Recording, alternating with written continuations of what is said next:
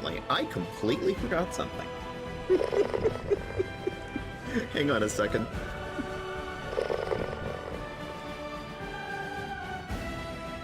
I got so wrapped up talking to Lavos that I completely forgot I was doing something.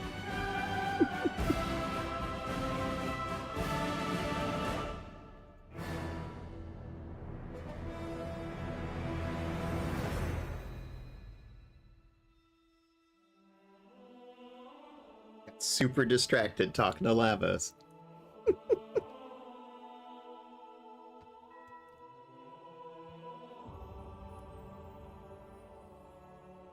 Okay, that's better.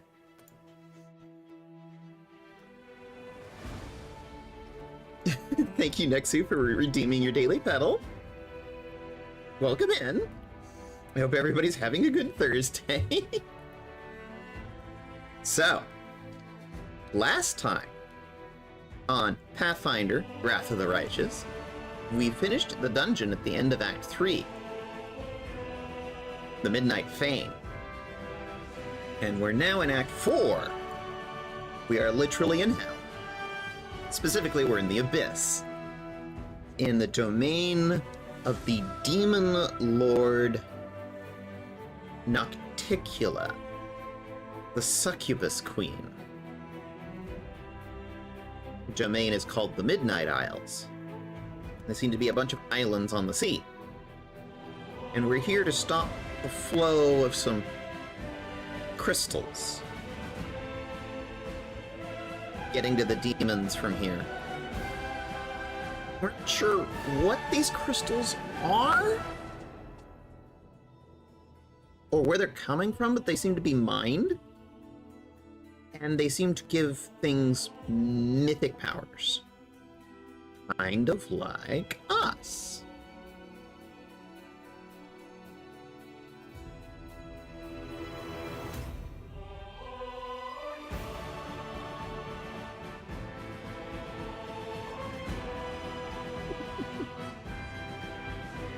Alright, let's get started.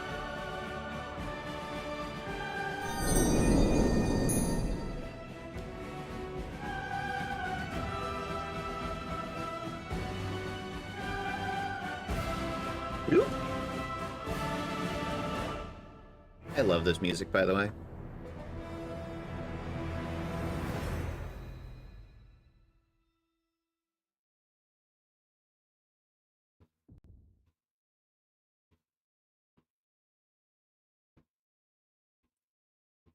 Okay.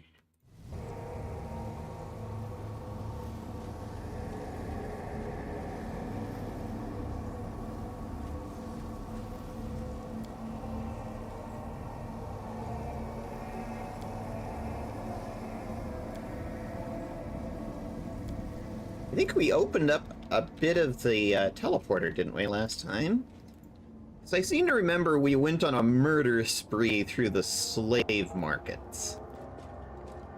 And looted a key while we were there. Yeah. That gave us access to that teleport point.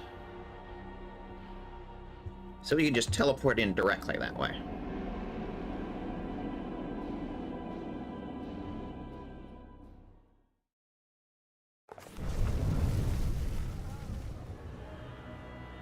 We're still in hell, though. As it should be. There's still a Mandragora there. Just chilling.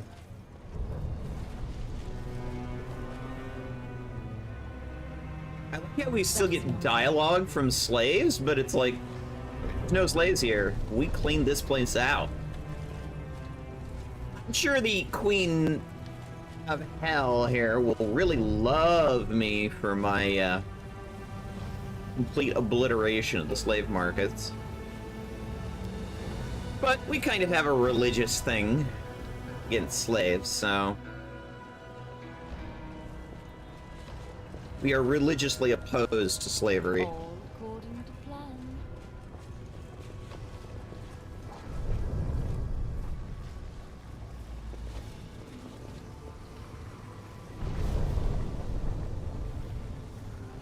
And of course, hell is weird and it depends on which way you're looking at things. I'll go ahead. Depends on the shape and structure of the city, so I'll be turning the camera a lot.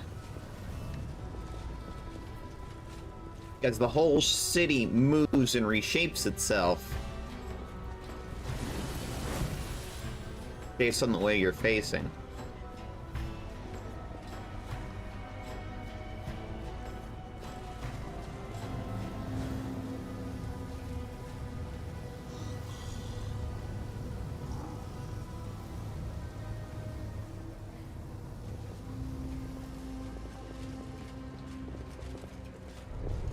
I think I went the wrong As way. it should be. See, I've been busy doing video editing all week. I've been very busy focused on our new show, Blood of the That's Triad. fun. But I forgot my directions and how to get around this weird place. Excuse me, pardon me. Coming through.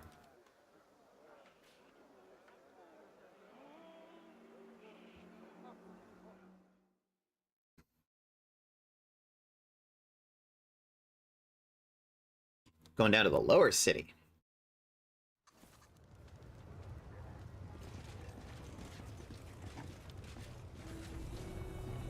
In due time. What a find. What did we find? There's a treasure chest on the roof, but do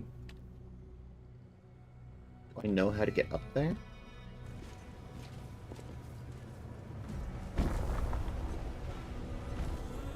I don't think I know a way to get up there.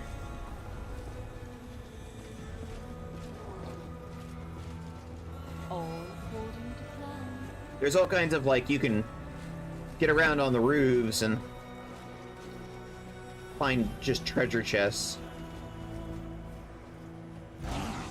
Oh! There's some heady dope and no mistake. I feel like I could rip the head off anyone. Hey, you outsider, how about I rip your head off? I don't advise it.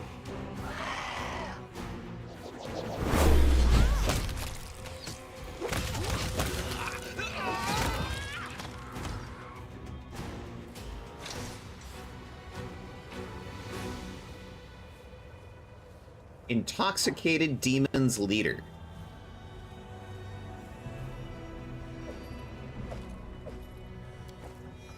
Okay.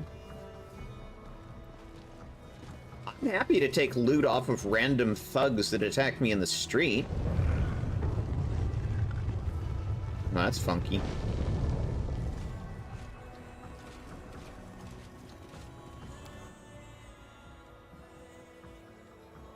Ah. Got a conversation with Greybor we needed to do. We can come back to this.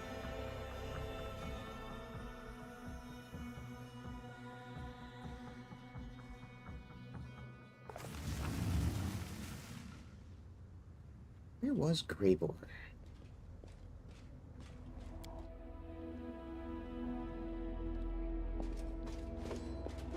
I'll go ahead. Hey, Woljuve. Oh, here's Greybor. Interesting news has reached my ears. There has been talk among the more disreputable citizens of Elutionera that someone is hiring the most vicious thugs and cutthroats to kill a certain Willidus. A familiar name, isn't it? I strongly suspect that this is the same Willidus who set me up during the assassination of Darazon. I'd call that a fortuitous coincidence. How did you obtain this information? Oh! Lily Cat Meowdy! Meowdy, you've been playing BDO. Everybody should go follow Lily Cat, one of my buddies over there on the Eldenwood group. And we're actually planning on doing another Deep Rock Galactic. Probably won't be this week, it'll probably be next week.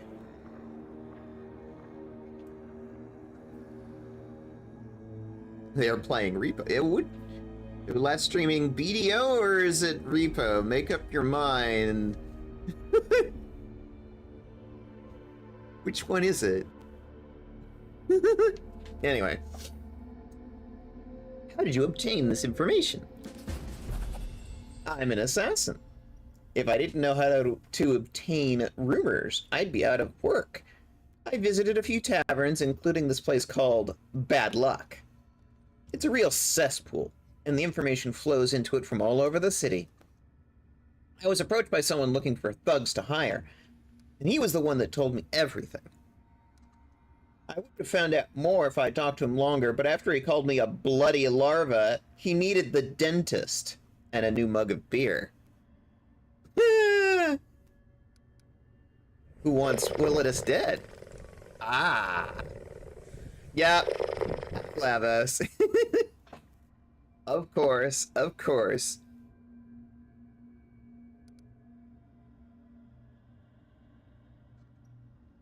An anonymous entity who apparently has more brains than Willadus, and is smart enough to keep his name secret from his employees. I bet it is one of the Descarites. Darazon was one of Descari's lackeys, after all. And even though internal strife never ends in that snake pit, they always team up against external threats. Who is this Willadus? Here's what I know about our prey. He's a demon. He's a wizard powerful enough to enjoy high status in the city. Lately, he's surrounded himself with a small army of mercenaries. They are mere thugs who lack the skills of professional bodyguards. Ever since Willadus found out about the bounty on his head, he hasn't left his mansion. I suspect it's full of traps. I wouldn't underestimate the danger of facing Willadus. They were looking for real daredevils to bring him down, which means the whole city is almost certainly risky, maybe even suicidal. What do you suggest? I'll be damned if I let a bunch of incompetent thugs get to him before me. No. First, I must have a little chat with Willadus. Then they can do whatever they want with him. How about we leave those hapless goons in the dust and visit Willadus's mansion first? Sounds exciting, doesn't it? Let's pay him a visit. Excellent. I think that conversation will involve some good old-fashioned violence. I mean, he's a demon, and he's one that's flat out attacked us in the past. I don't really have any problems doing violence on... There we go. I'm out of my box now.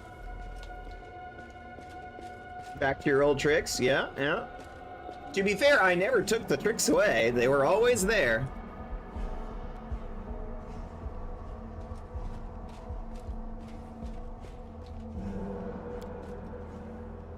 Alright. For this... let's take some of the ones that I don't take out very often. We're gonna need you. Gonna need a lockpicker.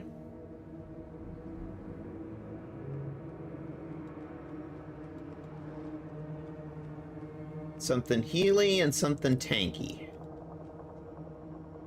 Y'all will do fine. We're gonna go do some chaotic shit.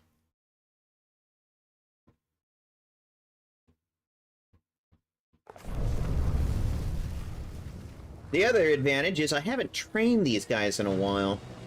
And here's the thing.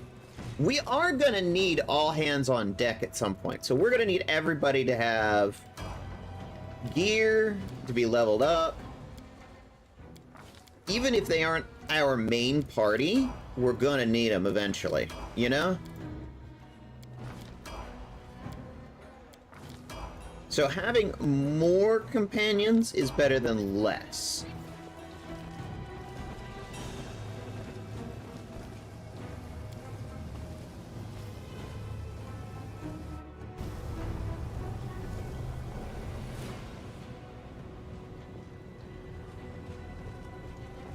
Also, I really don't want to take a Ruchelet into the brothel. I have a feeling that would be... I mean, I can't really speak for Ruchelet, but that feels like a traumatizing experience. So I'm not going to put her through that, you know?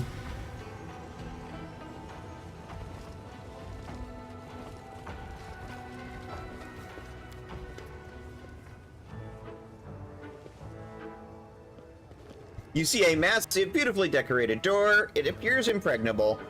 At eye level, an elegant inscription reads 10,000 delights. In smaller letters, a gift from Valexia the Wonderful to the Shivaro the Beautiful.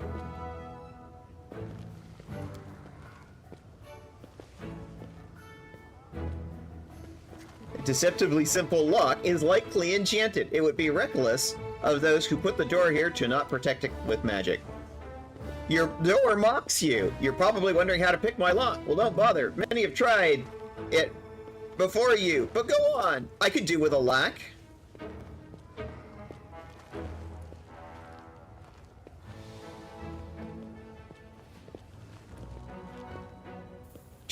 Listen, you, this city's supposed to be where anarchy, chaos, and freedom reign supreme, but all I see is another bunch of jerks using their lackeys to keep the poor at arm's length. You should be ashamed at not letting us in. You're not demons, you're sheep is what you are. Wolja wearily rubs his eyes. That's it, I've hit rock bottom. Bickering with a door. Can't I just pick the lock? I mean, have we tried knocking?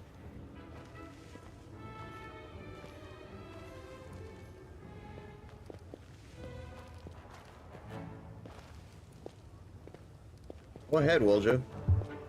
Hey, get away from me! What are you doing here? Ew, you pervert! That's disgusting! You filthy beast!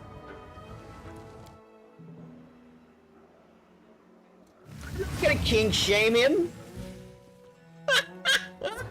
In due time. Oh, that's funny. A new guest? We're always happy to welcome the guests.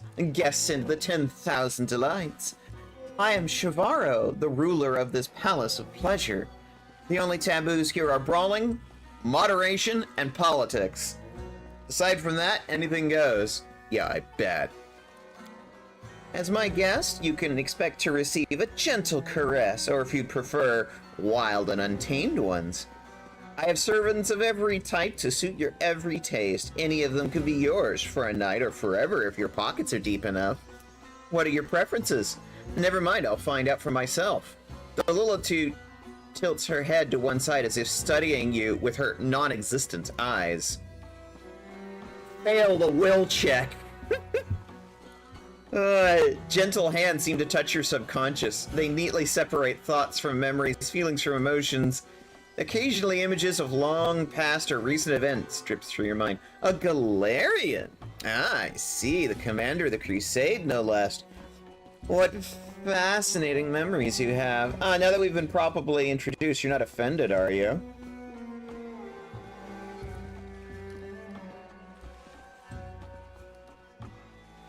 I have a few questions. Are you interested in me or my establishment? You're a skilled mind reader. It's my calling to read others' thoughts and motives, plant ideas in their minds, tempt and guide them. But yes, you are correct. I am skilled even by the standards of my kind. You've heard the old saying, why don't Lilitudes have eyes? Because eyes are the windows to the soul, and no one can gaze into the soul of a Lilitude. Don't pry into my mind again. Or what? You'll hit me? You can try. But you're my guest here. You don't call the shots. I do. I'm leaving. Wait, honey, you're leaving without trying any of the pleasures my house has to offer? Take a look around. Why don't you give yourself into our tender, passionate hands? To taste the sweet oblivion as days and years merge into an endless, shimmering tapestry of pleasure. The first taste is on the house. Sure. Of course it is. I can see you're intrigued, but slow down. We need to be friends first. She gives a little laugh. Do this one thing for me and we'll be best friends. A brazen gang of demons keeps harassing my girls, attacking them in the street and dragging them back to their lair in the lower city, a foul den called the Rotten Guttery. Spill their blood, rescue my girls, and come back here for your reward. The words of this fiend sound sweet, but what lurks behind the lust, a desire to use you? Even something more insidious?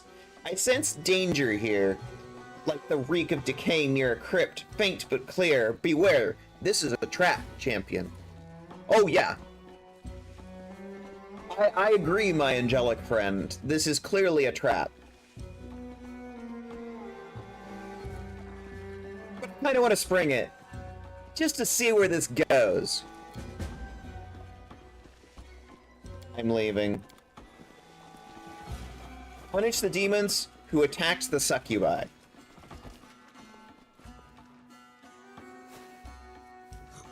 You know, if there's one thing that I am in favor of protecting, it's sex workers.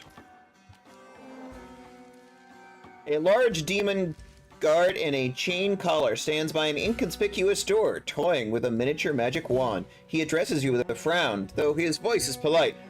Can I help you? I want to go through that door. Feel free to do that. You're not riffraff. That door was made for people like you.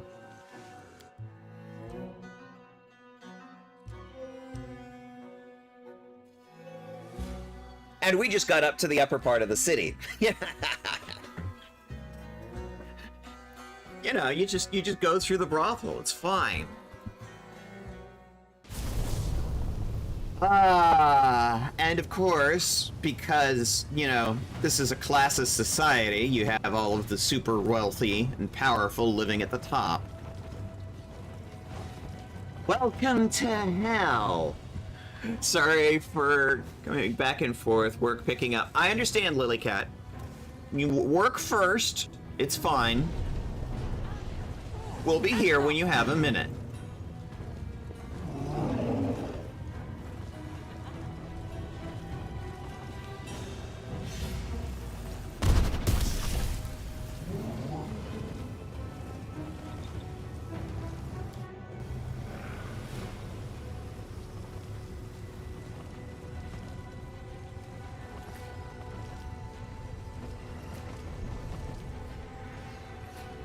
So you're the mortal who's the talk of the town, eager to join the Aleutianeeran nobility, are you?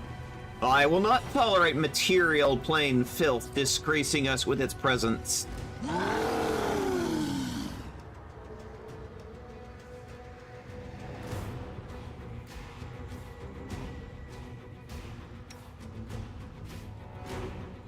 Weapon.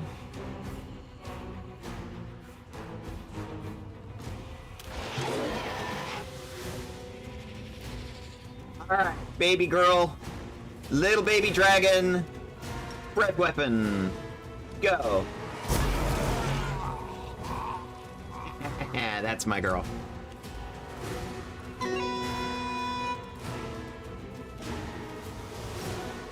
How would y'all feel about a fireball? Aww. He passed his saving throw. Go for it, Greybor. Have fun.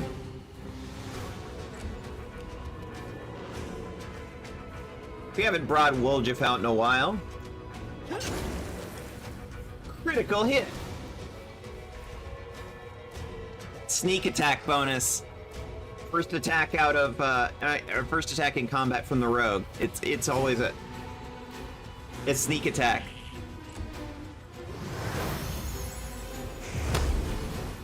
Song of Discord. So, wouldn't Song of Discord just be a Discord call coming in? But didn't Tish. Yeah.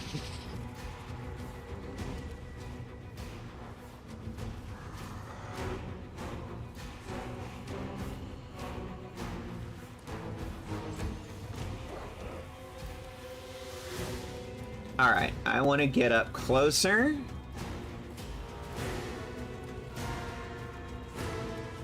Let's try this one.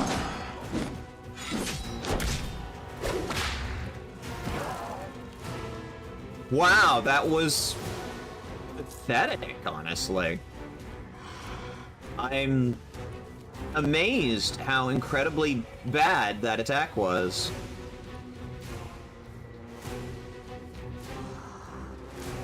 Come on, girl. Let's move up.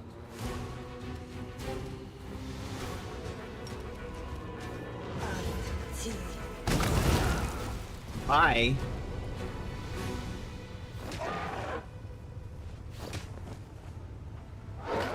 No mistakes. Are you quite done? Thank you. Oh, wow. Some nice loot. For a bunch of random thugs in the upper city.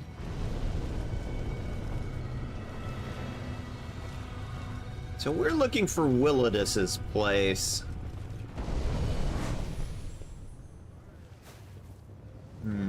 Actually, does the quest say where we need to go? Lower city, a place called the Rotten Guttery. Okay. But I actually went to the wrong place. This place is confusing. Seriously confusing. Let's go to... Actually, can we use the elevator yet? That'd be a good idea, right? If I can remember where it is.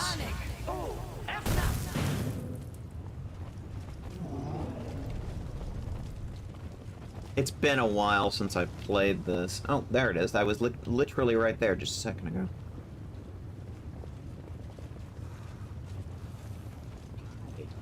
You gonna let me in? I want to go through. Rumor has it you convinced Minago to betray Baphomet. Now she's plotting against her former allies. You're a cunning one, aren't you? Yes. Yes, I am. I want to go through. Go on in, then. You're clearly not a gutter snipe. You look too respectable. Besides, I've heard your name before. Why not? Middle City. So yeah, now we've opened the gate. So which means we can now use the elevators with impunity to get up and down the city. Which is why we went through the brothel. But we didn't want to drag Ruchelet in there. There we go. Open the gate from the other side so we can come back through.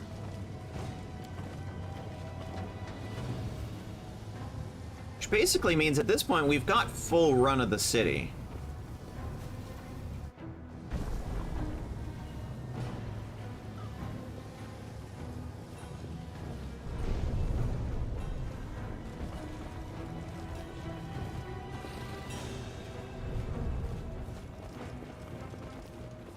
Yeah, piss off. So it's something in Lower City, Willidus said. Plus we also have the quest about the sex workers. So a couple of things to do down in the Lower City. Plus, one of the things I want to do today is I want to go through and do Battle Bliss. Because that's always fun. Camera, why have you forsaken me? I'll go ahead.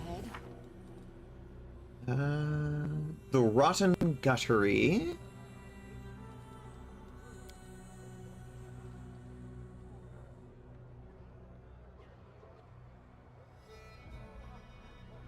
Oh, it was in the Upper City. House of Wicked Knowledge. Okay. I was correct. It was in the Upper City. I was just looking at the wrong quest and got confused. Okay. Well, since we're here... let's see if we can find the Rotten Guttery.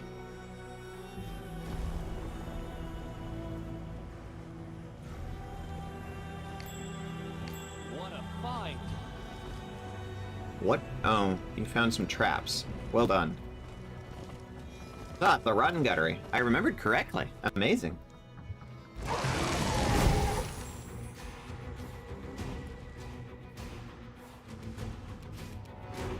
Baby girl!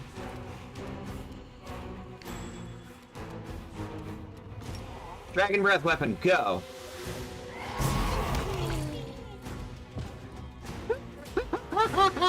One is already dead, and that was just Avu saying Breath Weapon. I love it.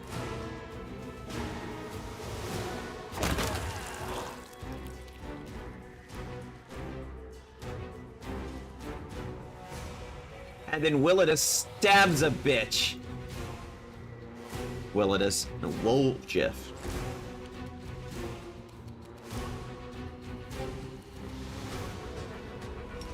Death from above, bitch! Good guy.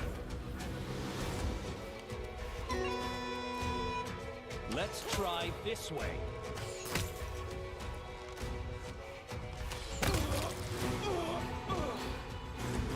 Fuck right the hell off!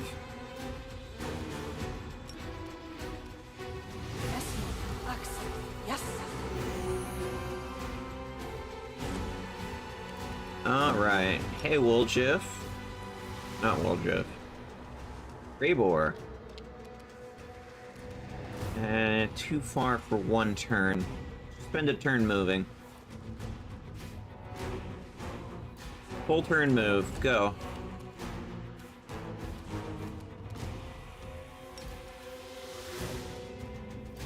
Use This your will ward hurt. priest ability and heal slightly. They move. Chaotic Evil. Oriad. Interesting. Goodbye. The wounded soldier raises an arm with a plaintive shout. Don't kill me! I'll tell you everything! You folks aren't from the Abyss, are you? Yeah, no demons in our crew. It's a matter of principle. They're strong, sure, but crazy unpredictable. There are a few times we'd nearly finish a job neat and clean, and then everyone went sideways because some horned freak wanted to have some fun. Why did you attack me? Shivara, the Lilitu from 10,000 Divides. The Lights found us and paid us to take you out. She said that she'd get you here and all I have to do is crack your skull open, but that bitch neglected to mention you don't go down easy. You've cracked more than a few skulls yourself. I can tell. Were there succubi you captured? No succubi here. Shivara's ruse to lure you here. Who are you? Torlek's crew, and it's my crew. I'm Torlek. We're called the Rotten Guttery Gang. It's a dumb name, but it helps us blend in with the demon rabble. Keeps anyone from prying into our business. We're mercenaries who came to the Abyss on a job.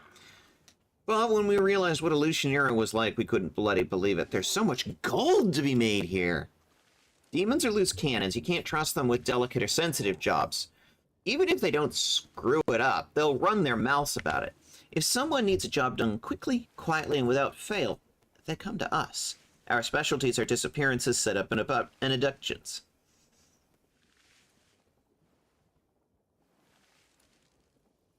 So, we finish off the mercenaries, or let them go. Oh, that's a good question.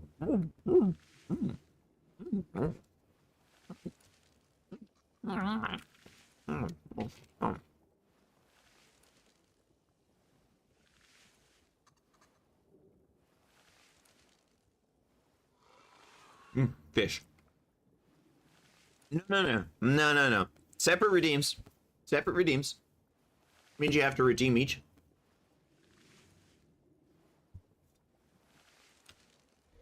Trying to combine those two animations would be way too much work.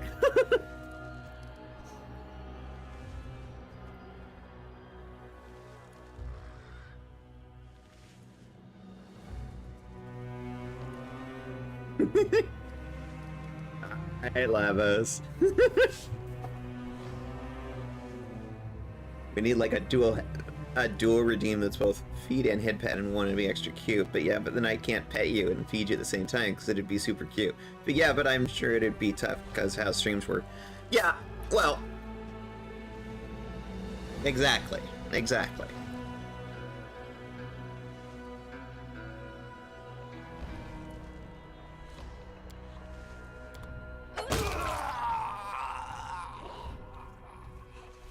just don't want to take the chance of them coming after us again.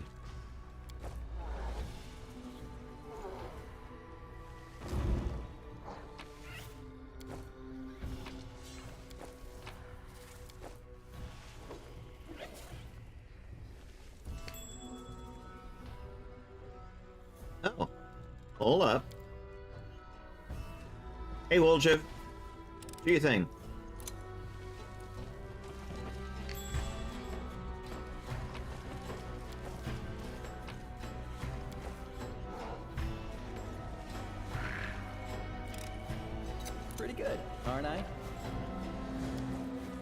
Some more food. Can always use more of that. Hey, finally, someone who knows about rice.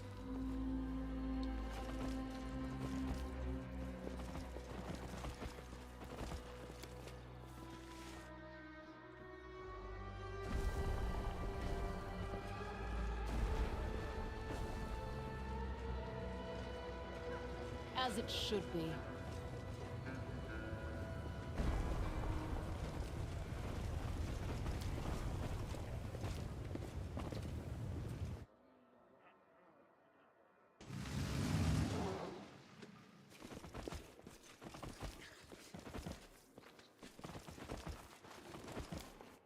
So, once again, we got lied to. No surprise, we are in hell.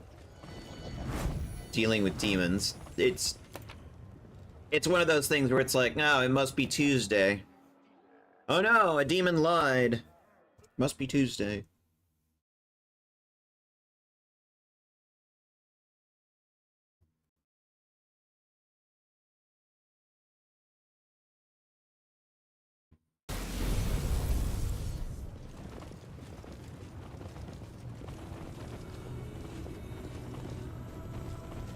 In due time.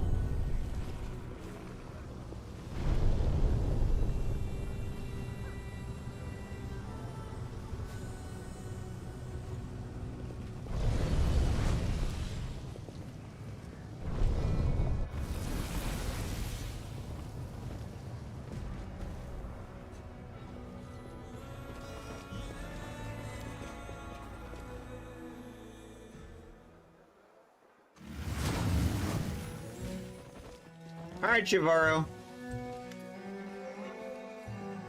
I've been to the Rotten Gutter. Your hired assassins tried to kill me. She latches onto your consciousness. Her face contorts in a tense grimace, but you manage to fend her off with an effort. You piece of shit! Why couldn't you just go quietly there and die? You've caused nothing but trouble. Damn you for all of the suffering you caused Minago and me.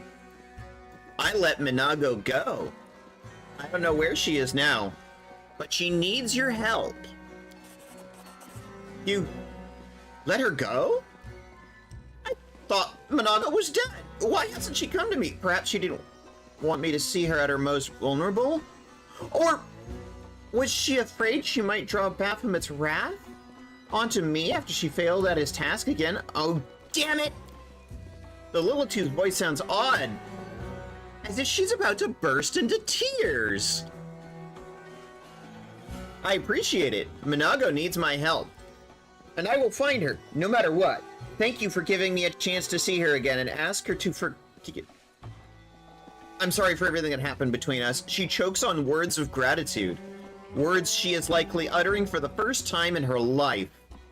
And then turns on her heel and quickly leaves.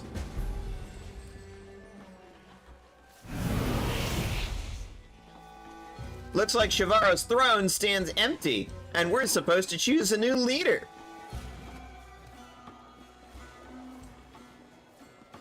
I must regret, I asked our guests to leave the 10,000 Delights temporarily. Very soon our doors will be open again. We just changed the leadership in the brothel.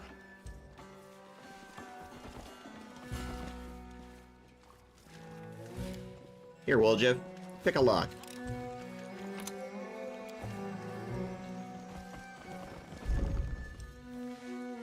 All according to plan.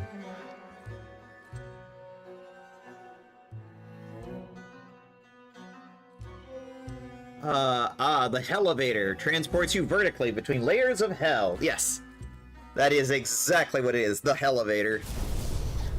Did you see the Nintendo Direct? This isn't a beach, it's a bathtub. I am not a Switch owner. I do generally, I'm generally more of a PC gamer, not so much a console gamer. So, like, I do have a PS4, but I don't have a Switch. So I'm generally not the type of person to watch the Nintendo Directs. But I'm sure there are plenty of other people who do. So it's like, yeah, it's just not my thing, you know?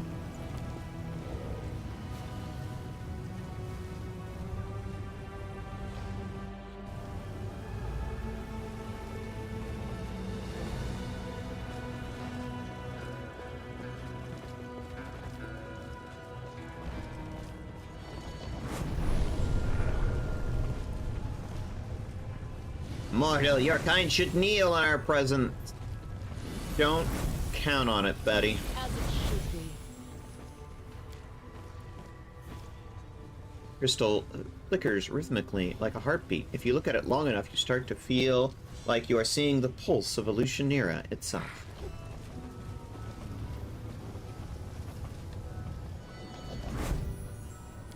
Oh wow, there's an even higher level. Go up yet another level.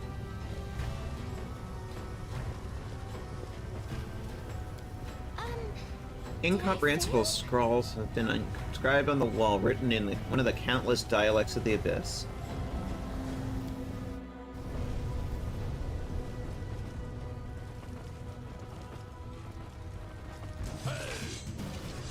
Vampire Packmaster. Here comes the fodder. Go ahead and feast, but then clean up after yourselves so the guards don't find the bones. Vampire Packmaster. What level are you? 19, monstrous humanoid, chaotic evil. Alright. What?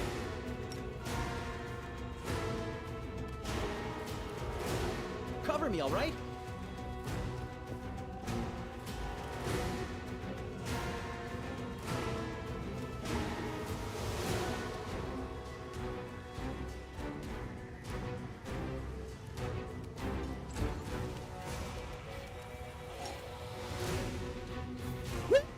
Death from above!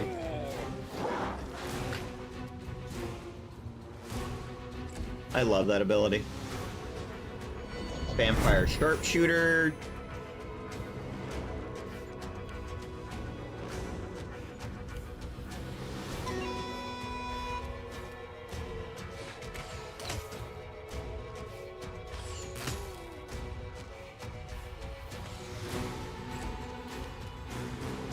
Little baby. Come on, little baby dragon. Breath weapon. Go.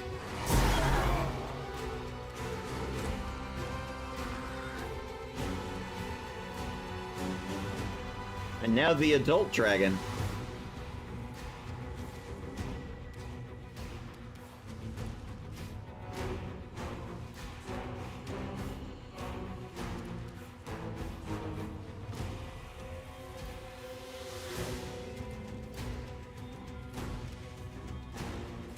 Apparently I can only move this round.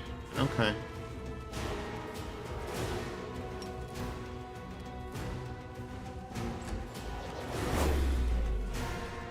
Simply business.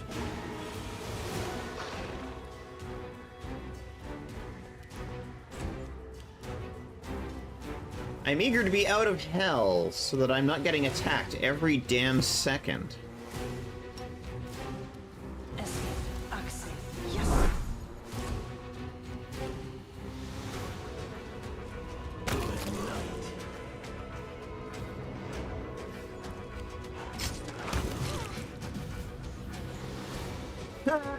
Greyboard just fucking one-shot one with an attack of opportunity. That's amazing. Daggers at you. Why not both?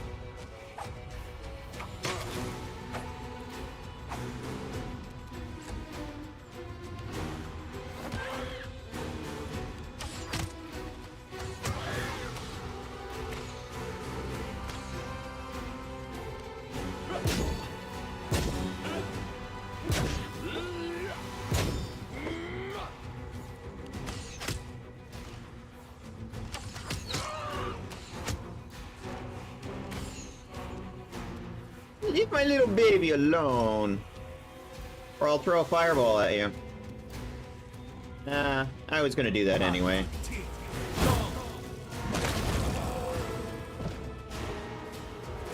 Vesic just completely fucking obliterates two of them. Amazing. If only you had a fire dancer bard. Oh well, too bad for you.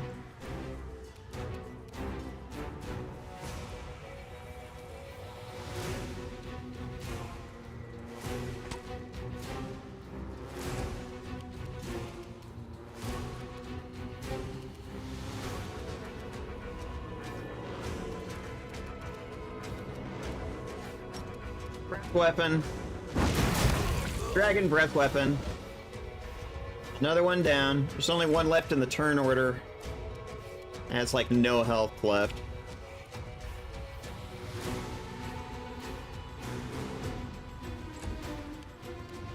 Surrender or else!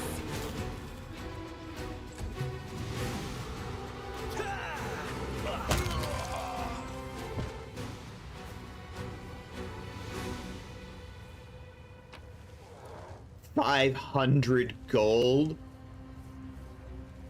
Magical weapon. See, now we're getting the good loot.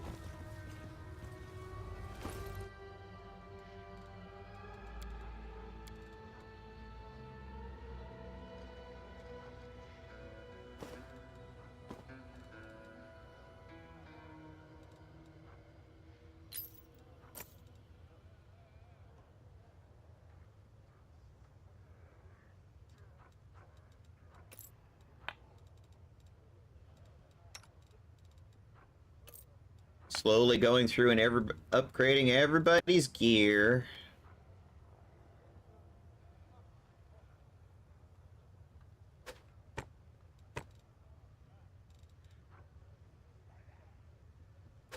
Yeah, we're gonna keep the cantrip gloves on you.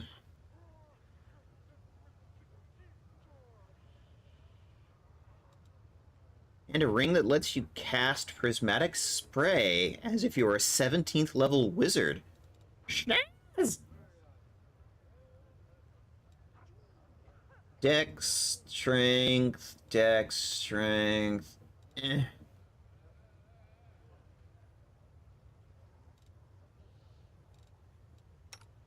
Not super impressed.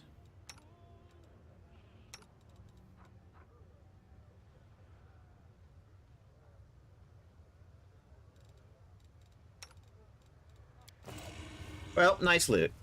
Very cool. Cool, dude. Nice loot. Interesting. What did you find? Hey, Wolja. I'm here.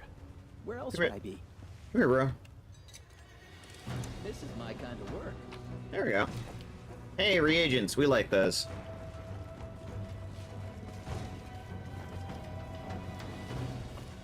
The House of Wicked Knowledge. Okay, this is the place we want to be.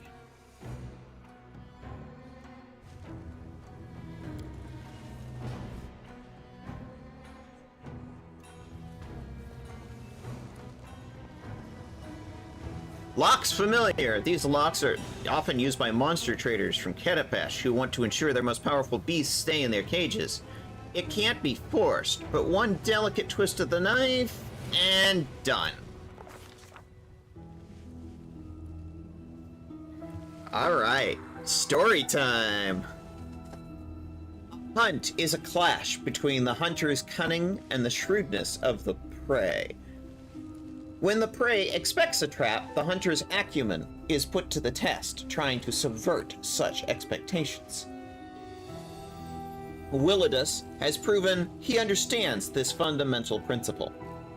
The commander bursts through the front door and freezes. For all the tales about the mansion supposedly becoming a citadel, no one is there to greet unwanted guests. No flying arrows, no chilling battle cries, and the expensive furniture hasn't been turned into makeshift barricades. The commander and her companions carefully examine the luxurious antechamber. There are two doors leading deeper into the mansion. One bears the symbol of a mirror, the other the symbol of a knife. There is a bloody pigeon feather in front of the door that reads two notes: "Welcome, assassin." Commander recalls that the bloody feather is a symbol of Shax, the Blood Maquis. The demon lord is infamous for luring his victims into labyrinths full of deadly traps. The door slams loudly shut behind her.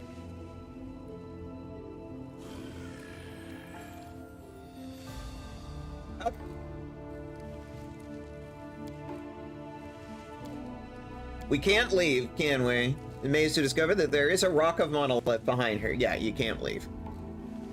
So we have a mirror. Stepping through the doorway, the commander suddenly feels a nauseous, icy chill runs across her skin. Her intuition screams that she has just passed through an interplanar portal and she instantly loses all sense of direction and balance. It seems this mansion occupy different layers of reality, and the portals unite them in the entire labyrinth, where a single wrong turn causes you to lose your way entirely. Greed and arrogance are traits inherent to most demons, and the Lord of the Mansion seems eager to prove himself without eagle and indulgence in both of these vices. The door leads to a magnificent sitting room. It hasn't been furnished in a manner indicative of tasteful refinement. The lamp reflections sparkle on the gilded furniture. The floor is covered with elaborate mosaics. The shelves are full of expensive trinkets. As if all this luxury wasn't enough, the whole room is reflected back again in a giant mirror that covers the entire ceiling. As soon as the commander enters, the mirror's surface ripples, starting to bubble, bulge, and like an ooze like molasses. It sends its sickly tendrils down towards outsiders, and a single touch from those appendages pierces flesh with a sepulchral chill. The commander attempts to break the mirror with a powerful blow. Success. With a furious cry, Veshka strikes the mirror with all her might, and the surface shatters with a deafening clang. The shards fall down in a glittering waterfall, smashing into tiny fragments on impact. By right, the trophies from the battlefield belong to the victor. The commander invokes that right, filling her purse with considerable number of gold trinkets that any mercenary would gladly barter for more useful items. Gold chain times 10. Gold chain with diamonds times 10. Golarion times 10. Gilded horn 10. Golden medallion 10. Ruby ring 10. There are 3 doors that lead out from the room. The commander decides to open the one with the crooked knife. They say that pets reflect the character and disposition of their owners. If this is true, then the Lord of the Mansion has a cruel and perverse disposition. The commander enters a spacious cellar, filled with scattered bones and cages. All of them are wide open. The creatures they once contained freely roam the room. They've all come from different planes. Some are monsters, some are animals, some are intelligent species, yet all of them shamble around aimlessly. They pant loudly. Drool drips from their slack jaws and open mouths. Their horribly mutilated and scarred heads provide evidence as to the reason for this behavior. A merciless surgeon has opened their skulls and taken out most of their brains, leaving only bits that govern the most base instincts, such as hunger. These creatures are very hungry indeed.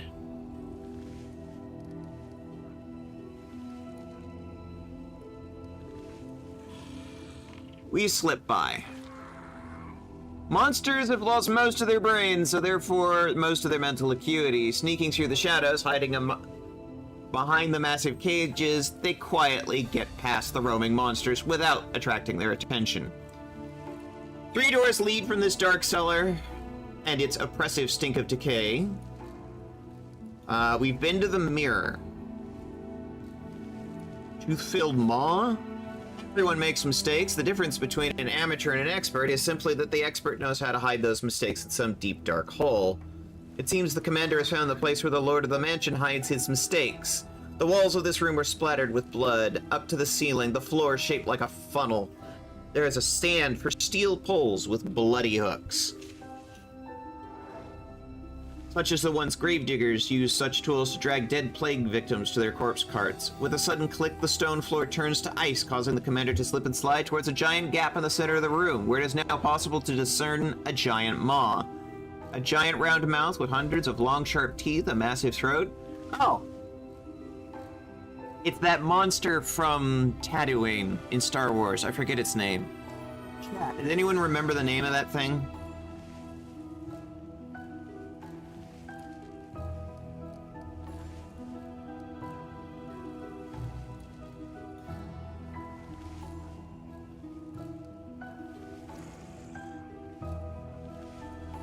Look for a vulnerable spot. Success. Narrowing her eyes and jumping straight towards a gaping maw of the beast. At first it seems a suicidal act. Turns out to be flawless. The Sarlacc pit. Thank you, Nexu. So it's basically a giant fucking Sarlacc.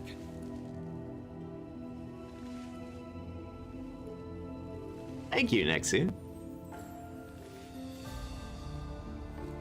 Veshka delivers a deadly blow to the creature's inner organs, causing something inside to burst with a loud squelch. With a chilling shriek, the monster dies. Its frightful jaws stop moving forever. Something glimmers faintly within the falling beast, catching the commander's eye. The crusader, who was brave enough to delve inside the carnivorous monster, is rewarded with a trinket that must have belonged to one of its victims. Apparently, the trinket was too durable to be chewed up and digested. Received gold chain with diamonds. Alright. Pair of scales, boiling cauldron, full moon. Let's try the full moon. A magnificent bedroom. Ends up knee-deep in seemingly bottomless pile of soft blankets, fuzzy rugs, plump feather beds, and other covers of all sorts and shapes. They allure with a promise of sweet dreams.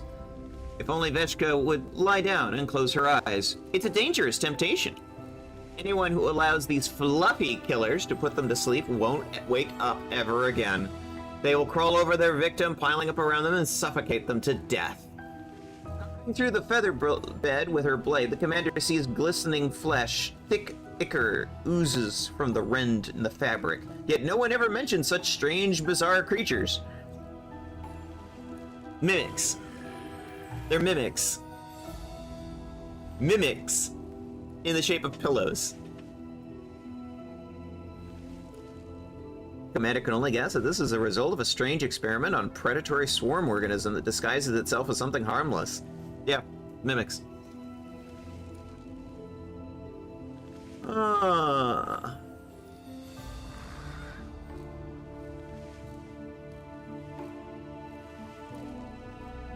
Find and destroy the leader of this strange swarm. The rugs bleed when carved up with a blade. They are a swarm or a pack, therefore they have a leader.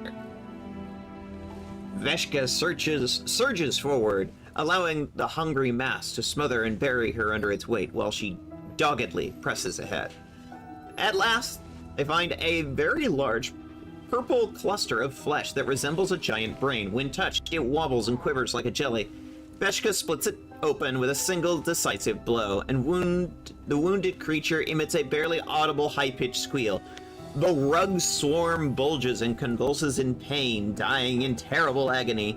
It would seem these creatures had an invisible link, destroying the brain, doomed the whole brood. The commander decides to search the place. Who knows what secret compartments have been hidden beneath this repulsive mass of fabric and flesh. The search reveals a disguised niche, and inside it a stack of papers. The journal of a mad surgeon who researched the brains of living creatures. The experiments described on the pages are as repulsive as enlightening for anyone who isn't too squeamish to finish the reading. 2 doors. Boiling cauldron, blazing fire. Let's do the boiling cauldron. The commander walks into an enormous kitchen. There are massive cauldrons with shiny polished sides. Tiny green flame flickers in a magical oven. The aroma of delicious spices beckons from the countless cupboards and shelves that line the walls. However, as soon as the commander enters the room, the cauldron's lids fly up into the air, blown off in powerful explosions. A nasty gray-pink slime oozes out of the open cauldrons, swelling up like dough. The slime flows down onto the floor, gathering up into massive clotted clusters, which then begin to crawl towards the commander. The Veshka has never seen or read about such creatures before. Succeeded at lore check. It is reasonable to suggest that this was the outcome of a complicated and perverted magical experiment. This carnivorous slime was captured in a cave, subjected to magical transformation, and fed with brain tissue. Okay, lovely.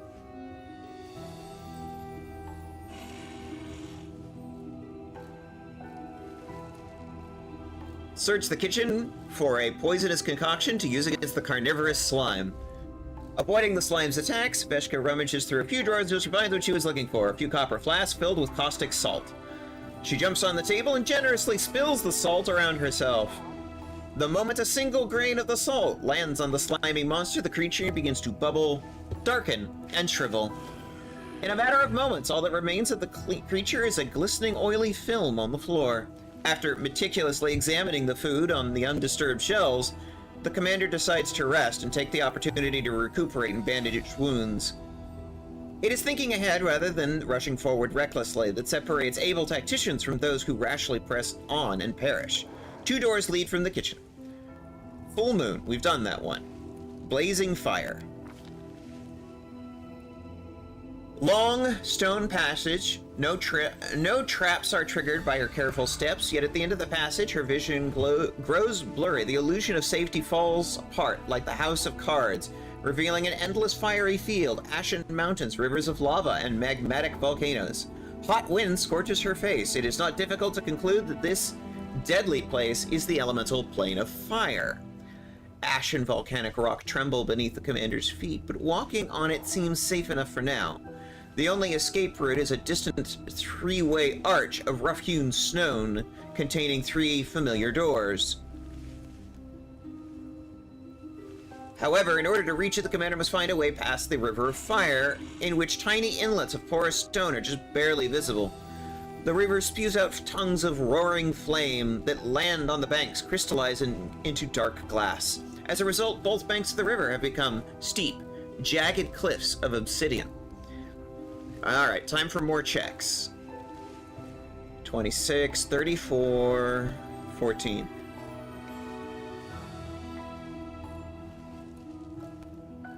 Cross using the rocks scattered about the place. Success. Veshka oversees the bridge construction. Soon a river of lava is dammed up with a flimsy makeshift barricade of black rocks piling high on the banks. Molten lava licks at the obsidian dam, rising higher and higher, threatening to overwhelm it altogether. But Veshka is a capable builder. The flimsy dam collapses only after the fiery river has been safely crossed. After reaching the stone portals, the commanders decided which of the 3 doors to enter. Okay, we've done the boiling cauldron. We've done the full moon, so the only thing left is the rod. The door doesn't budge. The commander forces it open with her weight and enters the same hall where this dangerous expedition first began. The cozy, comfortable setting in no way hints at the nightmares that awaited the commander inside the mansion. The door outside is wide open, and through the doorway, dark figures can be seen clutching weapons. All of this is nothing but a warm-up for the final, decisive battle that is still to come. The commander prepares for the fight as she steps outside the accursed mansion.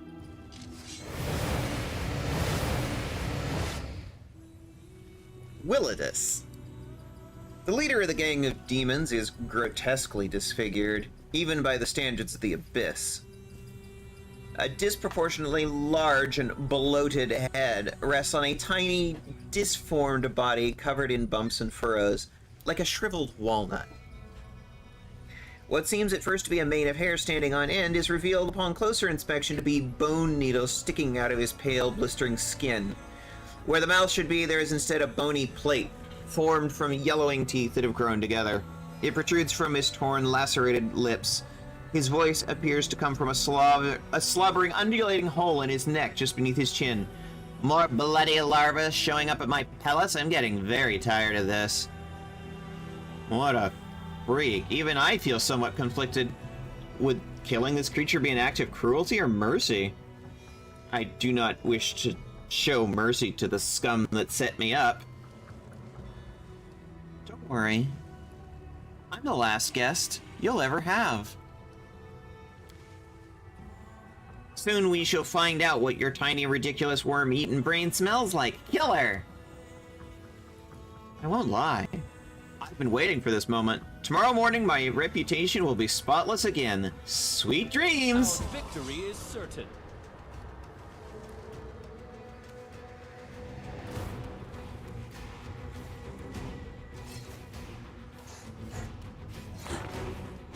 Incubus, Incubus, Willidus, Incubus. Alright.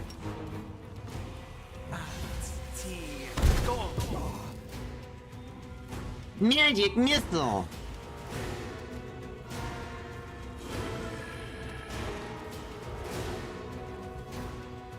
Oh, nice, I'm healed to full. That.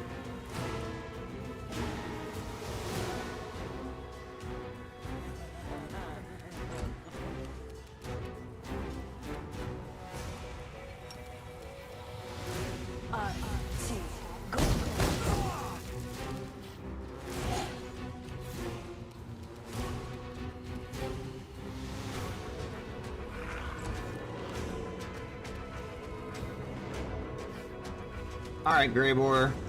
He's yours.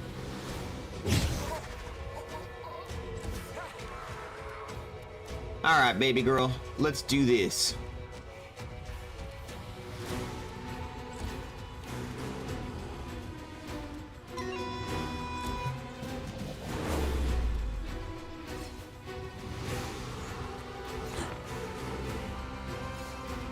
Distract them from me.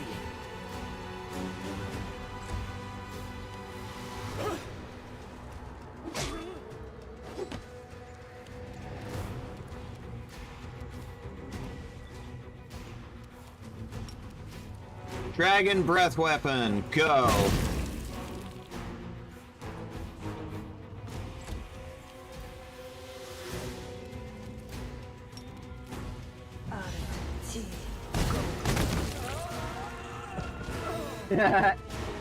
Nice.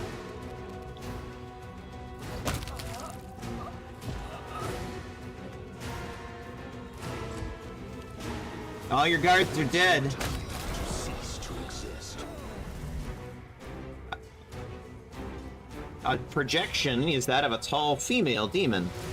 Unlike many of her kind, she seems slimmer and less stocky in build. Upon closer inspection, you realize her thinness is caused by extreme emancipation, which makes her look like a withered tree. The skin on her neck and wrist bears the marks of shackles, and her body is covered with the flaming seals of Baphomet. Lowering her eyes, the demon addresses you quietly. Allow me to congratulate you. The short work you've made of Willidus proves your true potential. I am Horzala.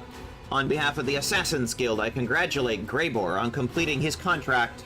You have fulfilled the order we received for Willidus's murder, and therefore you have the right to collect the bounty. Even though you're not a guild member yourself, I'm sure you have many questions about what happened. I doubt our guild is hard to find. There's a notice board at its entrance where the assassination contracts are posted. We'll visit the Assassin's Guild. Thank you. I'm not sure what reward awaits us. I hope it's a sum of gold, not a meager payment served up at the end of the blade. It's demons. What do you expect? One less horrible monster in the abyss. I consider that progress. And we just did Willidus's Act 4 personal quest. Now we just need to turn it in. Everybody's got one of these. That is not far. Ember wants to talk to Nicticula.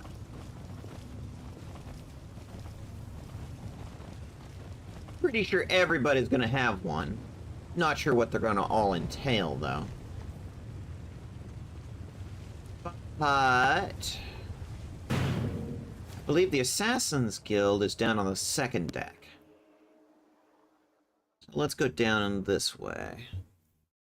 Ordered pizza. Seems my Pizza Hut rewards would have expired in a few days. You know, that sort of thing's illegal in my state.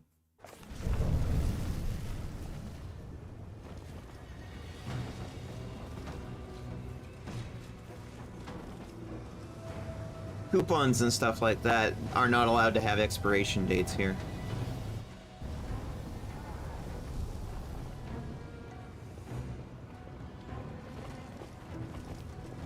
You issue a coupon or a reward for something like that, it can't just suddenly expire.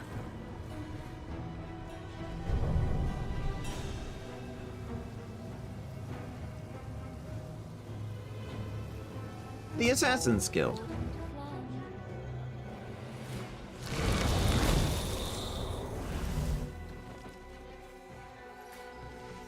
Hi, Yaz.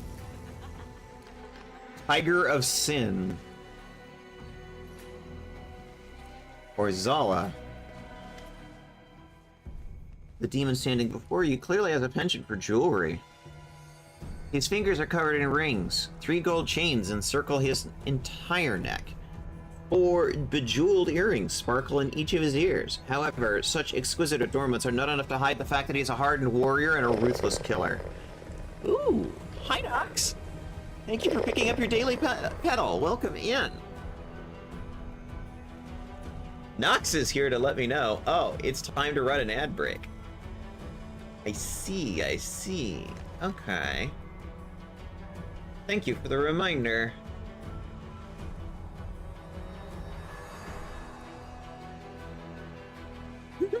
Well, you're welcome. I appreciate you, my friend. Yes, we're gonna have an ad break in 4 minutes, so let's take a 5-minute self-care break. We'll be right back.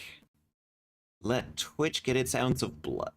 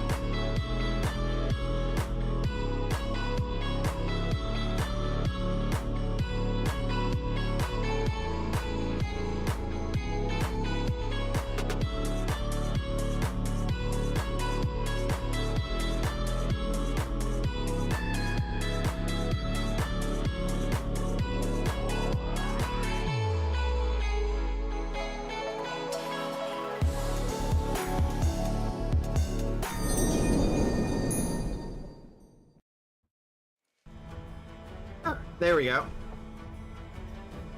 And everybody should follow Nox. A very helpful friend, you know? There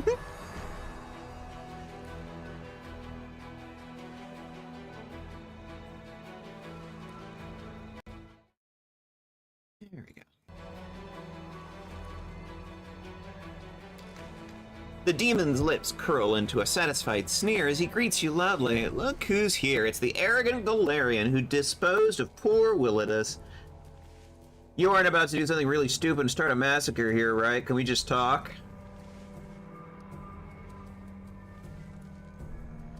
This horde thing one of yours, isn't it? Rosala? Yes, this little demoness is one of my most useful servants. Besides, it's very prodigious to have the daughter of Baphomet working under you. Yes, master, I am your servant. A spark of fear flashes in Yaz's eye, like a boy who realizes he's gone too far in testing the patience of his parents. Tell me the truth right now. Fine, fine, I was the one who actually gave Greybor assignments. I needed to light a little fire underneath this cauldron where so many of the minions of demon lords are being mixed together. I ordered him to murder one of those demons in Canabras. I put out the hit on Darazand, although that ugly idiot didn't bother me at all. But he was an ugly idiot indeed, and a vengeful one to boot. That's why I gave Greybor a dagger that was only supposed to wound the Balor. And that is why using Willidus's name was important. It was the perfect hand of cards. Daravand survived after suffering a painful, humiliating wound by a mortal's hand. No offense, of course. The Balor couldn't simply let it go, so he started a vendetta against Willidus, dragging other Deskarites into it. And that was my goal all along, because Willidus was my real target, a target that was very difficult to reach. People like you are why us assassins have such a lousy reputation. No respect for agreements. I'm gonna say nothing. Staying quiet, Commander. I have a few words to say when this fellow's time is right. You're the head of the Assassin's Guild. Why didn't you send your underlings after Willidus? Who says I didn't? I lost a number of capable killers, and yet, as you can see, I found a much more elegant and economical way to execute this plan.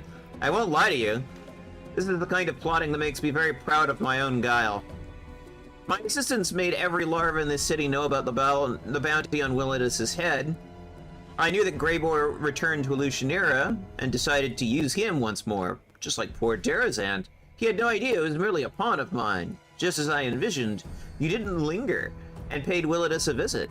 I had no doubt the paranoiac would try to kill anyone who crossed his doorstep, but I expected you to overcome him, and I was right. I thought your guild had the best contractors. After hearing your story, they all sound like amateurs. Why did you do this? Money and power, of course. This has been my primary motivation for many years now. Mwahaha. I'm evil, and I'm going to tell you all of my motivations and deepest secrets. Somebody wanted that old woodlouse dead, and clever Yaz has fulfilled their wish with the expectation of being showered in privileges and treasures. You're gonna get a share of those privileges and treasures, by the way. I trust you're not gonna refuse a reward provided for freelance operatives. Trust me, the sum is considerable.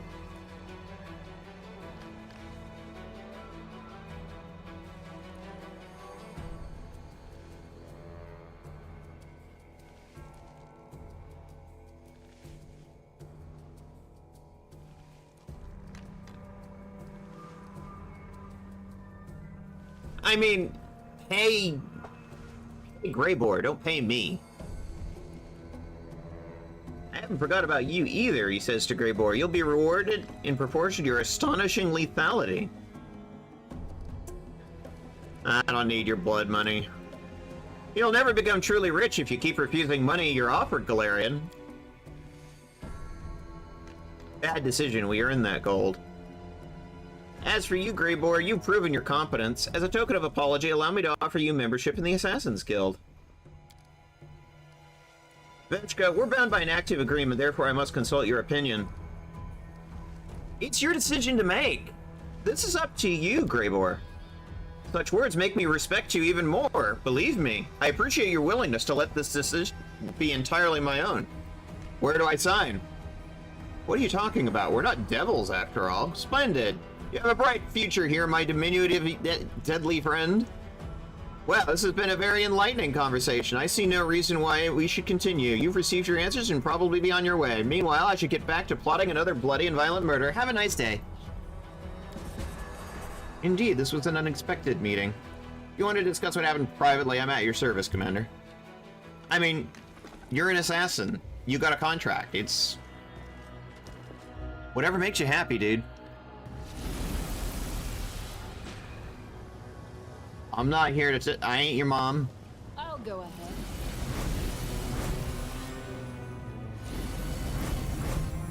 And if my understanding is correct, it's a religion thing for you.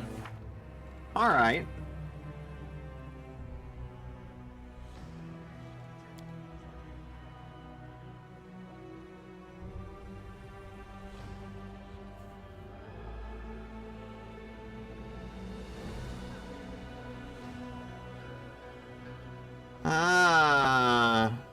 Still haven't found the person who knows about Trevor. As it should be.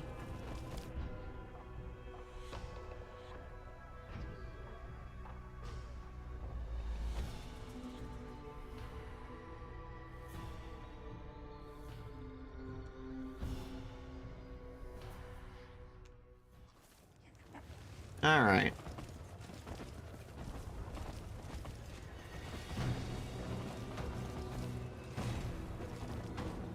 That is not far.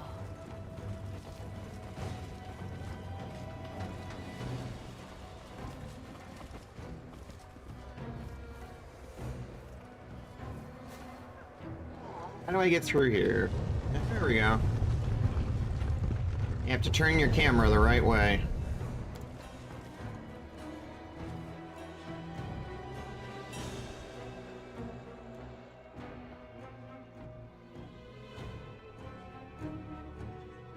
We should probably bring... what's his name?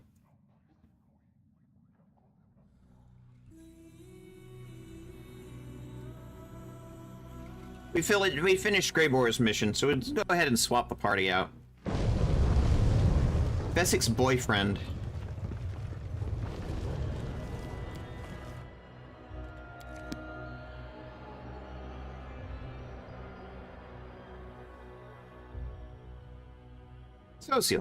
Socio, that's the name.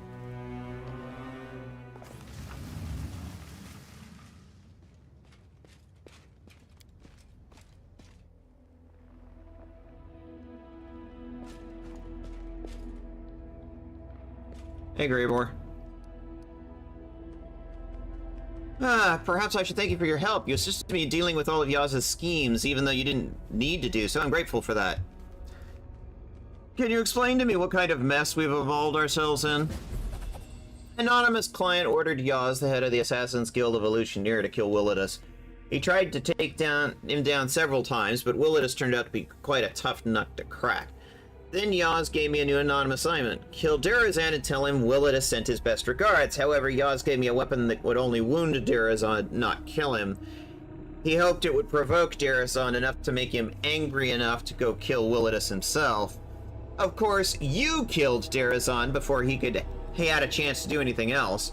When Yaz found out we were both in the Abyss, and that I'd be eager to talk to Willidus, he started to give me hints as to where to find this fellow. We lived up to his expectations. Willidus died, and I'm sure you remember what happened next as well as I do. Your reputation has been restored. How do you feel? I feel at peace. Now people will think twice before attempting to ruin my good name. I'm grateful my companions didn't leave me to deal with this by myself, even though they had every right to do so. So while I'm used to working alone, I appreciate a team I can trust.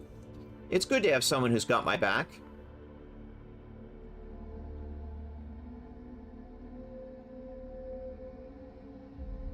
I see. Are you really willing to work for demons and follow their orders?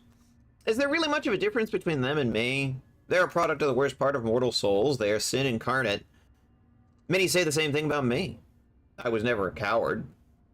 So I'm able to admit that my soul is black and evil. Well, at least you admit it. Half the battle is admitting it. I murder others for money. I will never become a respectable member of society, a friend or a father, but I'm tired of asking for forgiveness for what I am. Here, I will not be judged by for my profession.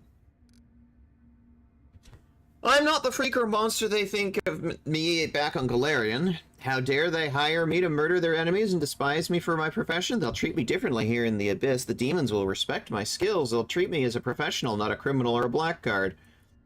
It's strange to say this, but I don't feel out of place here. What do you think of your membership in the Assassin's Guild of Lucianera?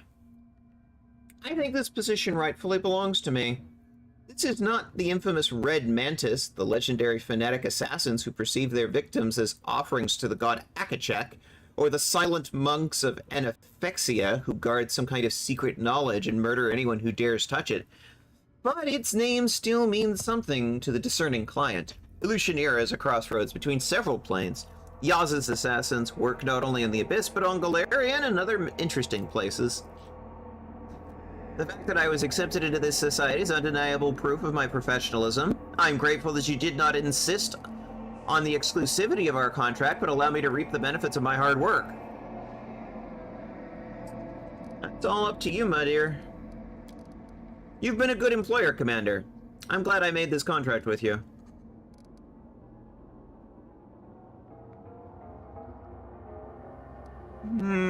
I'm not gonna break the contract. In Yeah. due time. I paid good money on that contract. Besides, you never know when having a contract killer guarding your back All according would be useful.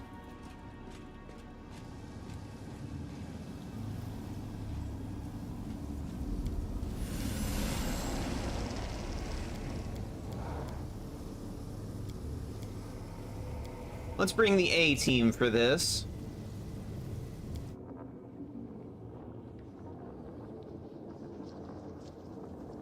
We have an A team, a B team, a C team, a D team.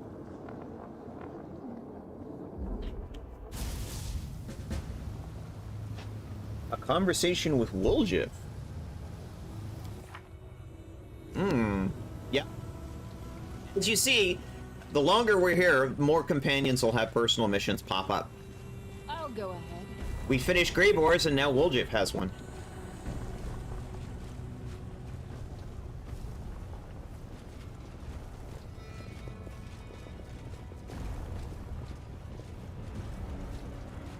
But right now... Something over there.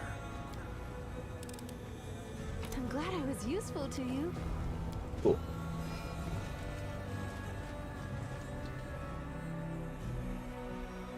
Right now we're working on socials. As it should be.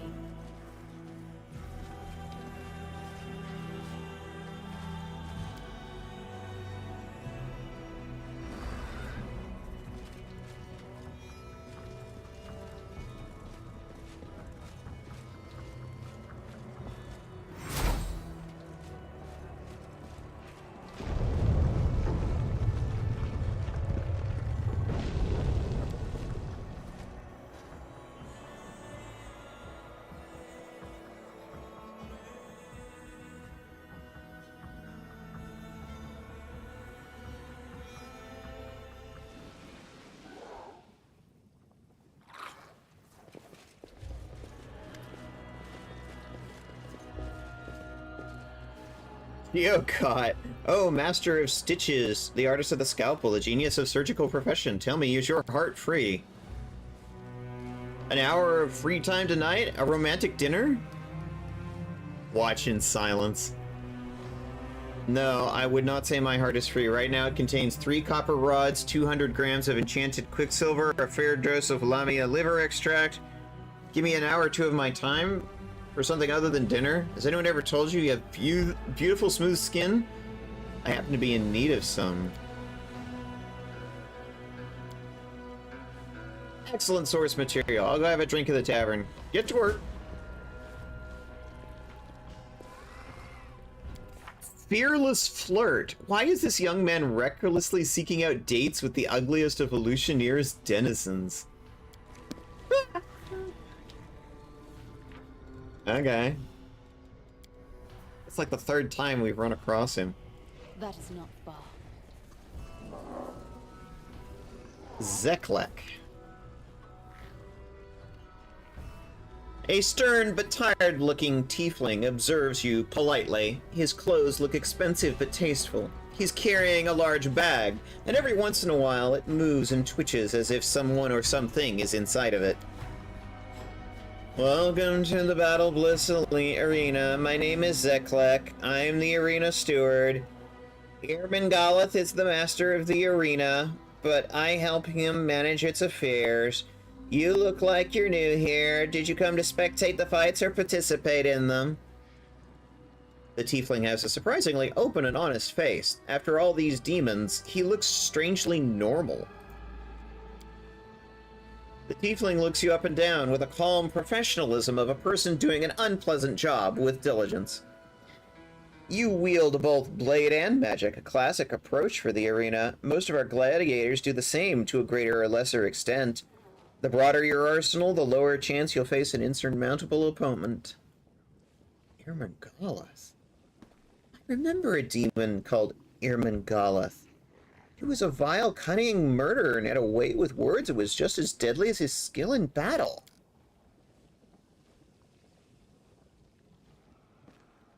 There's a rustling sound from within the tiefling's bag, and an imp peeks his head out and looks at you. He has large, drooping ears, stares at you with huge, unblinking eyes. Then, as if suddenly shy, he darts back into the bag and vanishes from the sight. I'm looking for a particular slave. I suspect he passed through the hands of a slaver wearing a black mask. You've come to the right place. Tell me more of the slave you're looking for. You're in luck. The gladiator you're looking for is still alive. He's earned a place in the Nahindrian League. We call him the Dire One. However, it won't be easy to arrange a visit. All of the League's members prefer to keep to themselves, but the Dire One is notoriously reclusive. In the arena? So these beasts made him... Oh, Shellen. What cruel mockery. But he's still alive, and that's all that matters. We can't waste time. We must get him out of here before it's too late.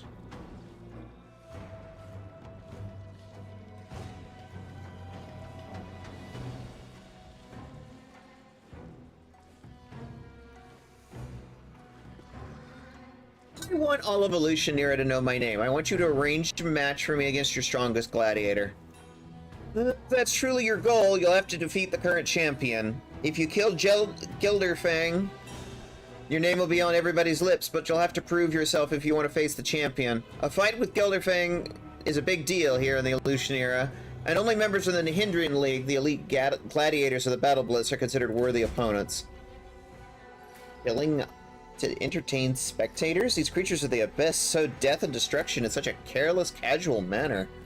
Yeah, they're demons. They do that. I know this mission is important, but we can't allow ourselves to get distracted by feelings and emotions. But smashing skulls and eviscerating bodies just to entertain these evil creatures? Iomade, it makes me sick just to think about it. It is extremely difficult to join the League. You'll have to slay an active member and take their place, so if you wish to fight the current champion, you'll have to spend a lot of time in the arena. However, if you'd like, I can arrange a fight between you and another newcomer. If you prove yourself in battle, you'll be able to find a match against you and a more reputable opponent. Very well, I'll fight to prove myself. I'll fight another newcomer. I'm ready to enter the arena. You're in luck! For the past couple of days, Irmingolith has been obsessed with recruiting new talent. He wants a promising new fighter to enter the arena. I think you could play the part perfectly. Irmingolith may even give you a chance to earn a place in the Nahindrian League. However, if you do become a candidate for membership, be careful. You'll likely be matched up against a very dangerous opponent. I'm ready to enter the arena. I wish you good luck! If you die, greet death with a sweet kiss. Better still, slay all your opponents and return alive and victorious.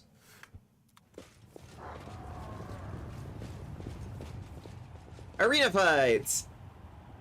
The fighter is a nobody from nowhere, but as she survives, you'll all worship the ground she walks on. Today we have the dubious honor of welcoming to the arena Veshka of Golarion. Let's see what moniker she earns for herself, if she lives that long. And who will stand against her? Well, they may be small, but they're far from harmless. If you underestimate them, they'll bite your family jewels off. Sized amount of spite wrapped in a tiny, ugly package. It's Smug's wild gang of mephits. I'll bite your nose off, you Golarion scum! I'm the wild and terrible Smug. Tremble before me. We will soon know which of these two titans will emerge victorious. Fighters, commence the battle.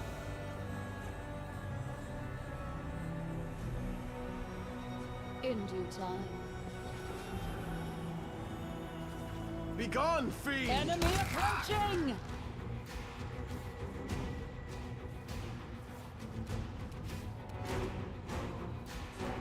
You've crossed the wrong mongrel.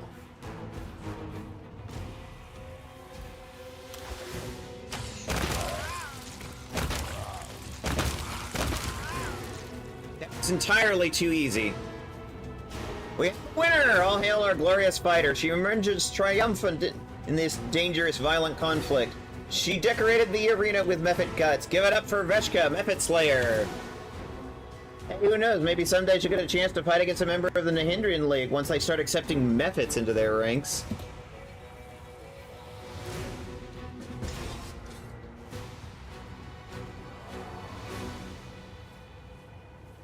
That's a stupid name.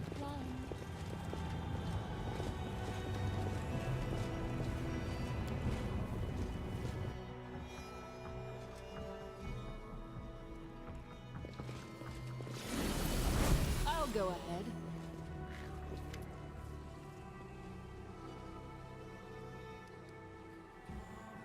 Is this your idea of a joke? Why are you trying to humiliate me? Why did you pit me up against such a ridiculous opponent?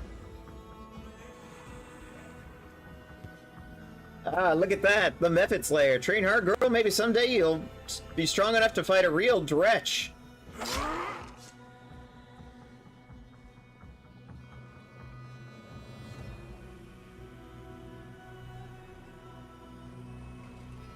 The words of your conversation are interrupted by an eccentric-looking demon with suspiciously bright eyes. Judging from the slur of his words, he's under the influence of some kind of mind-altering substance. Zeklik frowns in irritation. With astonishing speed, he produces a dagger from his sleeve and cuts the demon's throat in one swift, clean movement.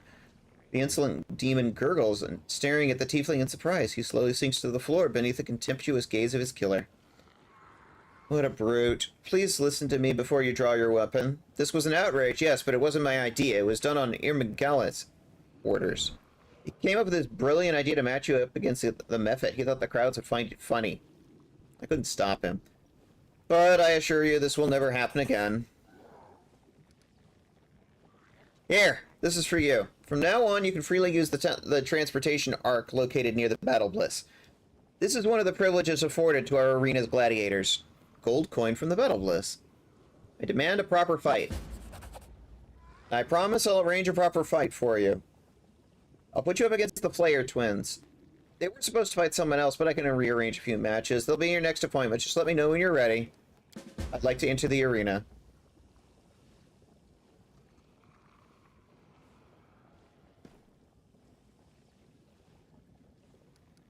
I'm ready to enter the arena. I'm ready to enter the arena. I have to tell him 3 times. It's just like, stop talking and let me fight something. So, who will she fight today? I'll give you a hint. They'll get under your skin. Oh yes, one day they decided to get under a gladiator's skin. So they killed one, flayed him, and wore his skin as a suit. Meet the duo who makes all the twins terrifying. Today they are going to dress themselves in the height of Golarion fashion. The Flayer Twins. I'll make a pair of shoes out of you, spineless outsider. We'll see which of the contestants survive and which ones decorate the arena with dead bodies. Fighters, battle commence. As it should be. Yet another obstacle. So, time.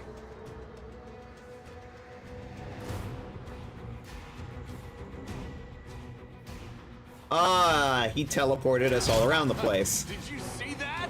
Alright, I need manual control here. Calculated risk.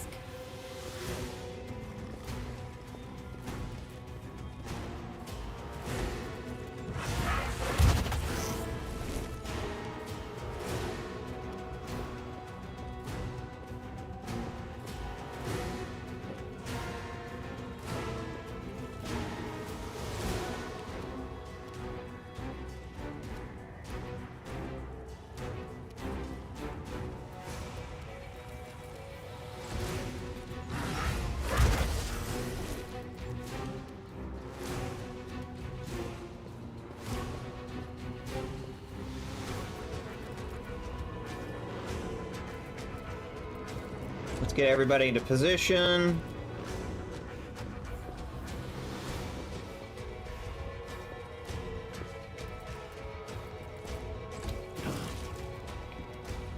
Plan, why are you in the fire? Cease being in the fire, please. Survive me.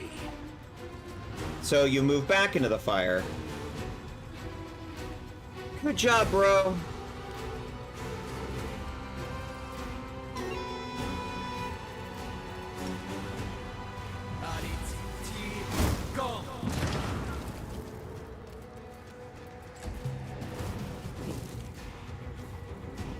Land, for the love of sanity, get out of the fire.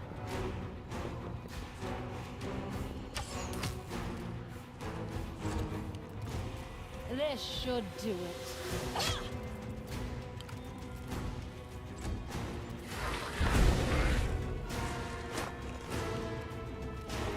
Into the fray!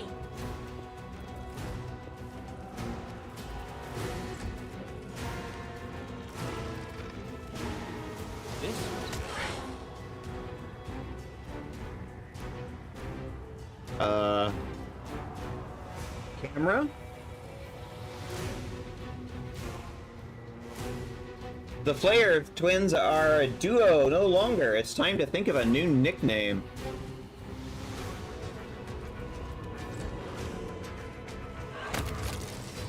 We have a dragon.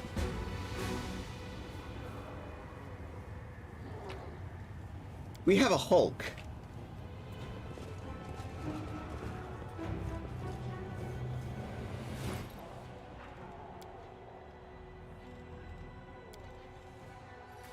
Toxic Wrap, immunity to acid, all-around defense.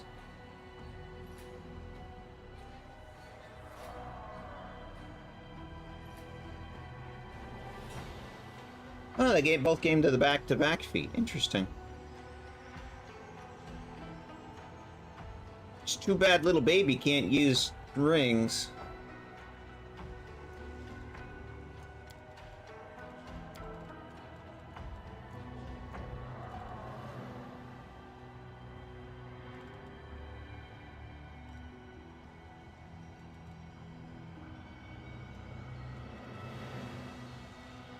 But you can use gloves, it looks like.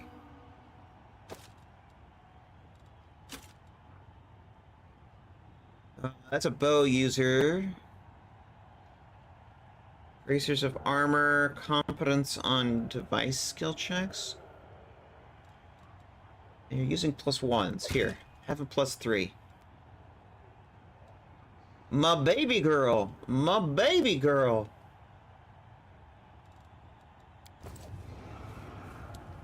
Are we quite done here? Can we leave now?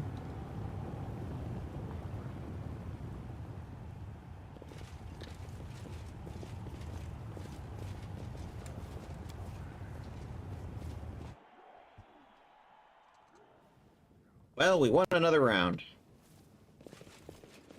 That's not bad.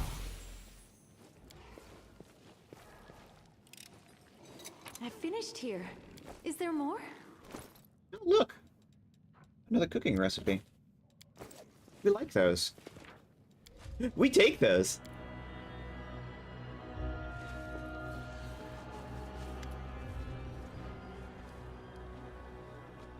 Well, that was far from fair. Care to explain? I swear it was Ermengareth's idea. As you should already know, he's not a fan of fair fights. I regret you've been caught in that trap. However, you held up well. You've got talent. I may be able to arrange a match against a more serious opponent, maybe even a champion. I want to challenge the strongest fighter in the arena. Now, things like that doesn't work here. Gelderfang only fights members of the Nihindrian League. A fight with him's a big deal. After the last incident, Ermengarda strictly forbade him from entering the arena without permission. Gelderfang is his bodyguard, after all, so if you want to fight the champion, you'll have to join the Nihindrian League. There's only one way to do that: killing another member of the League. Fighting the member of a league is the privilege. You have to earn the right to face them in battle. Now, I might be able to help you on that front, but you'll have to do me a favor.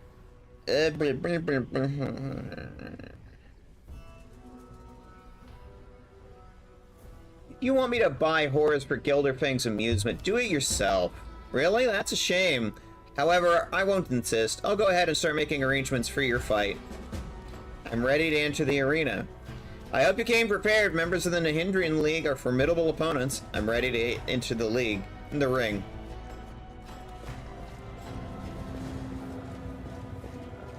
And now Lan has a quest for us. Now she wants a place in the Nihindrian League. This is Veshka, the Method Slayer. Okay. The Nihindrian League has proudly presents its fighter. You all know her, you obsess over her, you fear her.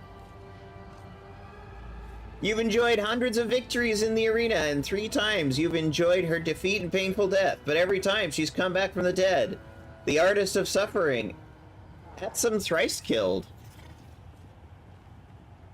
I'll cut out your eyes faster than you can blink. The winner of this fight will be granted membership in the Nihindrian League, and the other will die. Or in this case, for Atselm, not die. We'll have to find out. Fighters, commence battle. Now we find out what the catch is. There's always a catch with demons. Also, why is Arushale up front? Okay, tank in front. Archers in the rear. Melee fighters in the middle.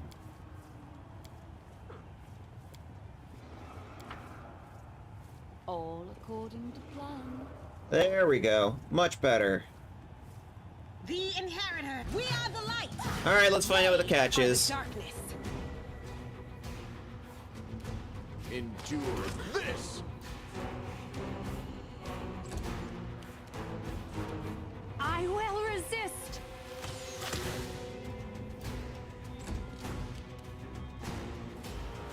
No glory without risk. Into the fray.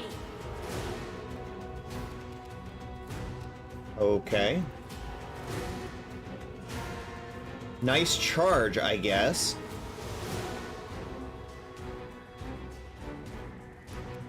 Get our dragon harasser up there. Fall! Look, Social knows how to do a charge. Chaotic neutral Fey. Interesting. A calculated risk. Explains how she keeps coming back. She just goes back to the Fey realm and then returns. Let's try this way. I don't think she's going to survive into the first Make every round. strike count. I'll be back. I'll come back. This is not the end.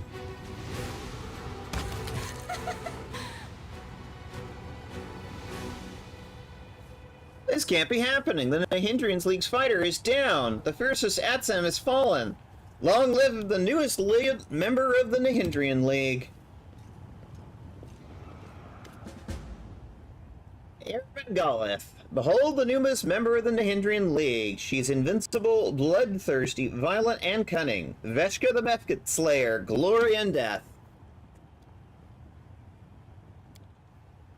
Glory and death. The battle cry of doomed madmen.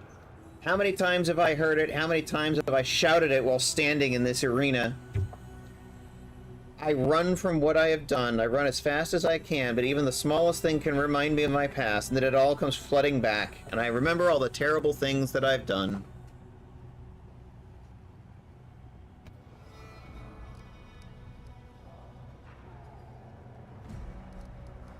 Shout the traditional gladiatorial battle cry. Mephit Slayer! This gladiator is no longer an unknown fighter, or a loner without a place to belong. For her valor and courage, Veshka will receive the collar of the Nahindrian League. Look out, champion!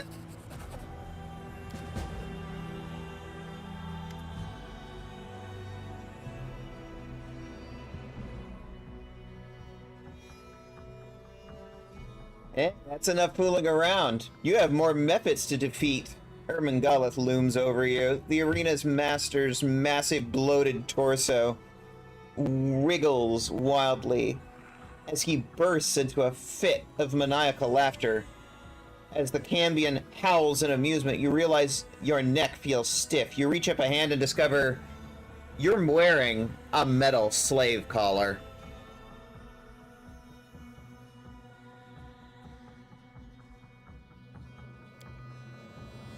I've let you down, champion. The fiend has taken you captive. I was unable to stop him. I could not perceive his motives through the veil of insanity that shrouds his damaged mind. I knew we were in the abyss, a place where you can't trust your own shadow. But I failed to be vigilant. Well, what's done is done. Stay strong. We will find a way to free you. Are you out of your mind, you fat pile of shit? Yes, there's the passion. It's what the audience loves about you. The crowds would tear you to pieces if they had the chance. It wasn't easy to keep them away from you. Everyone wanted to leave with a small souvenir. They would have loved to have tested their skills against the arena's newest champion. If you left the battle bliss, you'd be the most popular entertainment in the city. Everyone would try to pick a fight with you, but I simply cannot allow the arena to lose its most promising gladiator. No, that would be an unacceptable tragedy. Please accept this small gift with my compliments. It will guarantee your safety. This collar will make sure you do not leave the battle bliss. I don't want you out there looking for trouble on the streets. It will also prevent you from picking fights with other gladiators outside of scheduled times. No, there will be a time and a place for fighting, but here you can experience other kinds of entertainment. How dare you? You're trying to enslave me. This is disgusting. No, no, no. You'll be my property. But I won't treat you like a slave. I won't make you run errands for me or force you to do anything humiliating. You were already trying to do that. You're my treasure, my precious instrument of violence. You'll be a paintbrush on the hands of an artist. And yes, the arena will be my canvas. Blood will be my paint. And I will use you to create a masterpiece of violent, painful death. I'll find a way to get free. Of course you will, but it won't happen the way you imagine. The crowd wants to see you tear Gender Fang apart. They simply cannot wait for that to happen. And who am I to deny them? If I ignore their desires, they will storm the arena. Yes, soon you will take your last stand in the arena. When the champion is done with you, you will be truly free. Of course, you'll be dead. But your spirit will live on. No one will ever forget the ambitious newcomer who almost defeated the champion. This collar reminds me of the seal we broke back in Dresden. If I try and break it right here, its powers will be unleashed, and the collar will likely kill you. I don't want to take that risk. Not right now. Let's only consider that option as a last resort. For now, you should try and stay calm. Be vigilant and look for opportunities to escape. I'm certain you'll find a way to get free. Not everyone seems to like the way you run the arena. Oh, please don't start spouting all that rubbish about fair fights. What does that even mean? Oh, the opponent is always stronger than the other. That's the whole point. After all, the fights are supposed to be entertaining. The spectators come here to watch the strong triumph over the weak. They want to enjoy the taste of victory without even leaving their seat. The arena is a theater of violence, a deadly circus. But it is not a fighting pit. After all, fights always follow one of two narratives. Either the monster prevails over its helpless victim, or the invincible hero chops off the monster's head. The outcome of every fight is predetermined, and its narrative depends on what the spectators want to see. Some fights are crowd favorites, The audience cheers them on with whistles and shouts of encouragement. And of course there are other fighters whom they despise. Yes, the heels. The crowds jeer at them from the stands. Why would anyone want to change all of that? It would ruin the show. So in other words, this is professional wrestling. The audience wants a performance, not a competition match between two professional gladiators. What's the point of a fight without any drama? Might as well flip a coin to decide who wins. Nobody wants fair fights except for Zeklek. The audience likes things the way they are, but Zeklek handles the betting tables, and they haven't been very profitable. Of course, under my management, the arena makes money in other ways, but that's not enough for him. He wants to turn my magnificent theater of violence into a stupid slaughterhouse. I think we're done here. Go rest and restore your strength. The healer will mend your wounds. Zeklek will take care of your other needs. I'm fine. My baby's here, though.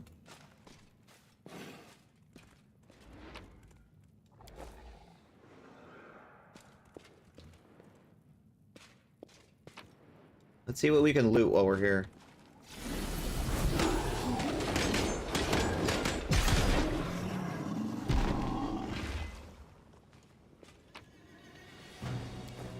Cool.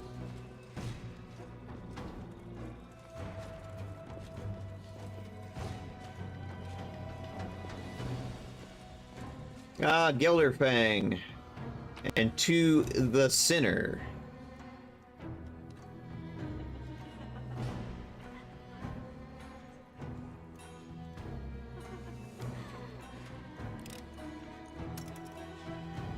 I'll go ahead. Too bad I can't lockpick. Oh well.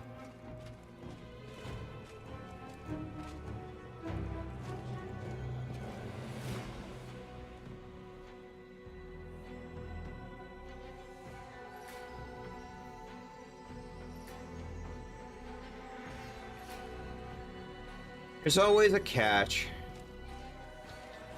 I hate it here. That's not far.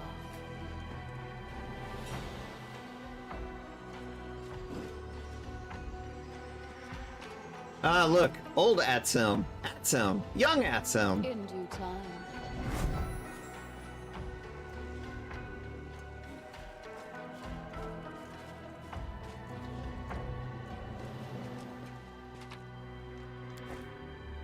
Ah, the dire one. Dire one. A huge dark-skinned man sits quivering in the corner. His body is covered in scars.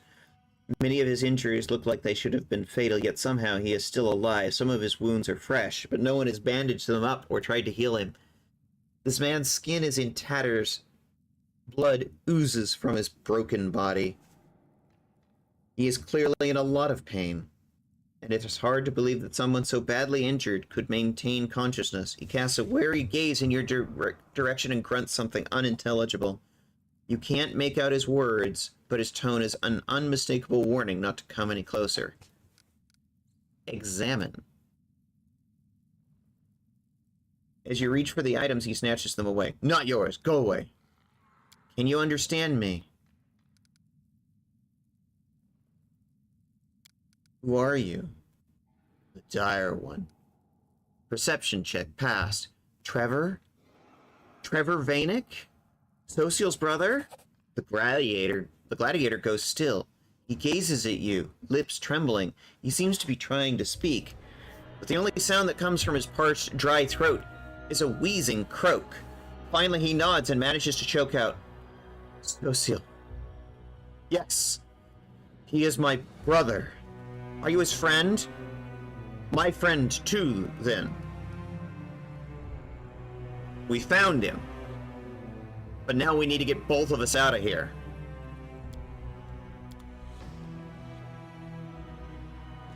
Okay, we found Trevor Vanek. All according to Now we just need a way out.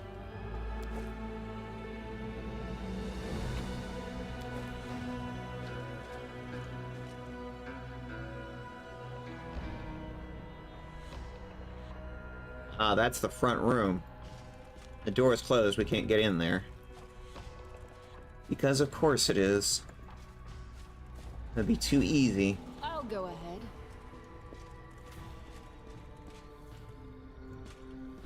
Hi, Zeklek. I thought I had convinced Ermagelic not to make you a captive, but clearly I was wrong. He's a raving lunatic. Constantly changes his decisions. Direct your anger towards him. Lead me to the arena. The champion dies today. Before you fight Gelderfang, I'd like to have a word with you in private. While you were unconscious, Ermengalith and a demon called Mutsafen performed some kind of surgery on Gelderfang. It sounded like he was dying. His screams were like nothing I heard. When he finally emerged from surgery, he was stronger and more powerful than ever. I suspect the champion finally got those Nahindrian crystals he wanted, but of course I've heard the rumors about those crystals. Supposedly they make you invincible. Don't worry, I think you can still win this fight. I still think you can beat him. I want to overthrow Ermengalith, take over the Battle Bliss. Ermengalith is terrible at his job. He's standing in the way of my ambitions. There's no denying that he is genius. No one can get the crowds excited like he can, but his management of the arena could not be worse. The fights have turned into a bloody circus. The opponents are never evenly matched. The crowds are losing interest and the passion of the audience is fading away, and I want to change all of that. It won't be easy to kill Ermengalith. The current champion, Gelderfang, protects him. After his last escapade, Ermengalith has forbidden Gelderfang from leaving his side. That means Ermengalith is only vulnerable when the champion is fighting in the arena. So I want to offer you a deal. I'll help you eliminate Gelderfang if you help me throw Ermengalith. If you agree to my proposal, I'll make sure your companions join you in the arena when you need them. Then you can kill Gelderfang together. You can have the title, the glory, and all that comes with it. You'll become the champion. And I'll take over the arena. Deal? Shake his hand. Deal. He's not a demon. He's just a tiefling, which makes him immortal. I'll make a deal with a mortal. Yes, there's probably going to be some after effects of this, but I need a way out, and I need to take Trevor with me. So, time to start building bridges. I've been planning this for a while. The tasks I gave you were all a part of this plan. If you had completed them, I could have helped you in your upcoming fight. You were too busy, and as a result, my preparations are incomplete. But there is not much I can do to aid you against the champion. However, my powers are formidable, so I feel optimistic. Yeah, I wasn't going to help you buy horrors. That wasn't going to happen, dude. Did you mention Metasafen? I killed him not long ago. I heard more than one person claim the same thing. It never sticks. That weasel Metasafen is surprisingly hard to kill. Alright. The Battle Bliss will be ours. Lead me to the arena. The champion dies today. Okay, we just went through this conversation. Okay, there we go.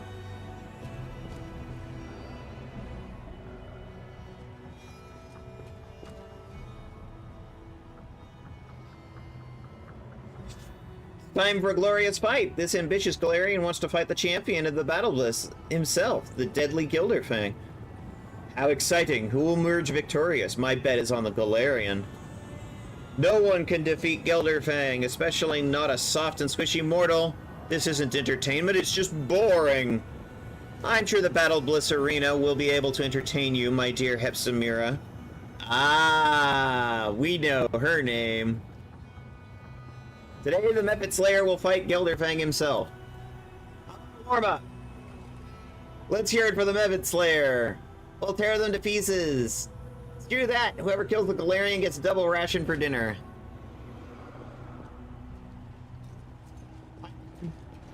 Oh, it's all here. Nah, please, give a warm welcome. Lamashu's perf. Who's that? Zeklek? Ah, never mind. Give a warm welcome to the Mepet Slayer's friends. As it should be.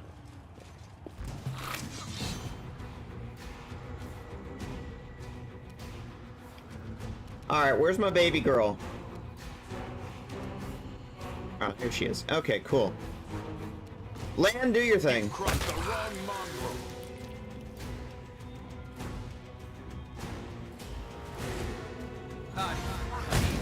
Go.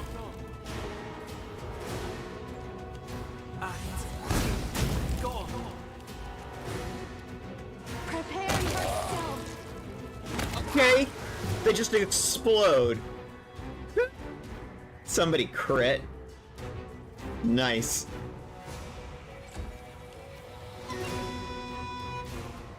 Here, do me a favor and heal Lan, would you?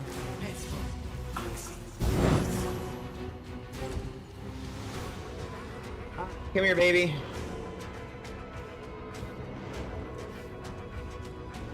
Durgan breath weapon, go!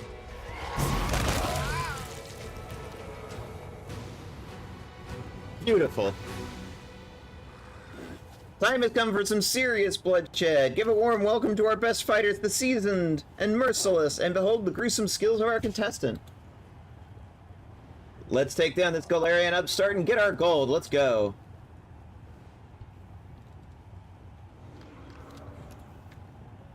That is not far. Where do you have to be to trigger it? More. Who defends my dream?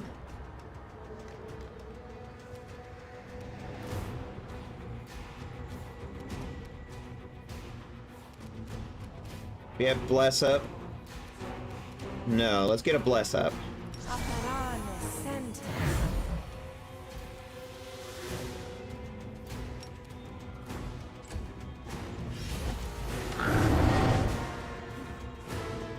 Mirror image.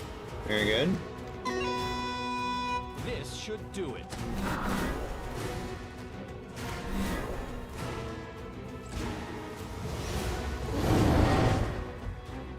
Everybody uses mirror image. Okay. Well, there's a way to deal with that.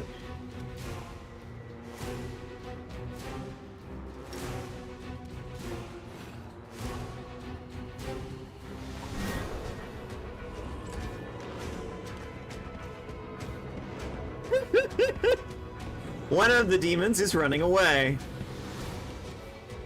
Lost its saving throw against fear of the dragon. You won't survive me.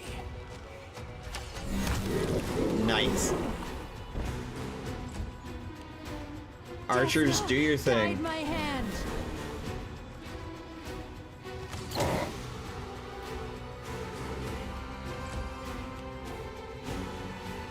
I will bring down the divine wrath. Goodbye.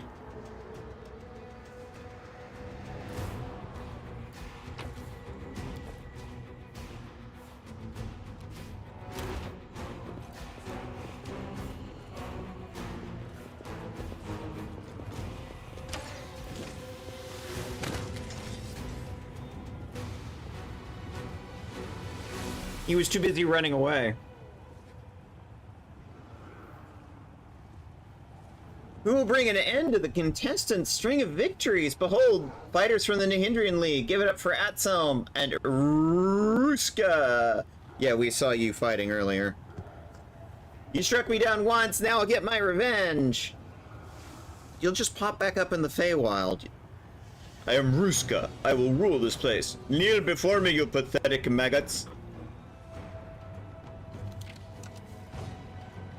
In due time. Why are you up front?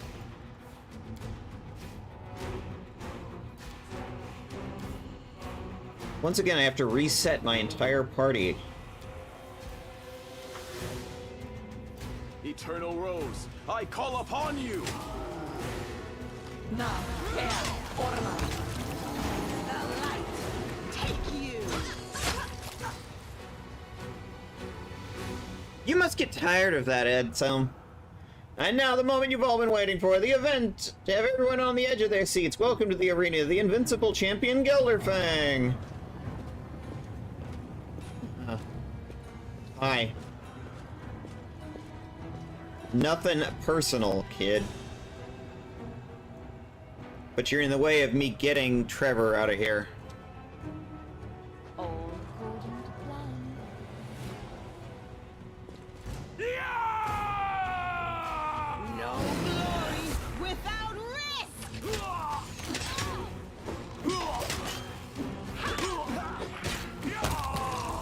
Bye.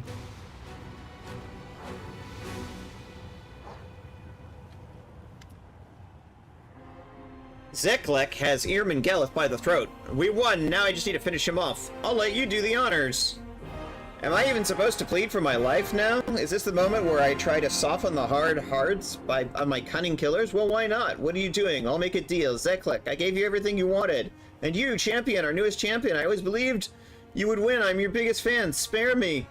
Finish the sleaze bag off. He's tried multiple times to kill you off in the arena. Now it's time for you to pay him back. Please have mercy on me. I promise my generosity will know no bounds.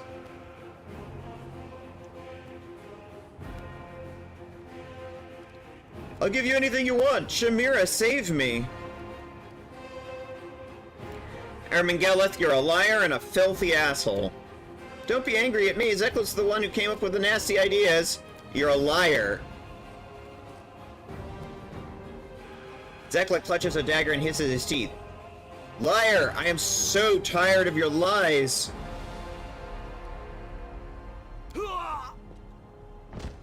Ermengeleth is dead. I, Zeklek, lay claim to the battle bliss. The arena is mine. From now on, there will be no more dirty fights, no more sham rivals, no more dull shows. The fights will become unpredictable, the opponents will be evenly matched, and the thrill of battle will always have you on the edge of your seats. If anyone has a problem with these new arrangements, you can take it up with our new champion. All hail Veshka, Gelderfang Slayer.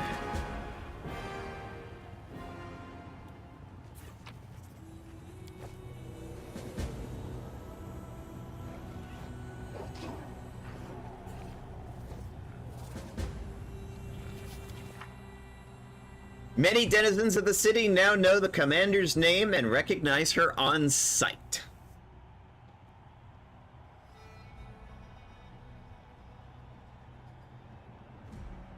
Conversation with Woljif, Arushale, Lan!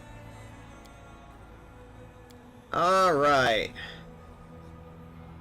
The man once known as Trevor Vanek is now going by the Dire One. Okay. Can we talk to Trevor Vanek? Can we get him out of here? Also...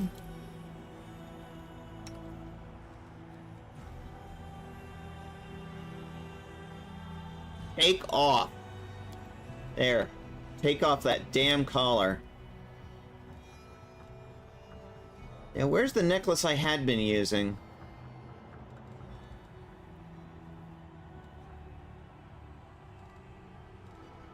I'll be honest, I don't remember which one it was.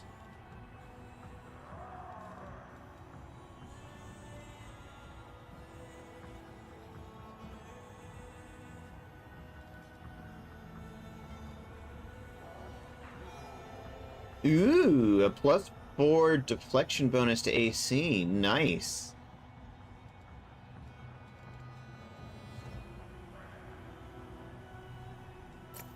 Yeah, that'll do for now. Until I figure out what I had in there before.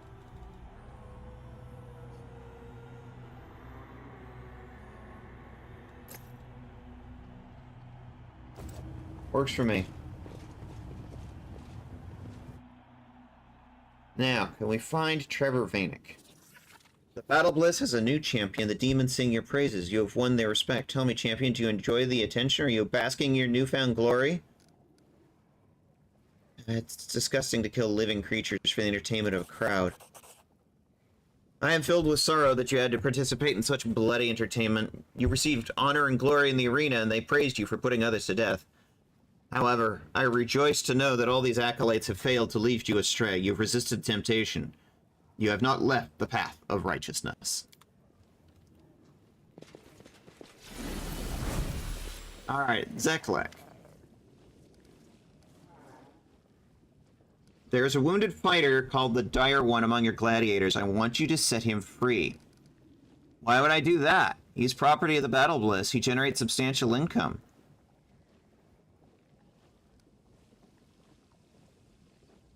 The spectators like to bet on the possibility of death. He is known for his ability to survive absolutely unimaginable wounds without any healing or medical treatment.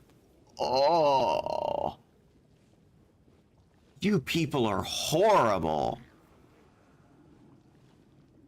My companion Social needs to meet him. Forgive me, but rules are rules. You can talk to the Dire One whenever you'd like, but your companion cannot. However, with your permission, I can arrange a meeting in the arena. Meaning a fight. Is this suitable? I agree, Social says. Trevor's my brother. He would never raise a hand against me. I wouldn't be so sure of that. The arena has changed him, but who knows? I certainly can't rule out the possibility of a peaceful outcome. So let's make a deal. If the Dire One, I mean Trevor, really does recognize you and refuses to fight, I'll send someone else into the arena. The two of you can fight against the opponent together. After all, spectators pay to see a show, and we can't disappoint them. It'll be bad for business. The show. Fine, I agree. After all we've gone through to find him, what's another fight? But if we win, you'll let him go free, and we leave the arena together. You trying to bankrupt me? Fine. Unfortunately, I'm not in a position to argue. Let's make a wager. Your life or your brother's freedom. We have a deal. The tiefling extends his hand to Social, who shakes it reluctantly. Social is ready to enter the arena and face Trevor.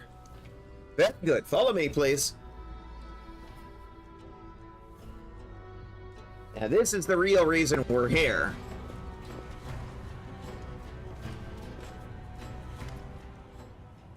The Dire, they're the Dire.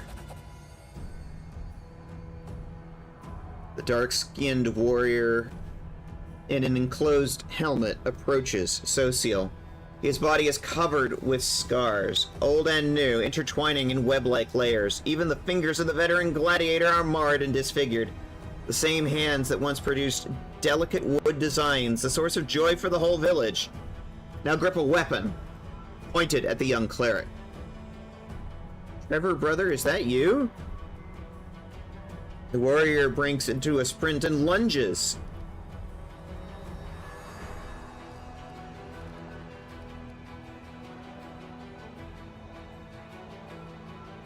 Social deliberately leaves himself open. Hit me. Do it.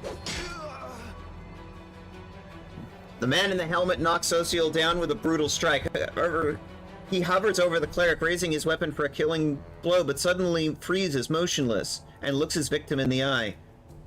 Social? Brother. I'm so sorry. How did this happen to you? I was fighting. I wanted to kill them at all, at any cost. I wanted to spare you from ever going to war. They fooled me. There were too many of them and the price was too high. Trevor, what have they done to you? No, that's not what matters. You're safe.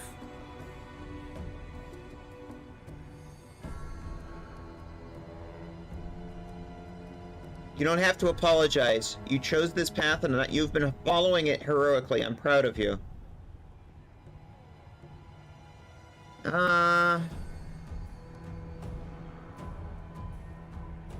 You're safe now. It's over. I've come for you. Let's go home. Brother. Now that's an unexpected turn. The Dire One meets his brother in the pit. They refuse to fight. Don't worry. We promised you a thrilling spectacle and you'll get it. Will the reunited brothers stand against a common enemy or will they die together?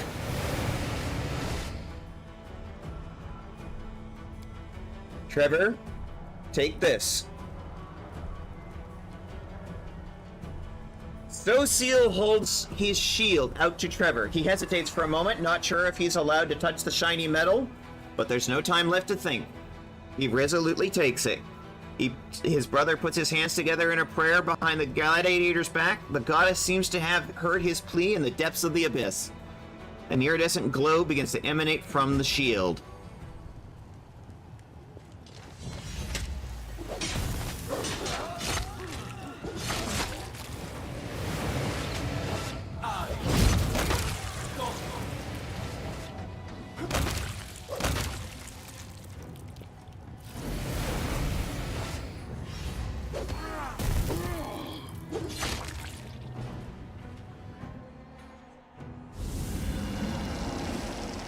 The crowd cheers and howls as the brothers stumble out of the arena. They are wounded and covered in blood, both demonic and their own, but joyful smiles lights up their faces. They look like two innocent boys who once played in the groves of Andoran many years ago. Freedom at long last. Yeah! Beware, monsters of the abyss! The Vainic brothers are together again! Let me introduce you, Trevor. This is the commander, my trusted leader, and my close friend. I never would have found you without her help. Commander, then. Thank you for looking after my little brother while I was gone. Thank you. Congratulations. This is all possible because of you. I'm free. I can't believe I'm finally free. What are you gonna do now? What say you, Trevor? Do we head home? I have the feeling that you've had more than enough of this war already. Home. No. I have no right to hide at home, knowing that my brother is still bleeding on the battlefield. Then we will stand together, give each other strength, make the world a better place, and both return home.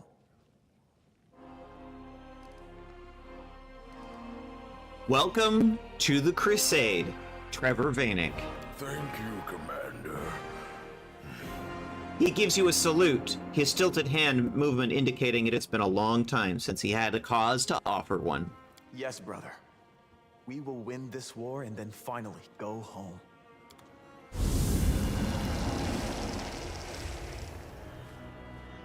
Look at that!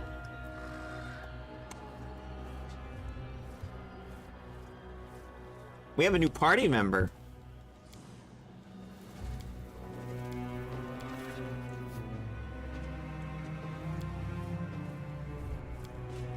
Trevor Vainic. He's a companion now. Ah, I love it. Yes, exactly. Next to. Alright, let's grab our loot and leave.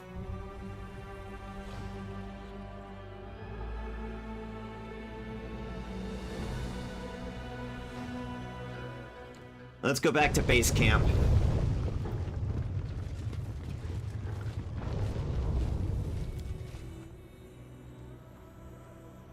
I have so many conversations to do.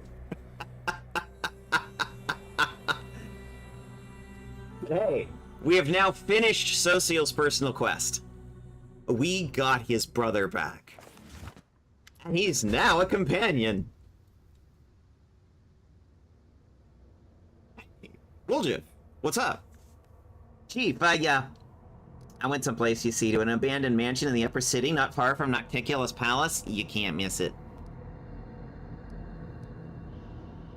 What do you mean you went to an abandoned mansion? Well, like, I walked. Used my feet. You know, that's how people walk. I woke up and, you know, we're not complete strangers, you know, I need this, Chief. I've been thinking a lot here about myself and you and me and the moon of the abyss. Yeah, alright, I'm lying. I didn't think. I tried not to think. Only the shadow started talking to me, even when I didn't want it to.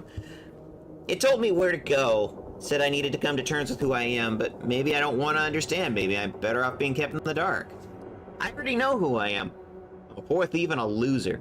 Born at the wrong time, the wrong place, the wrong people. But I want to be stronger, you know? I'm used to this moon of the abyss. And if it can give me more, I'll take it. Otherwise, this Bodhi will keep bothering me till the end of my days, and everyone else will keep kicking me around. I know I'm kinda in your gang, I mean, your party, and that helps things, but it can't keep going like this forever. Everything's gonna fall apart someday, and the party will fall apart. I need this power. It could be dangerous. I'm coming with you. What? No, Chief, it's my business. I'll figure it out myself. I just told you because... I don't know why. I wanted to tell you. I already dragged you into this mess with Vodiel. Just think of it like an apology, you know? But no more. But if you want to congratulate me once I've got somebody... I got the power, you should come, but I'll do it myself. I don't want to get used to always running off as soon as I need help. It's not normal. Friends don't abandon each other in difficult situations. Let me go with you. Friends? Oh, come on. You know, I don't believe in stuff like that. Come on, then, if you're so desperate. You can stand watch, and I can act like you're my bodyguard if you want. I don't mind.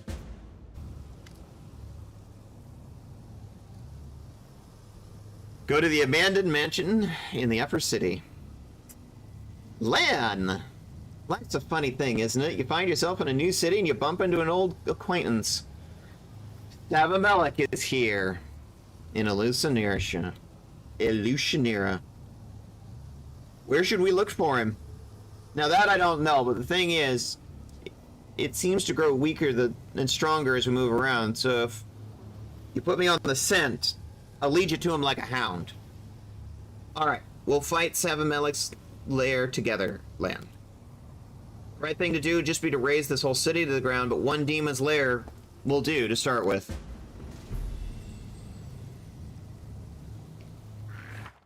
Who else do we need to talk to? Arishale! Hey, girlfriend!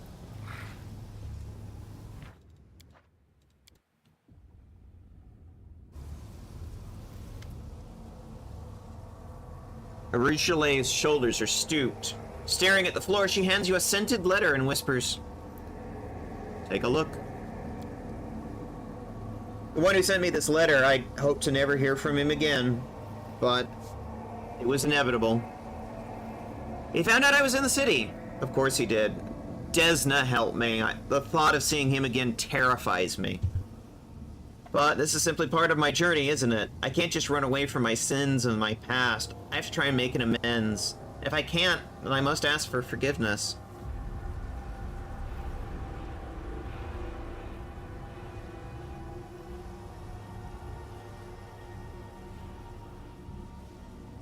The short letter is written in ornate gold lettering on pink paper. My darling venomous butterfly, welcome home to our cozy little town. Would you like to visit an old friend? I can't wait for our reunion. Always yours, Demulcio. It's hard to believe an Azada could be corrupted. You know better than anyone that Azadas are enamored with freedom, and their curiosity spurs them towards new adventures. Slowly, but steadily, I lured him into further escapades, each one less innocent than before. He believed he could make me give up my evil ways, and I lied to him gleefully, giving him false hope. Sometimes I look at myself now and remember those days, and I want to die of shame. Who is Demulcio? You remember the shadow from my nightmare? That's him. I used to consider him my crowning achievement, but now I'm ashamed to remember him at all. He was an Azada once. The benevolent race of... The race of benevolent celestials native to the plane of Elysium. Azadas are champions of freedom and goodness, choosing to travel the planes, helping creatures in need and battling evil. Azadas do not believe that evil can be completely destroyed by methodical campaigns, instead devoting themselves to showing up where they're needed the most, doing their best to help, and then promptly leaving. Even though some think the Azadas to be the most elf-like of all the celestial races, many of them have animal, elemental, or even stranger features as body parts. Many take on whimsical forms resembling good fae with whom they are sometimes associated.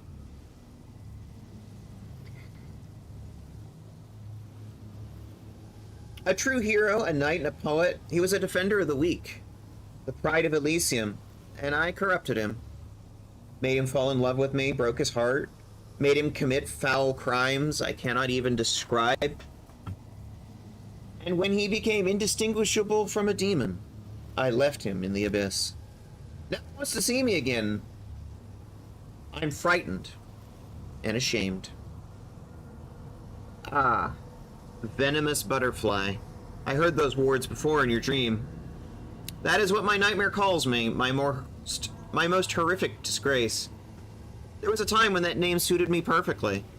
I poisoned so many souls. And then there was my Azada, a guy with a midlife crisis. And butterfly wings. Exactly, Nexu. Except in this case, I have dragon wings.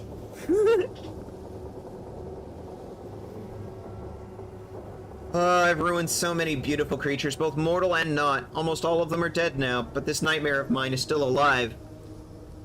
And that means there may be still some hope of saving him.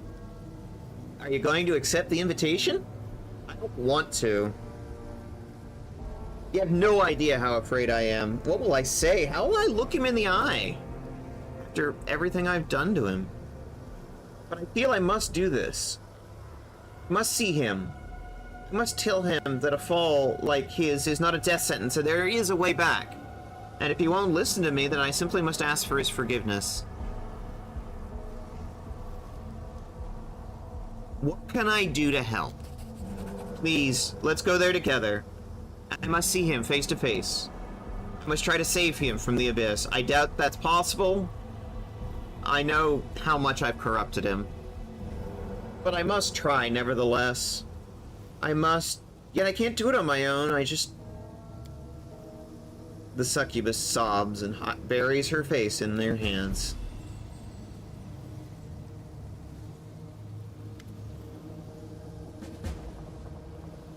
What can you tell me about Demolcio?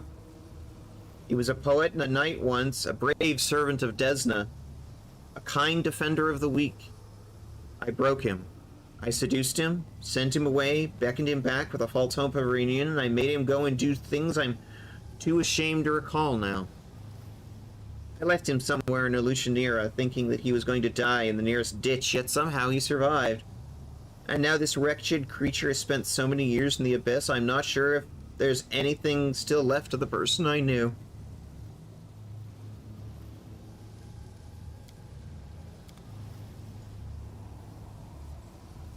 Woo.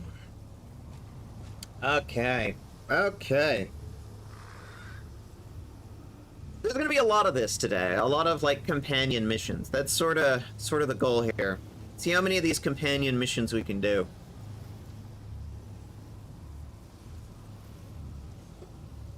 I am in need of a drink, however. So, I'm going to invoke some self-care. I'm going to come back for 5 minutes after I get a drink. Something to deal with a hurting throat. And we will come back to this after a quick ad break. Right back.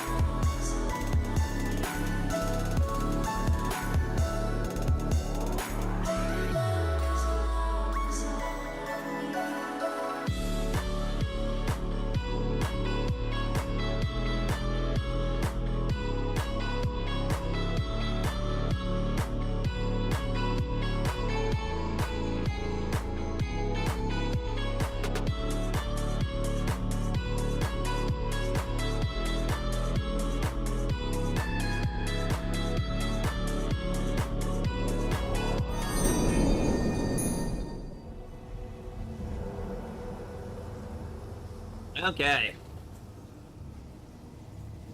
We're gonna do more companion missions. Let's go.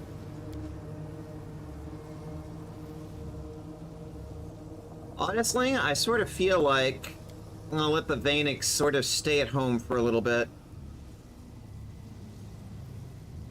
They could probably use a little time to just sort of be. Let them chill for a bit. Take you two along.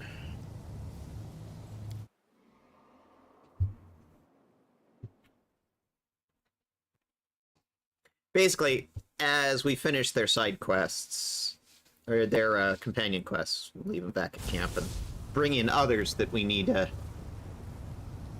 do quests for. That one's in Upper City. Upper City. Actually, I think all of these are in Upper City.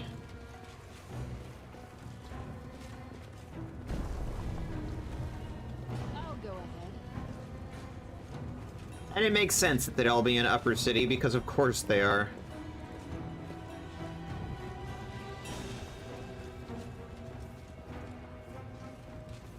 Okay, I'm just curious. I don't know if they're even still here. I just want to look. As it should be. Did the sisters find each other? No, they're not here anymore. Okay, cool.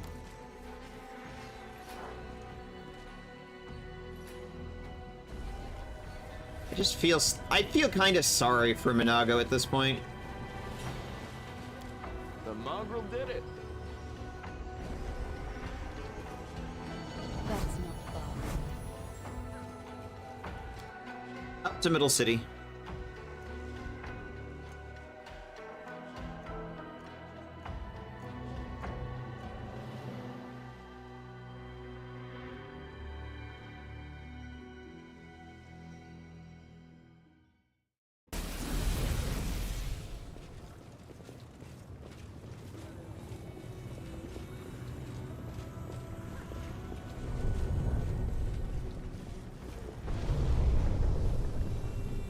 Lucier is a demon city. Go back to your own plane, outsiders.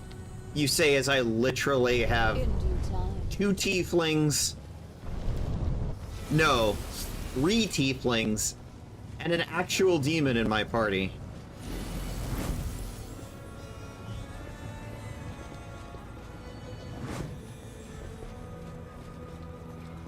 The only pure humans is... in the current party is Sela, and then you have Lan, who's mongrel.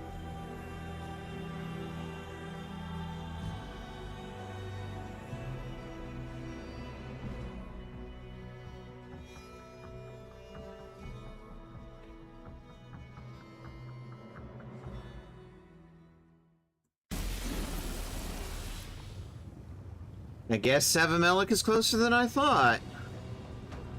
His face is drained of color. A thick black drop of something seeps out of his eye and rolls down his cheek, leaving a dark streak. I'm fine. There's just so many demons here. Why do I sense this one in particular? You're definitely not fine. Are you okay? Must have been something that He spasms. Alright, there's no point in hiding it. It's definitely because of Savimelik. I don't just feel where he is. It's like I'm being ripped to pieces inside. Like every inch of my body is on fire. When it happened the first time, I thought I was a goner, but I'm still alive for now. But I feel like I'm ready to break that demon's neck. You know, I had to eat a rotten rat runs, and right now, I feel like I just ate a dozen of them. So Savimelik is in the Upper City. Hold on, we'll find him. He's here, close. The sooner we find him, the better. I haven't been affected by his ritual, then why? Damn it, I'll run straight to his open arms if it'll make this stop.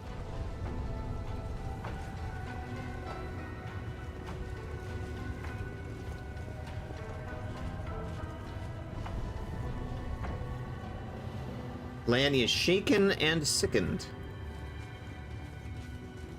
We will be victorious.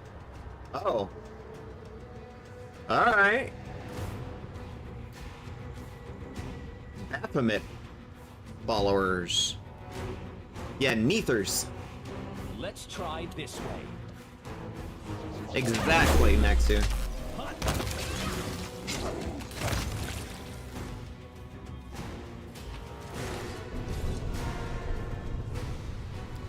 Nice loot. Thanks for the loot, guys. I appreciate it. All according to plan.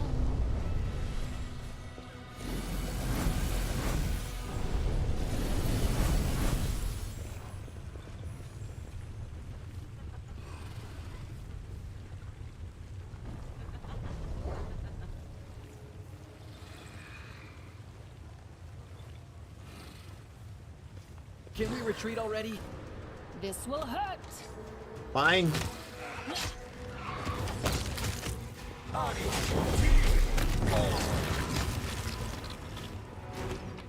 Does anyone else want to play with us?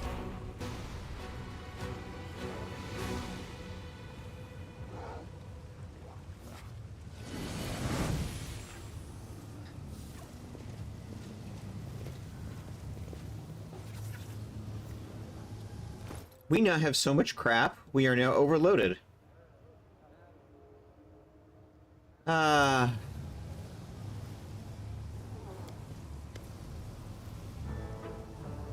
Grandma Gretlin, my horn is falling off.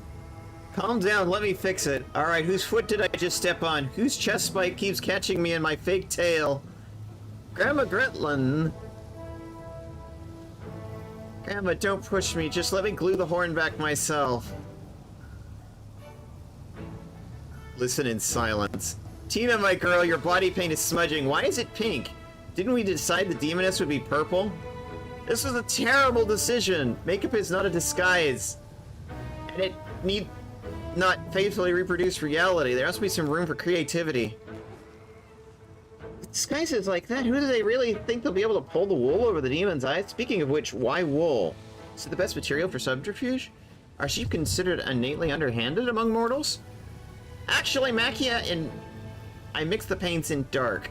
Pink, purple, whatever. It's just so hard to figure out. Now I'm a pink demon. The idea was to play demons and play them convincingly. That's why we came here with the horns and tail, to put our acting to the test, to see whether the locals realize whether or not true demons. Yet you keep talking about creativity. In that case, why haven't you painted polka dots all over yourself? What do you mean I haven't painted polka dots? Look at my tail! I'm speechless. Hold on, we forgot dinner! The dinner basket!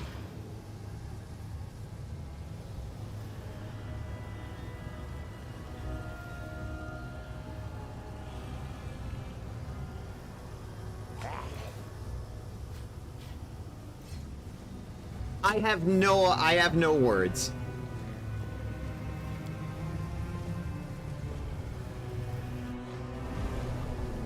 I sense something.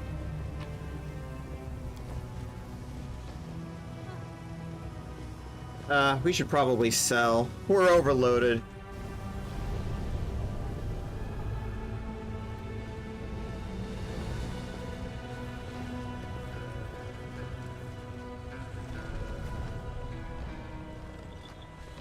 I'll go ahead.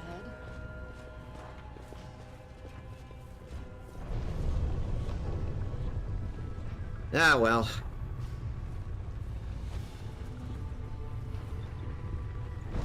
Come along. There's a vendor at, where is there a vendor, actually? I can remember.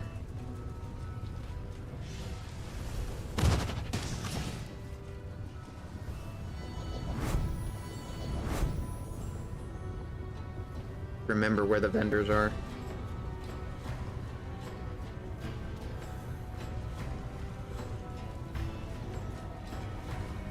As it should be.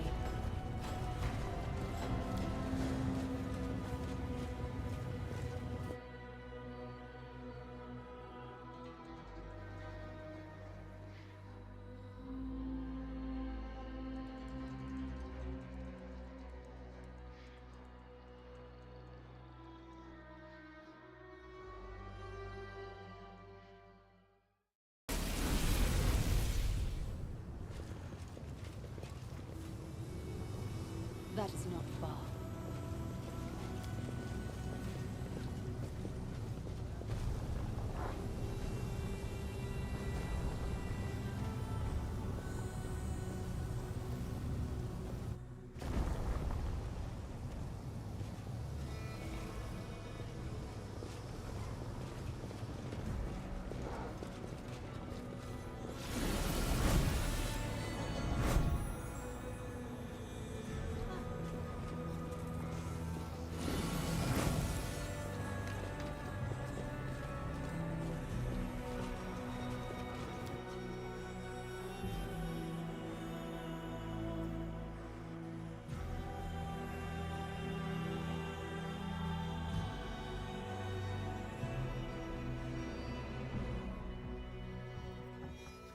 The only one I can remember right now is the one at the inn.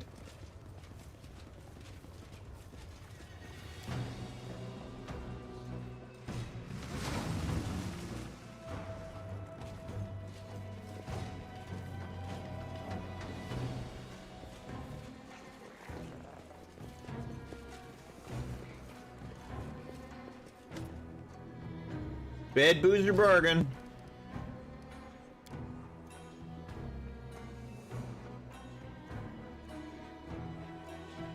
No problem, have a drink, we'll talk. 500 gold. The liquor smells of blood and bitter ash. Show me your wares. There we go. That makes things a lot easier.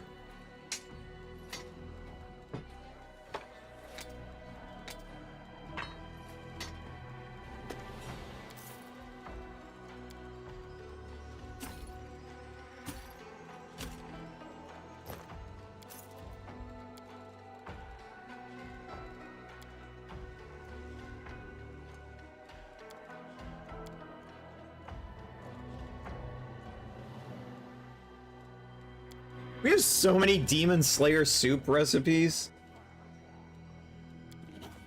There.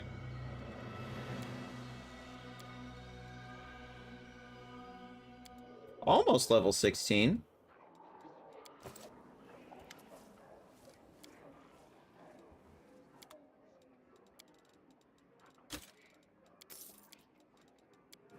All right. At least we're not overloaded now.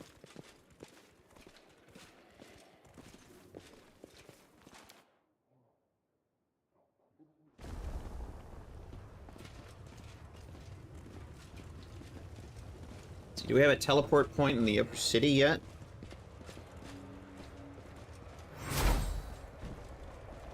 Probably not.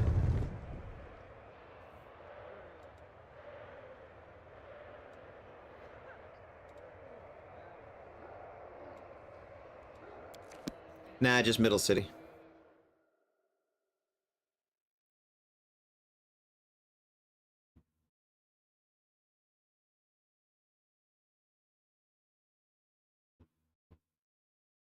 Loading screen, loading screen.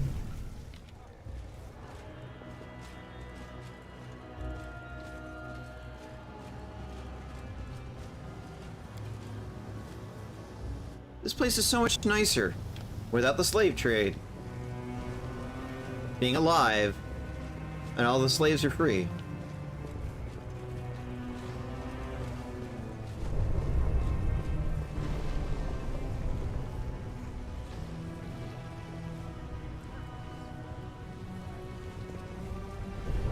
In due time.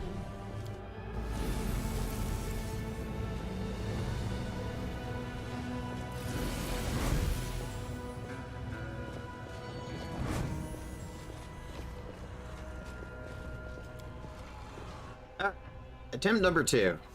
Let's see if we can find any of these things up here. We have like 3 quests up here. The upper level.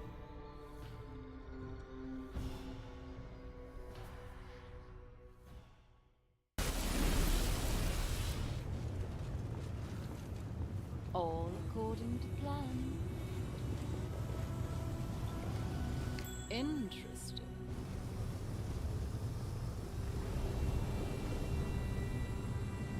back here. Yeah? Is there a way back here? I'll go ahead. Easy. There we go.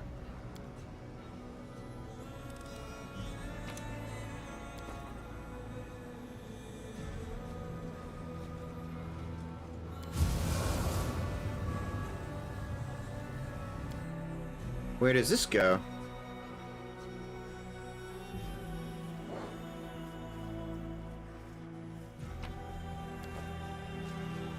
What a find.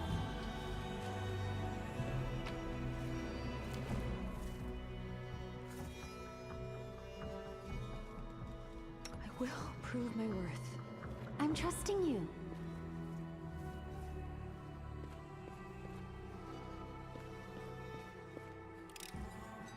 I finished here. Is there more? As it should be.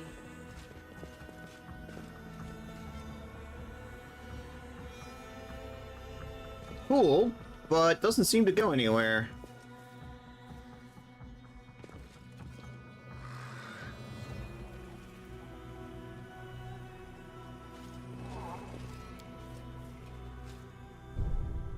Oh, we don't have the quest for it, whatever it is. That is not far.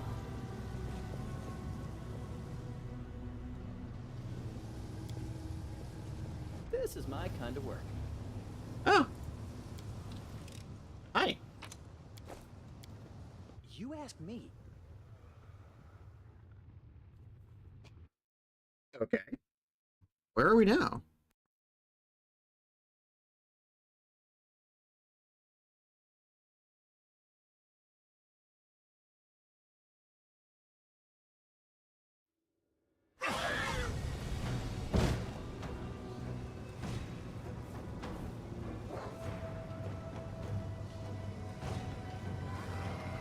Wolja failed a mobility check.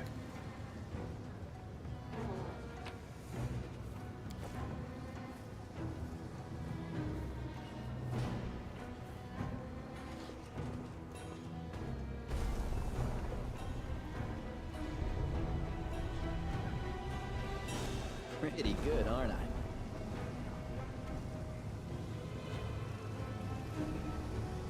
Oh, we're back on ground level. Thanks, Lan. You're so awesome, Lan. This is my kind of work. Oh, I see. Box. This is my kind of work. Cool.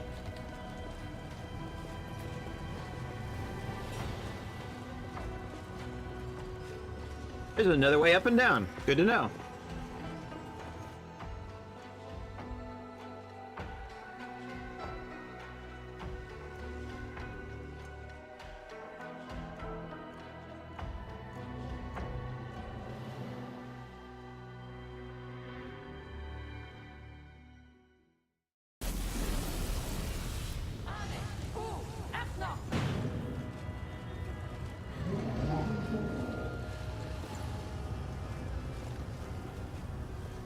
Oh, Demolchio's Enchanted Mansion. This is Aruchale's.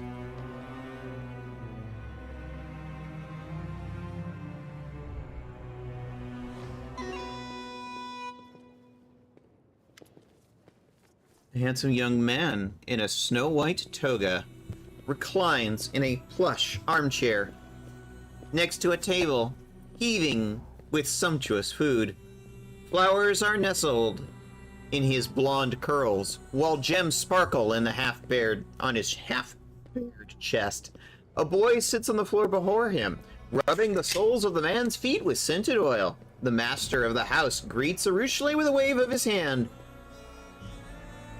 Even the glittering rings cannot hide the back, his black scabbed fingers oozing with pus. There you are, my venomous butterfly, more beautiful than ever. I see that you're taking a stroll around the world of mortals. Did you some good. You're slimmer. There's a healthy flush to your cheeks, just like a doll. And what's this, a souvenir from Golarion? A pretty thing, isn't she? So fresh, so hale. You've barely used her, I see. I'm not a Ruchelet's trophy, I'm her friend.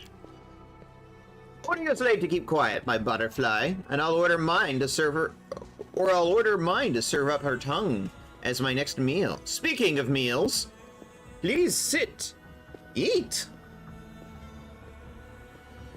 And I'm feeling magnanimous today. Your mortal pet may also partake. Just look at this perfect table I've laid in honor of your coming. See the grapes? Every single one is gilded, and this wine is from the ruins of Aslant. Older than any living mortal, and many demons. Even some of the gods. Yeah, like Iomade. And last but certainly not least, our main course, a roasted drake. Yeah, you've already earned Veshka's dislike. Miss Part Dragon over here. They eat us all the time, so why shouldn't we return the favor? Been a while since I last saw you, Dimulchio. What happened to your hands? And don't you remember what these hands did at your behest? It seems the nature of the Azada cannot contain all the freedom granted by the Abyss without sustaining a little damage. But it's nothing, it barely hurts. Go on, eat. This is for all of you. Or perhaps you'd prefer some human meat. Dimulchio grabs the slave boy by the hair and presses a sharpened, manicured nail to the boy's throat. Do you want me to serve him instead? Don't. I never had a taste for mortal flesh. Only mortal souls. You have managed to change yourself for Ruchelet, that's the main thing. And he betrayed himself. On a diet? Afraid of getting fat, clever girl. You succubi must take very good care of your looks. It's not like you have anything else. God, I hate you so much. Now, if you don't mind, I think I'll sample this fine repast. He picks up a piece of meat and chews on it with great relish and wipes the grease and pus oozing from his hands on the boy's hair.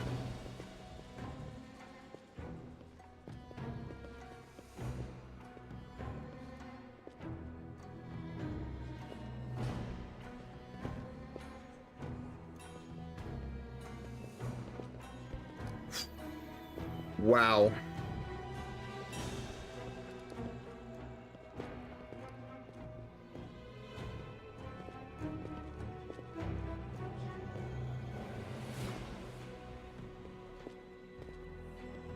What do you think, chat?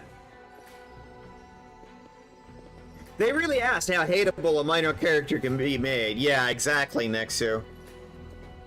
Part of me wants to kill him, but Ruchelet wants his forgiveness.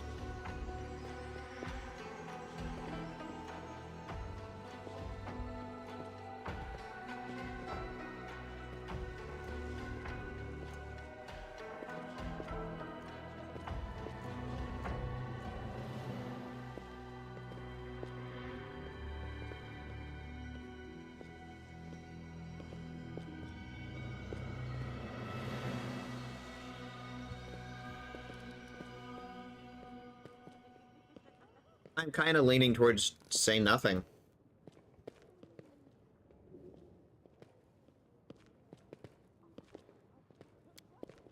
Dimulchio, I've come to ask for your forgiveness. I did this to you. I've turned you into this. It's my fault.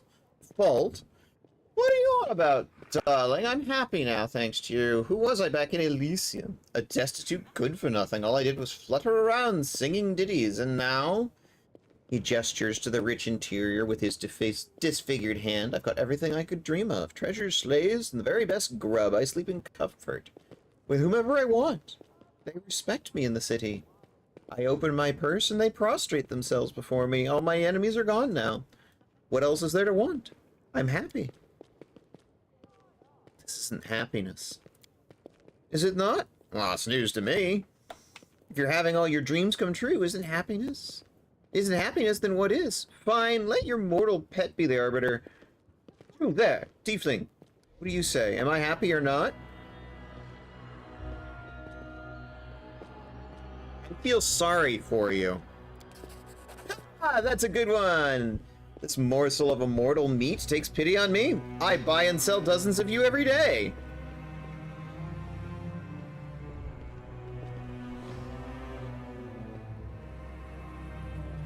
I'm going to kill him. I'm going to kill him. I remember what you were when I first met you. So brave, so kind, so inspired, and I ruined you. Forgive me. Bah! All you did was teach me what life was about. I didn't find it amusing back then. For now I understand your valuable lesson. The old me would have never have achieved what I have now. I didn't even have desires as such. What did I want? Justice, freedom, sugary froth, and idealistic drivel. I should thank you for opening that milksop's eyes. Instead of replying, Arushale begins to hum the Song of Elysium. Enough! Stop that! You're making my head hurt. You want some music? Here's some real music for you. Hey! 3 scantily clad succubi enter the room and start playing musical instruments.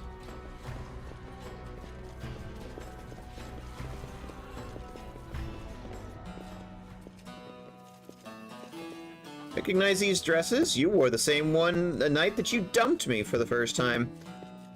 I bawled like a simpleton, but it doesn't matter anymore. I was always merry now. Every time I bend one of them over, I picture your face that day. Hey, which of you is out of tune? Hey, what am I paying you for? Ruin my strings? Give yourself 20 lashes. The succubus produces a whip. Demulcio grins lasciviously, his eyes darting from musician to Arushale.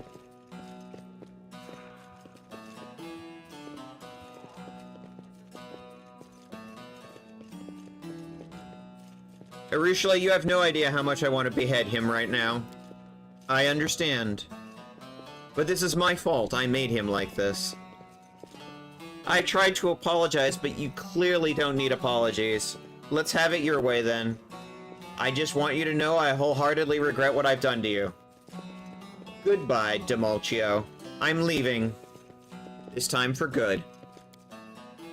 Sit down, you whore. You're not leaving this place again. You're mine by right, and you'll stay mine forever. That's enough. I don't want to kill you. There's no need to fight. Let's go our separate ways and not hurt each other anymore. Desna knows we've had enough of that already. I don't want to kill you either. I want to gouge out your eyes and fuck your eye holes. Then I'll perforate your tender skin and fuck every one of those holes too. Then I'll drill a hole in your head. And fuck that. I haven't even begun to hurt you, bitch. I've dreamt of this day for so long. You, get them!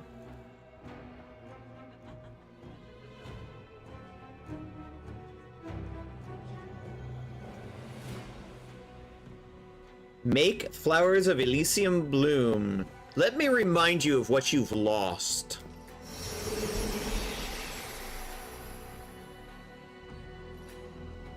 The wondrous flowers bloom all around Demulcio, filling the room with an aroma the abyss has never known. The fallen Azada looks around, his face contorted with alarm and horror. No, no, no, I don't want to remember! Take that, wench alive. You may eat the mortal right here. Get to it, you layabouts!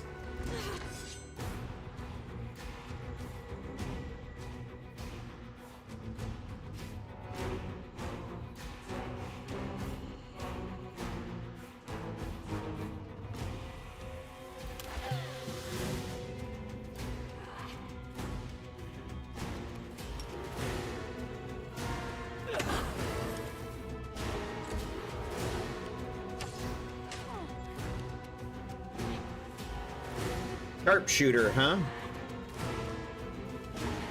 Endure this. You're not the only one with a bow. Alright.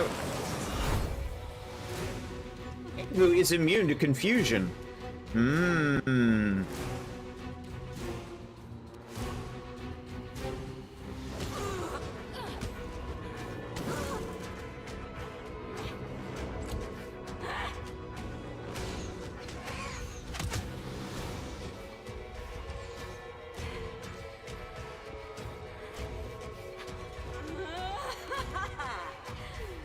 They don't seem to be able to do much damage. Enchanter. Guard. Enchanter. Make your peace. Did you unequip your weapon? Why are you meleeing? Girl, your bow is equipped. Why are you meleeing?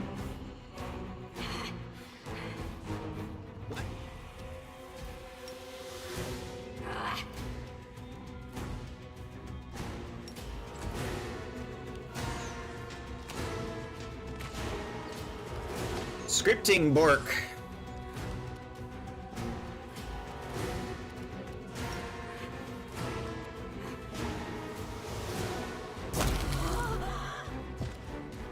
Durgan breath weapon.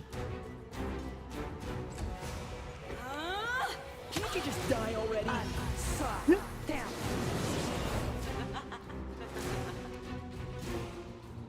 Will saving throw succeeded.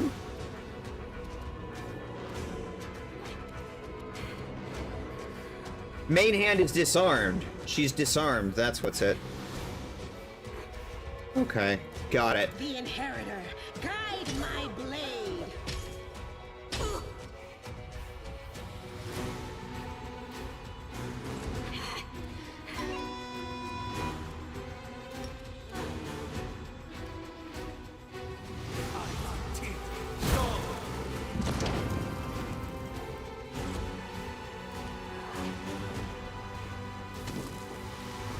Attack of opportunity. All right.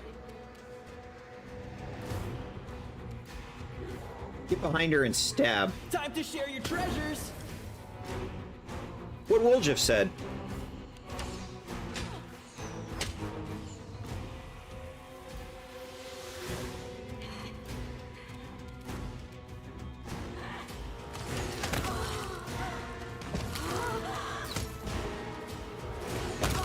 Lan fucking murders 3 of them. Go Lan! Marching Despair. Everybody succeeded on the will saving throw.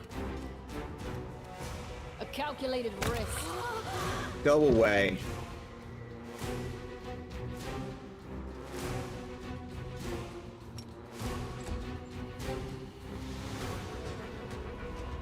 Alright, is your bow equipped again?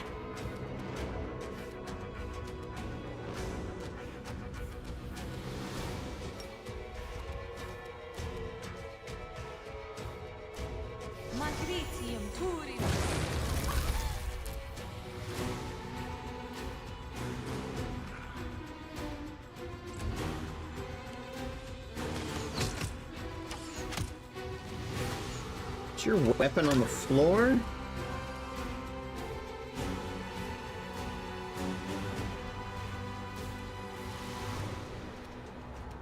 Here, help her out.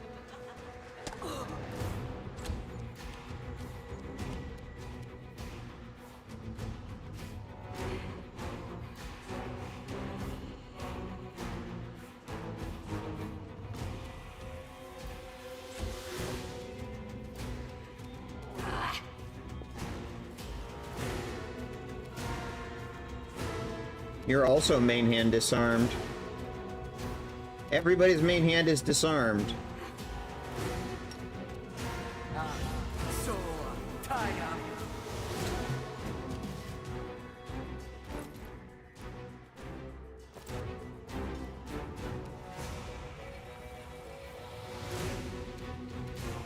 Cover me, all right? Luckily, Woljif has an offhand.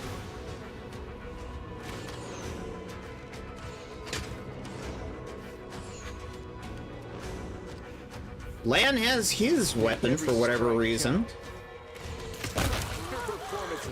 So Lan is doing most of the damage. There's only one left. Where is she? Ah, that sharpshooter right there. Is your main hand unequipped? Yes.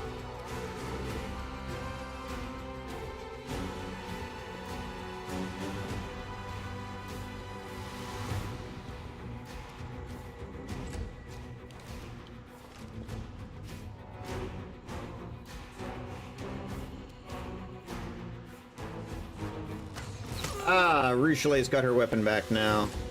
Very good.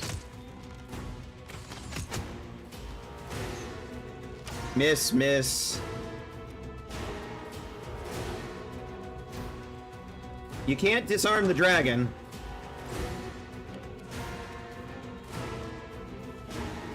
Right, take you.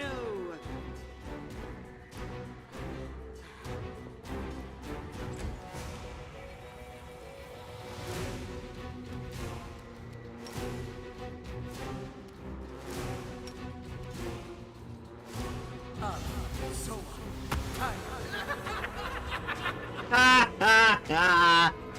Hideous laughter. I love it. Alright, well, Jeff, can you get into stabbing range?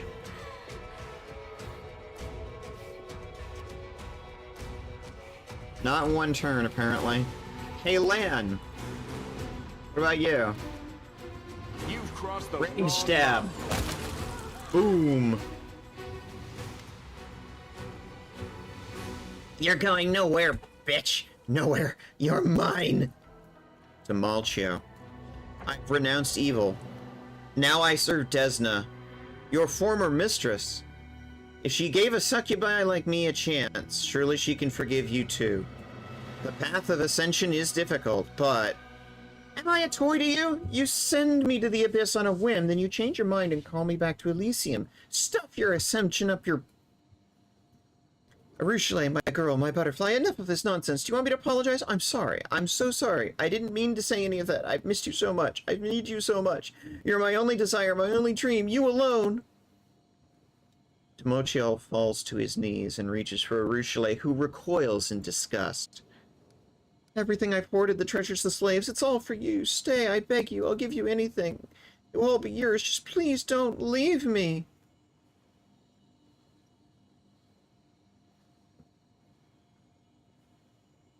You've heard her, Demochiel. If you want to be with her, come back to the path of good. I don't take orders from you, mortal! Get up, Demochiel. That's enough. For the last time, repent. Either follow me on the path to Desna, or get out of my way and let me go. Like that, then. I would rather die than leave you alive here.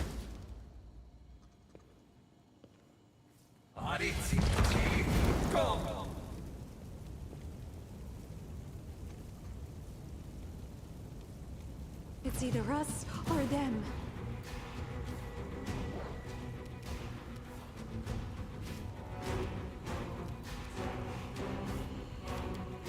Demochiel, chaotic evil outsider.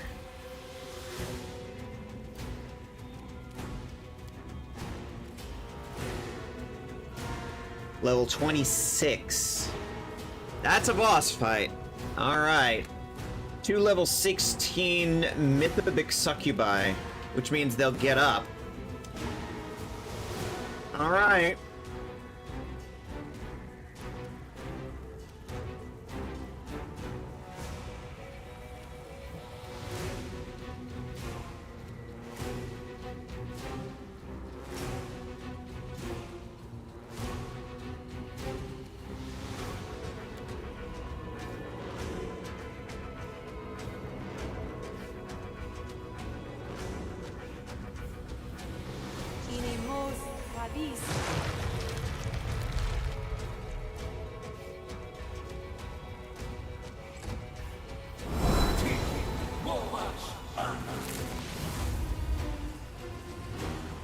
He's a summoner. Interesting.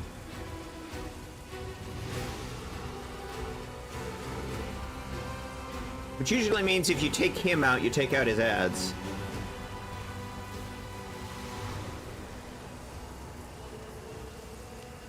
But they have to get through difficult terrain now.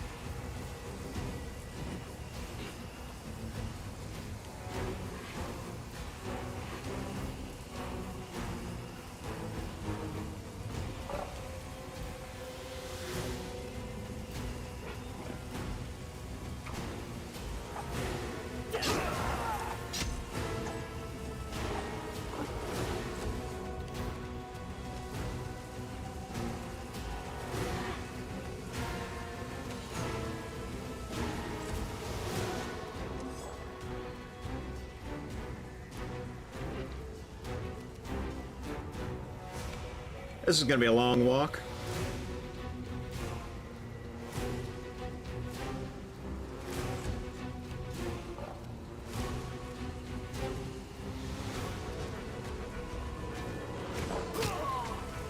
Is this a mock fight?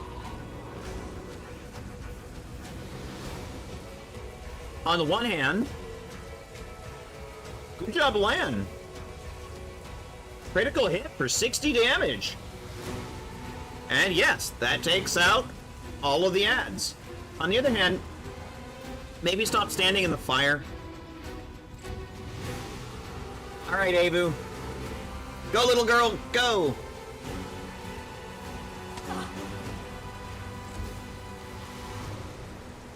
Into the fray!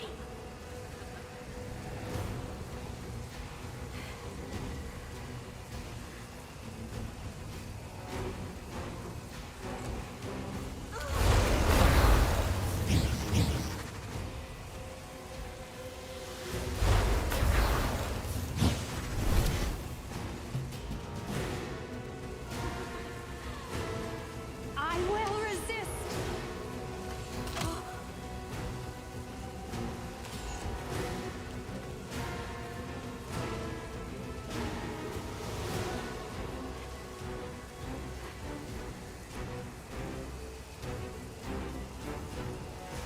Stab you or zap you? Line up. This will hurt.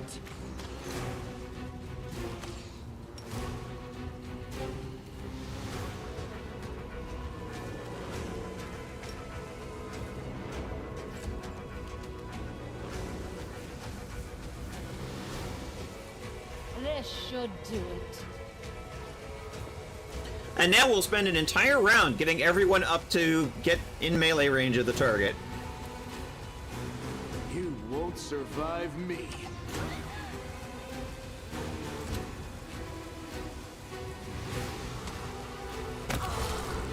One down.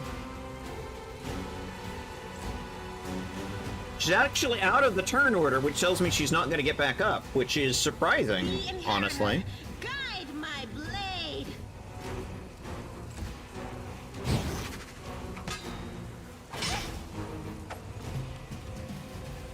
I almost feel sorry for you.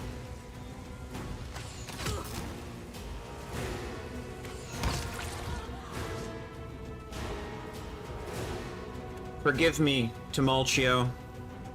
Forgive me, and farewell. She plants a kiss on his bloodied forehead. Let's go, Veshka. There's nothing left for us here. It's not your fault. He had a choice, and he chose evil. Choice and free will are just words that liars and manipulators use to justify their actions. I know this too well. It's easy to break a person's will. The freedom to choose means little when you don't know your options. No, don't console me. It's my fault. My last chance for atonement now lies dead. What happened here, everything he said, I need to reflect on it, but not right now. Later when I've had the chance to sort out my thoughts and emotions. Everyone leveled.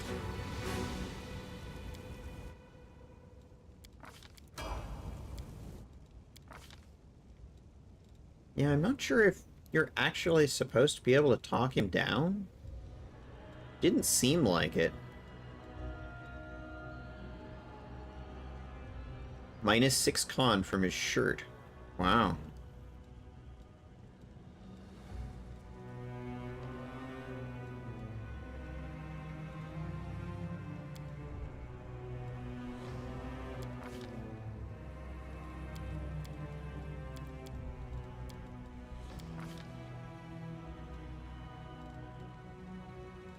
See invisibility, communal.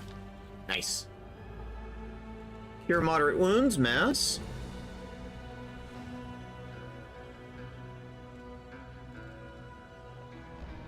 Song of Discord, greater. Getting up there in level. Getting some nice stuff now. Getting on towards endgame. Actually getting endgame spells.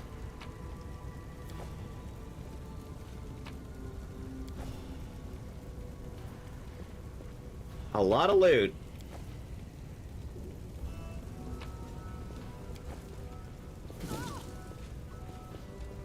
Out of the fire, kiddos.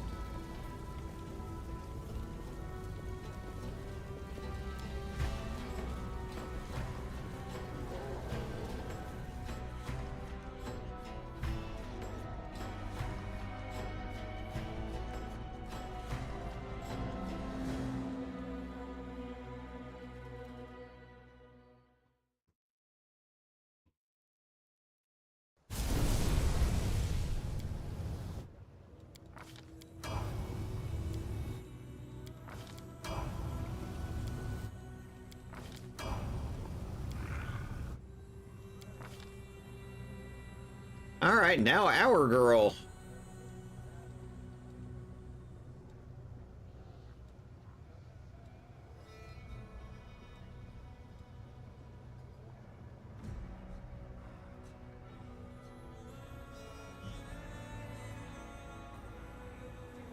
Fourteen, 14, 14, 14, 14. I have everything set to 14 as base. Alright.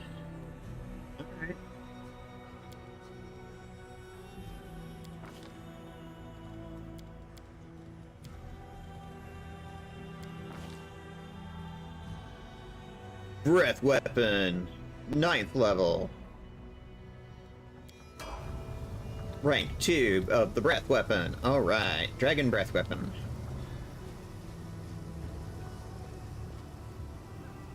Still don't know what that is. Oh well. So that's Arushale's mission. We need lands and Woljifs.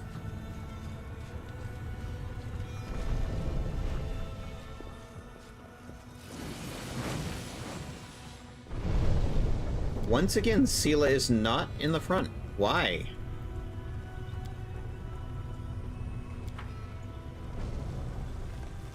In due time.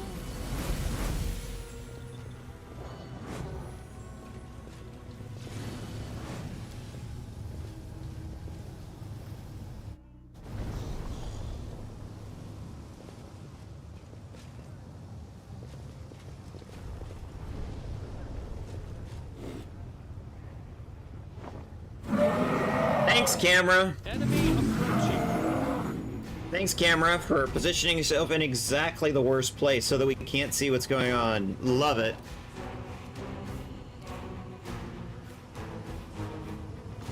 The abyss is for demons!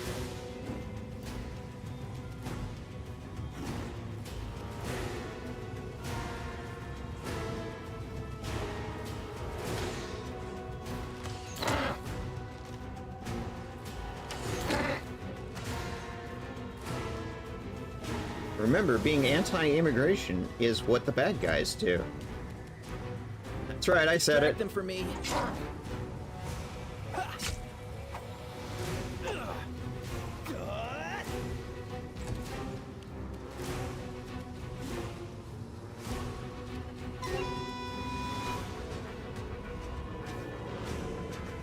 Let's try this way.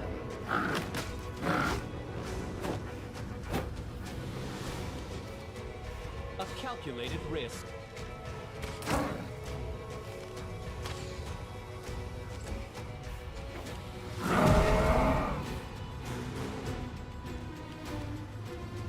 Endure this! Well, this is gonna take a while.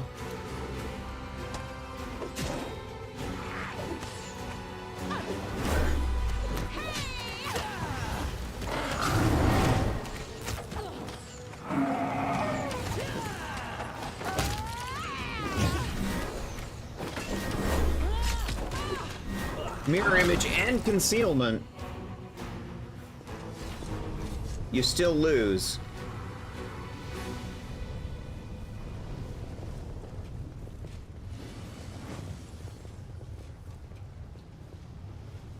Well, what's down here? Alright. Cool. What a find. Oh. Up there on the second floor. Interesting. Plan. I think we found it. Seven Melik's lair. His human eye is turned white, and something viscous and black is trickling from it, like his tears.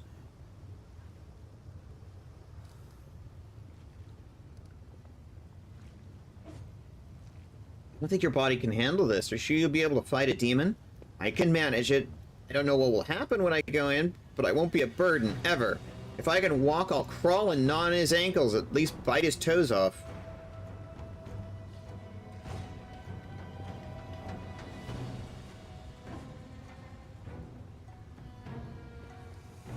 Alright, I'm gonna trust you. We'll finish him. I will fight. I'm ready. If not for this, then for what? If I kill him now, mongrels won't have to suffer ever again. If this is a rehearsal of my death, I'd rather die fighting that fiend than die like this. Okay. I'll go ahead. Well, he's no longer sickened. That's a good start.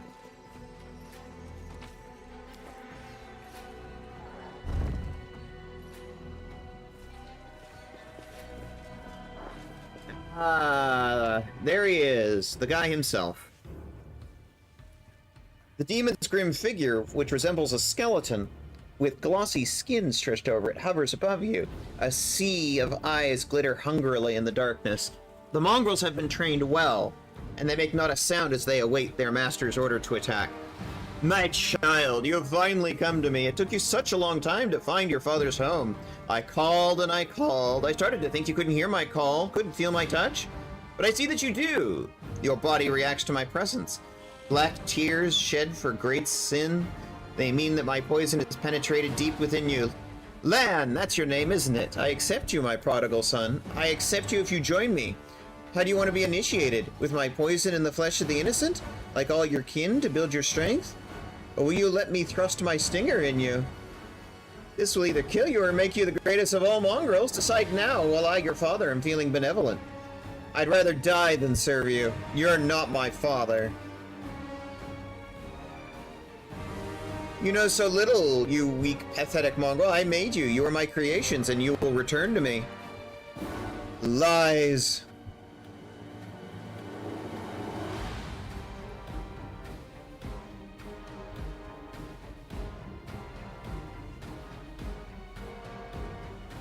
Lan, fight. It's just a demon. We've killed plenty before. You're stronger than this. I am. He tries to get up, but can't. He pounds his fist on the door in despair. No, I can't. I let you down, Commander. I'm done. Finish me off. It's better this way. Nothing's over as long as you're alive. I need you, Lan. Fight. Yes, just a minute. If you need me, I'll get up. It's just a few minutes. I can do it. I'll be fine. What do you mean you made them, Seven Melik? Yes, I was that filth. I was the sweet poison that corrupted them. I'll tell you my story, my naive commander. A long time ago, when the stupid mortals thought that one crusade would be enough, angels came down from heaven to fight among you. Pyrel, a child of light, led a troop of crusaders deep into the wound. Shut up, you scum. They walked for many days and lost their way. The wasteland seemed a labyrinth to them, as if someone had confused them on purpose. They ran out of food and water. Despair and incredible rabid hunger overtook them. Only Quarel kept going and demanded the same of them. And then one of the crusaders said, "He is a stranger, this angel. He is not one of us. If we kill and eat him, he won't be missed. His holy flesh will give us strength to get out of here. See how he walks so briskly without tiring. We'll gain his strength." The other crusaders were terrified. The more their hunger tormented them, the more eagerly they looked upon Quarel. Then one night in the darkness, they did what they had talked about.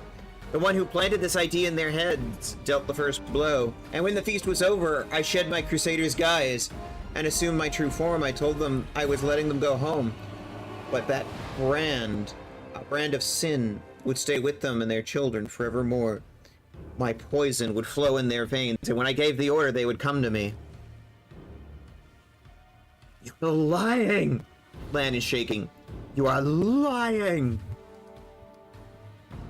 Your magic didn't affect Lan in the caves below Canabras, but now it's turning him inside out. What's changed? Do you really think all my powers are as crude as that? In the caves, I summoned those I chose. Here I'm calling to the blood of all of my children.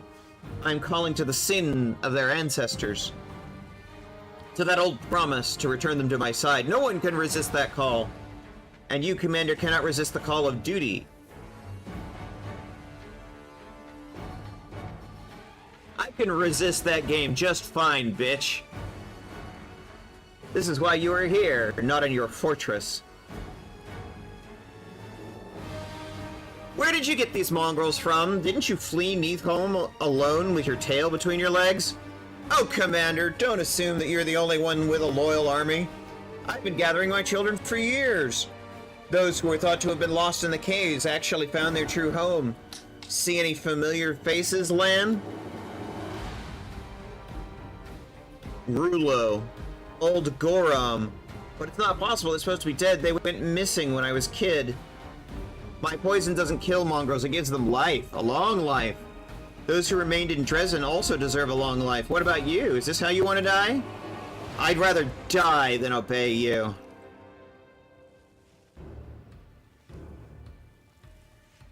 Enough talking. It's time you paid for everything. Oh no, Commander. While I did receive mythic power from my master, I'm not in the mood to fight now. It's time for to visit my children in Dresden, the city you abandoned. Without me, they're wandering in darkness, but I will give them power. Too bad you won't be able to follow me. We'll literally be worlds apart. No, you won't touch them. Kill me, but don't touch them. What are you talking about, my child? Of course I will kill you. Not personally, though. I'll leave that in the capable hands of your kin. They may be few, but each one of them is worth a dozen experienced soldiers, and if you happen to survive, next time we meet, I will have an army. Perhaps even more familiar faces in it, Lan.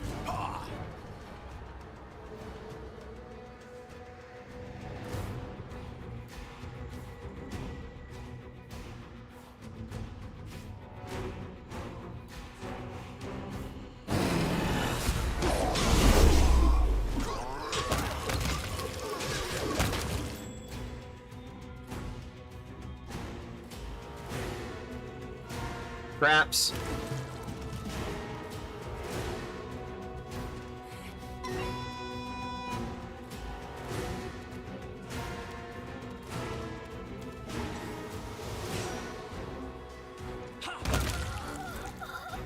You want a melee, Vesic?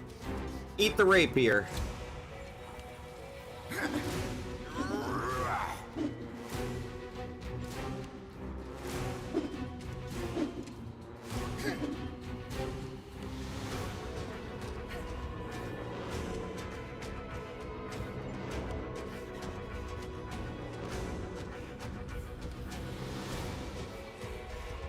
This feels like it's gonna take forever. What I was made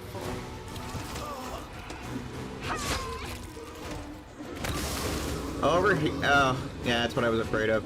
Make every strike count. Stop setting off the traps, please.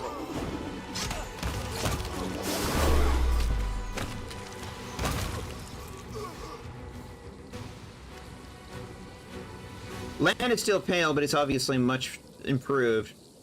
Strange feeling. I have to stop thinking about my tribe and fulfill my duty as a crusader, but I can't. I'm a mongrel, and I have a duty to mongrels, too. My heart is like my face now, split in two. A cold-blooded half telling me to forget about my tribe, but my human half is so desperate to find a way back to Golarion. Until we do what the Queen sent us here to do, we can't leave this place, right, Commander? Tell me. I need to hear it. The mongrels are safe in Dresden, no matter what that demon said. And only we can carry on our mission here. Lan takes a deep breath and exhales loudly. You're right.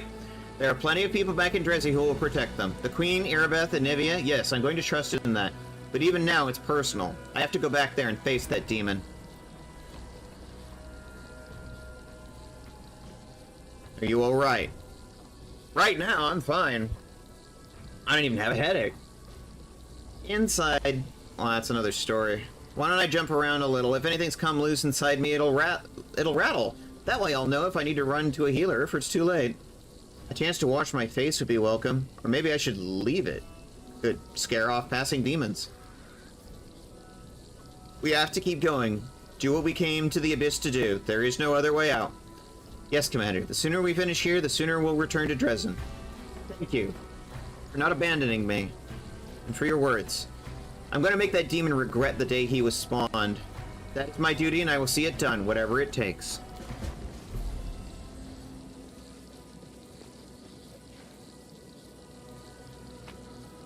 God damn, what a massacre.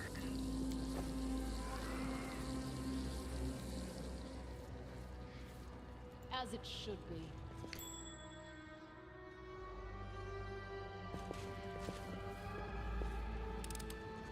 Pretty good, aren't I?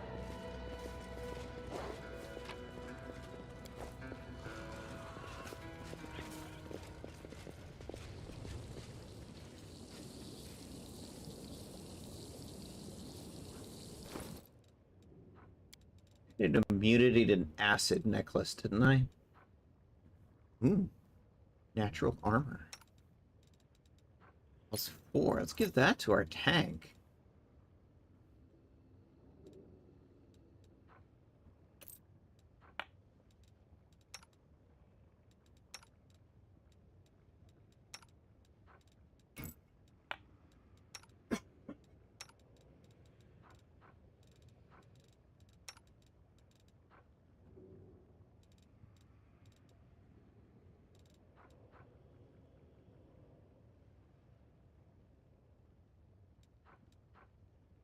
I don't even remember where it was. I'm prepared.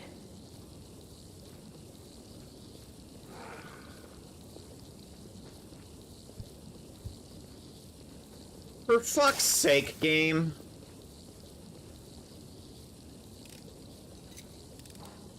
I'm glad I was useful to you.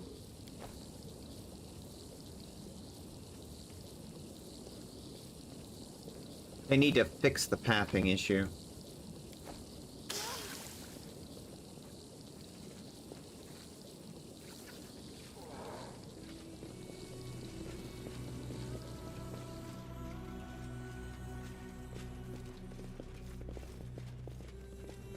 Well, 2 missions down. Ruchelet's mission and lands.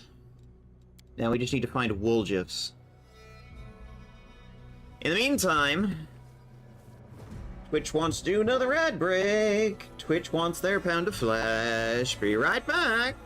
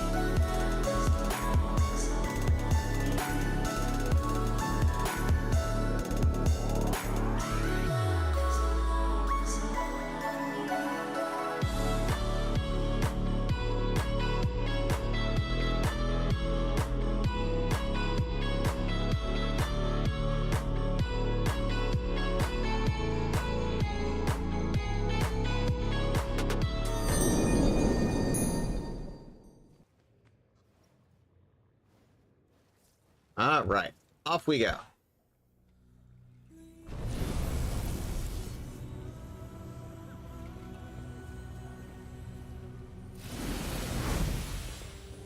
We were wandering around this whole area. Still trying to find the Woljif mission.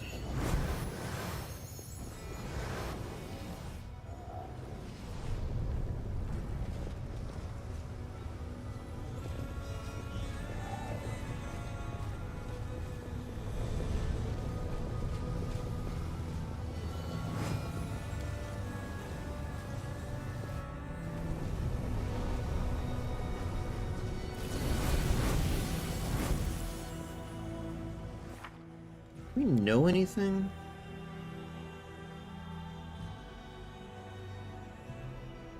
The only thing remaining is to win the favor of the most influential person in the city after Nocticula. So Shamira?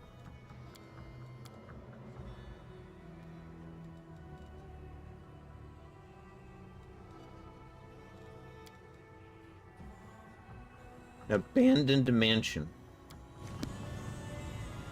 Somewhere in the upper city.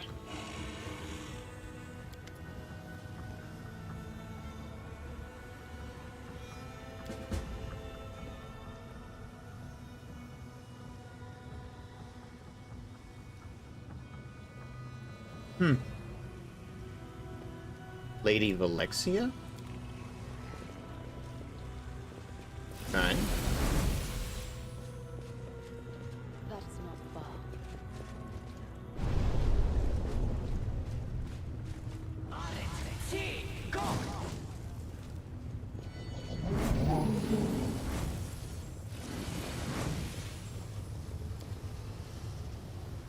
I don't actually know where to find this, so I'm just trying to look around a little.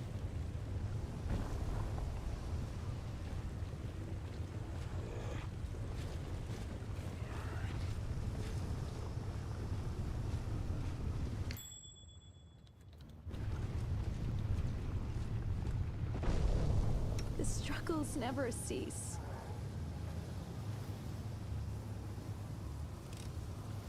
I finished here. Ah, abandoned mansion. That looks right.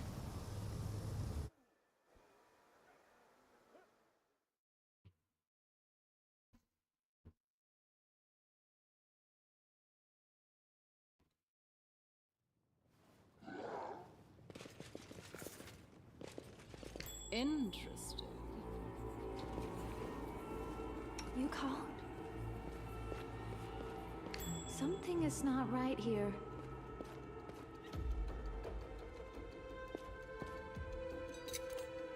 I finished here. Is there more?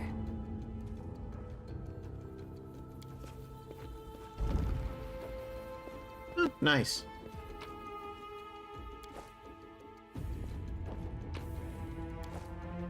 Lovely. I will follow my dream. Indeed you will. 500 gold. Worth.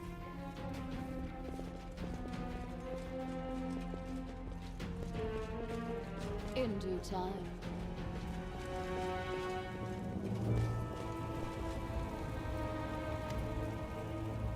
I knew the spawn of Yegfeles would come gaze at his inheritance. Pathetic, stupid nobody. You think you'll be lucky a second time? Run, little tiefling. Run away and don't stop, and maybe you'll survive a little longer. Ah, you're Vodiel. But I'll still find you. No matter where you run, and I'll suck your eyes out of their sockets like grapes from their skins. You think I was just lucky, you lizard? I had the chief with me then. And I don't need the chief to kick your ass. I came for my inheritance, for my power, and when I get it, we'll see who's laughing then. Why are you so eager to destroy Woljif? He hasn't done anything to you. He and Yegelfeles are all guilty before my mistress by virtue of their very birth. Lady Hepsamira, the strongest child of Baphomet, hunts down her unworthy brothers and sisters, because she alone should stand before the throne of her father, the Lord of the Labyrinths. I will tell you how Yegelfeles was killed. you pile of refuse, and this story will be the last thing you hear. No one can escape from Mistress Hepsimira. Yegphilas tried. At first, he settled down here, in Lucianira. He thought that the lands of Nocticula would know when we get him. I found him for my mistress. When he sensed me, he locked me in his treasure room like a cowardly rat, not wanting to accept his inevitable death. I carved through his henchmen and reached his hiding place. The bones of those who did not have time to flee crunched beneath my feet. I tore down the doors of the treasure room, pretending to myself that I was ripping apart that pathetic little coward. But inside I found only a corpse. Oh, my lady was so pleased, but I knew something was wrong. The corpse lay in front of me, but I felt sure that Yegphilas had escaped. I tortured his servants until they revealed the secret of the moon of the abyss. I made them search every corner, but the moon was gone. How many years I searched for it. And then I found not only it, but this tiefling as well. Lady Hepsimira will reward me when I bring her a horned skull of a defective spawn that dishonors the blood of Baphomet. And she will reward me twice over when I reveal to them the escape of that scum Yegphilas. So, Woljif is a descendant of Baphomet himself? You're telling me I'm related to old Baffy? How did that happen? Lord Baphomet conceived many demons, many bastard children unworthy of their father.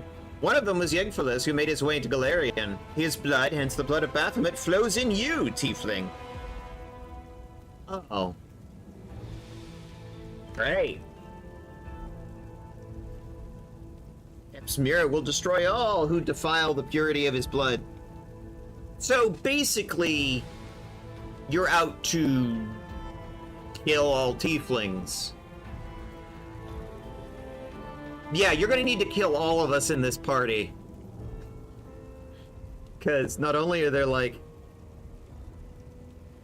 3 tieflings, Veshka, Woljif, and Vesik. Yeah. Good luck! Hold on. Does this mean that when you were telling me about all those tales about actually being a prince of a faraway land, you were actually telling the truth? Looks like it. Go figure. I mean, I thought I was lying, but it turns out I tripped over the truth without even knowing it. You sure did. I seem to recall you wangling 10 coins out of me, promising to repay me with heaps of gold once you found your family and your inheritance. Well, time to pay up. The thing is, my family's still alive and kicking, see? Why don't we revisit this topic when we're not under the threat of a slow, painful death? What is Moon of the Abyss? Ask the tiefling if Yegphilas left the moon for him. He should know the answer. Nobody explained nothing to me. I don't even know why it's so important. Why does nobody ever tell me anything? I don't even know who this Yegphilas guy is. My grandpa, great-grandpa, uncle? Stupid tiefling. You don't even know why you're going to die. The demon that caused you to be born will also be the cause of your death.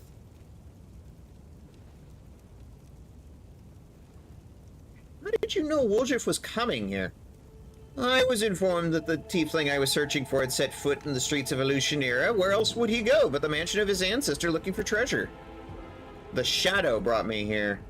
The Shadow should have known you were here, because it always protects me from you, but why? Why didn't it warn me?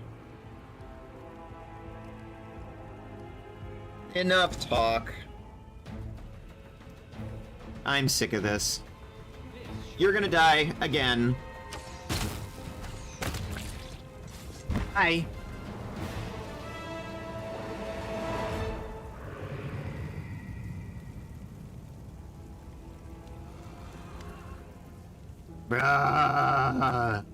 Revenge on Hepsimira and her henchmen, says Yegphilas. Woljif, my heir. Grandpa! I mean, Your Honor, I don't know what to call you. I've never had a grandpa like this before.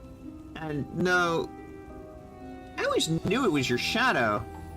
So you're my guardian demon, huh? Why not? I always knew it was special. A prince or something.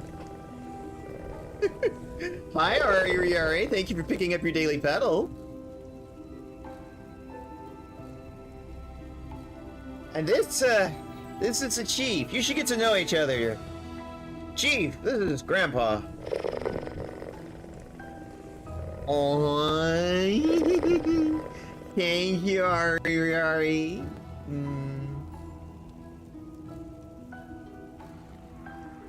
Welcome in.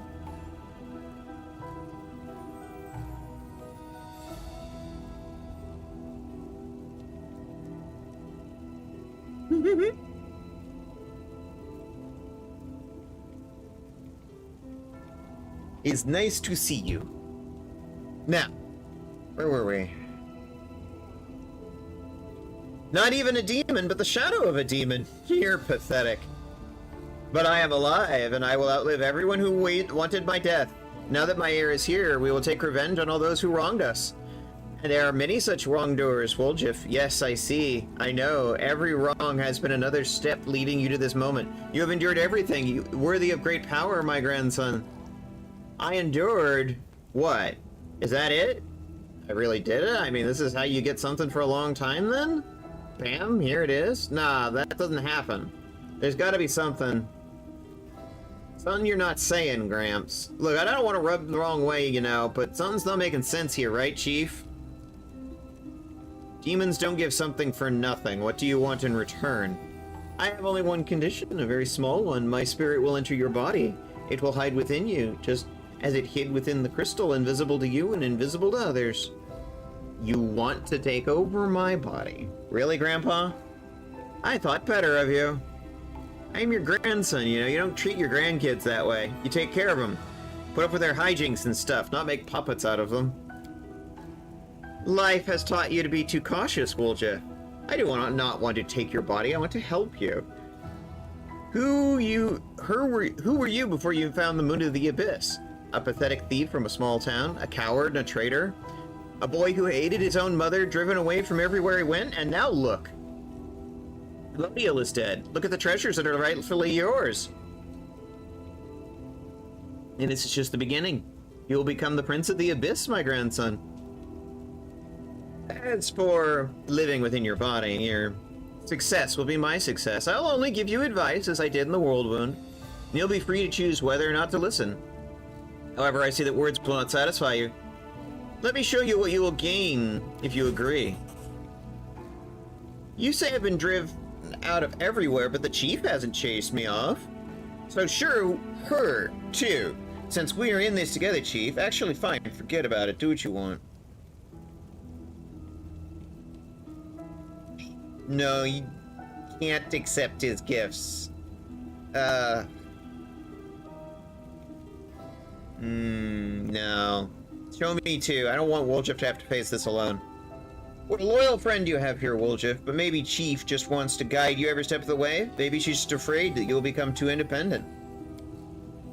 I don't know, Gramps. Maybe you're right, but even if the Chief mouths off, even if she doesn't do what I like, she's still the best thing that ever happened to me. At least let her look. As you wish. Close your eyes, and I will show you the world. What the world will be like when the dark moon of the abyss rises.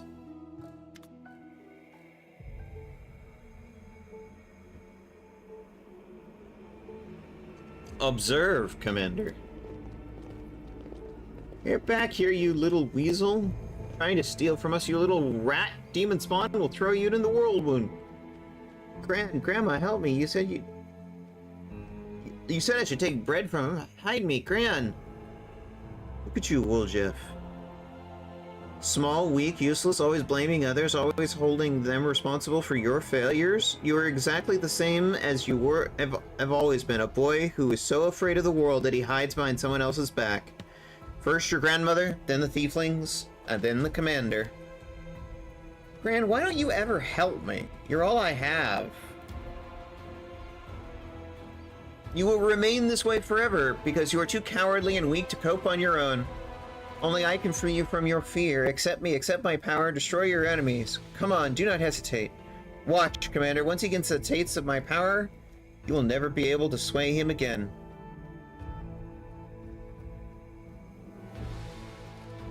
Woljif, you're not a lonely child anymore. You do not need the powers of a demon. You have powers of your own. And you have my help. Chief, you're here! Now suddenly he's full grown. Let's wipe the floor with him. Me and you have fought against demons. What can a bunch of bandits do? Victory is certain!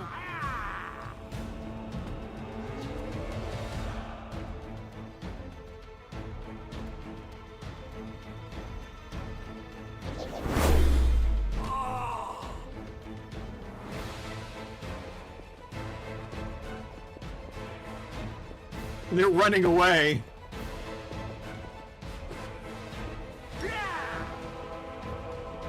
This will hurt. A calculated risk.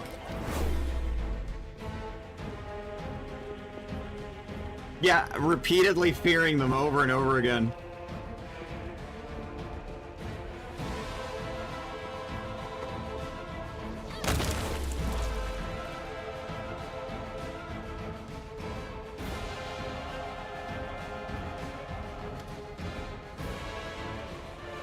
When the darkness dissipates, you find yourself in a familiar basement, the one belonging to the Thieflings. Karasimi and the others stand across from you menacingly as they did before, and next to Woljif is you. I thought better of him. I trusted you. You'll never change, Woljif. I wasn't wrong about you after all. You are a traitor. I took you into the gang because I heard you were a master lockpicker. I was warned you were a traitor, but I didn't listen. I took you on for what? You only endangered the family. But I didn't betray you. I only took what belongs to me, right? Chief? It's your fault I've been treated badly. Maybe if you were nicer, I wouldn't have done it. Don't try any of your fast talk on them. It's useless. Deep down, you wanted your chief to appreciate you. And for the Thieflings to love you for who you are. So that they could really become your family, since your blood relatives were never there. But look at yourself, a coward, a thief, a loudmouth, a street rat, and even a demon spawn. Who'd even want to accept you? There's nothing in you worthy of any interest. Take my power, Woljif, and enchant them. They'll praise your name endlessly. You'll bask in their adoration. You can't make them love you. Try to tell them how much the Moon of the Abyss means to you. If they don't understand, remember that I understand.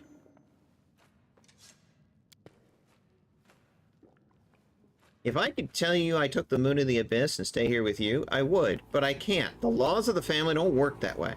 I'm sorry it ended this way, sister. I had fun with you a lot. You're the best gang I ever had, you were. It doesn't matter if you love me or not. I knew it. You've always been a nasty street rat. You always will be. What kind of rubbish are you talking, Woljif?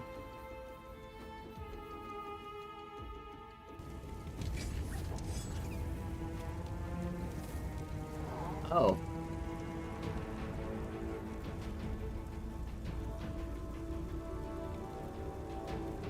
The darkness dissipates again, and like the last illusion, you see not one Woljif in front of you, but two. The second looks at Samira, who's before him. He looks like an exact copy of himself, but something in him has changed imperceptibly. His presence is cold, and there is greatness like an aura of darkness. Now look, Commander. No, don't kill me. Have mercy. See what my power bestows, imprisoned in a crystal. I felt how he called to me, how my magic was changing. I can defeat Samira, even Baphomet himself. With my power, you can easily crush your enemies. Any crusade will seem like a leisurely stroll. Now come, let me guide my heir to the right path. Is this what I'll become like if I accept your gift, Grandpa? I do look pretty good. So we need to decide now, right? There won't be another chance? Alright, I'll have to ask the Chief one last time. What do you reckon, Chief?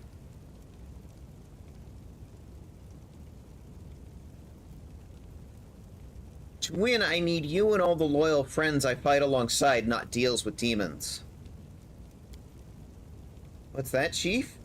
You can't do without my high-quality goods from the best warehouses of the family? You know, life's not bad with you, Chief. Although I've already developed a tick in my tail after all the adventures we've been through. And all in all, what's left to think about? Hey, Gramps, I've decided. This thing's beautiful and expensive, of course, and I'll miss it, but I don't need suspicious crystals, you know. I'll get rich after this trip and buy myself some ordinary ones. Weak coward! You give up my power for what? Human sentimentality? Friendship? You, who's never before believed in all those sweet words, have allowed them to poison your mind! Hey, no, Gramps. I've been watching the Chief for a long time. After all the stuff she's done and said, she's never once lied to me. Not ever. She was on my side when nobody else was, and you sat in a medallion and waited for your prophecy to be fulfilled, so you could put me on and wear me around like a little meat vest. Think on it good and hard, Grandpa. Of the two of you, who do you think I'd trust?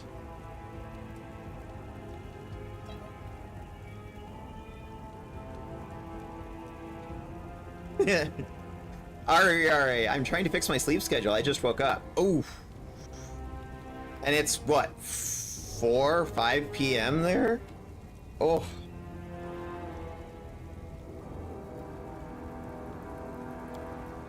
Stupid little rat. I thought better of you. Apparently your horns have finally grown through your brain. I'll have to beat all that nonsense out of you. You will only serve me.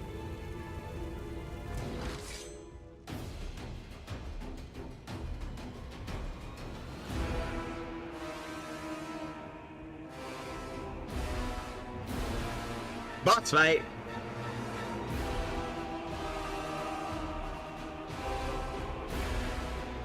Woljif is not in the turn order.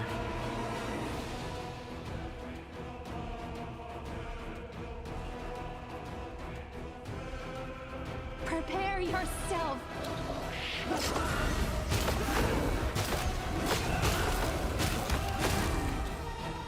The light. Take you. Killed the 2 ads. Looks like Woljif is over here fighting Big Daddy. Desna, guide my head. Bye. Well, that's that, I guess. And I was just getting used to having a grandpa. He's not the type who will teach you how to fish and fill a pipe, you know, but he's alright. Probably even decent for a demon. Not surprising that Gran remembered him well. But who gives a damn about Grandma? Chief, I mean... Thanks. I don't know why you've treated me so... I'm nothing, you know? Well, look at me and... and you... But it turned out that we're, well... friends? Actually, friends. And you've been there for me. Why are you looking at me? I'm not crying. my voice is like this because my throat's dry. It's dusty in here. That's why my throat's itchy, and my eyes are watering, and my nose is running.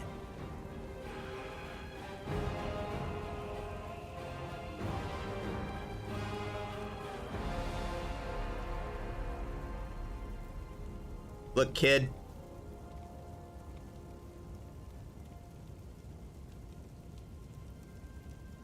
You and I both have the same ancestry problem, alright, Woljif?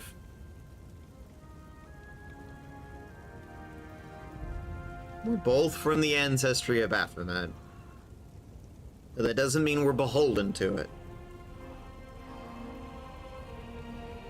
We can fight back, long as we stick together. Look each other out, okay? What are you gonna do now? Now? Are you the chief or what? You tell me. You know, I've got a good feeling about our campaign. So far, we've dealt with everything that's been thrown at us together. I'm starting to think the wrong gang was called the family, you know? I'm with you to the end, Chief. And after the campaign, well, you'll have to live long enough to find out. Let's defeat all the demons and then we'll see. What are you gonna do to the Moon of the Abyss? Huh? Woljif uses a dagger to pry the crystal from the setting. I'll keep the setting. It's nice work. Delicate, and another stone will look better in it. And then with a I'll blast keep of it, magic so I don't and forget lightning, the choice I made and why. shatters I'll the just gem. Get it out, look at it, and remember. Oh, and then if I live long enough to open my own shop, just a thought, you know, I'll put it in a glass case where everyone can see it and drive themselves sick with jealousy. Let's get out of here. Well, so long to the old family nest. It's a pity I can't bring this back to Golarion. Well, not all of it. But there is something we can do. Hey, Chief. Let's clean this place out from top to bottom, so not even a speck of gold is left behind. Deal, Wooljeff. Might be trap, might be treasure. All according to plan.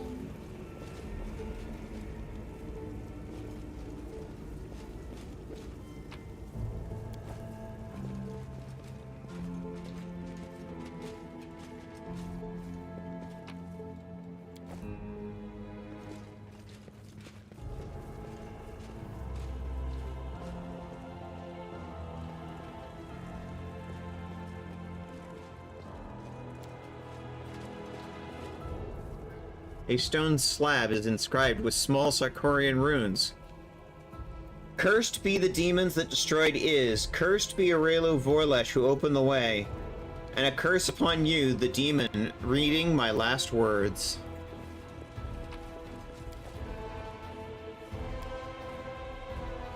Statue of a mummified Merilith.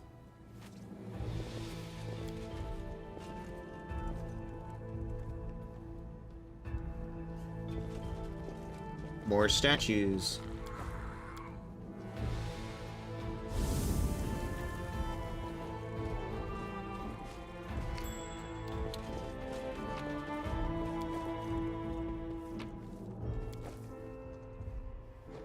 Doubt is the heart's greatest challenge.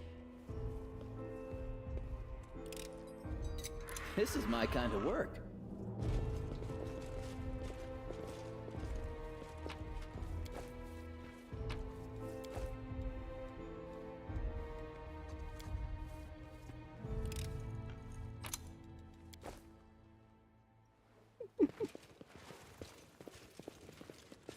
Oh, another side room.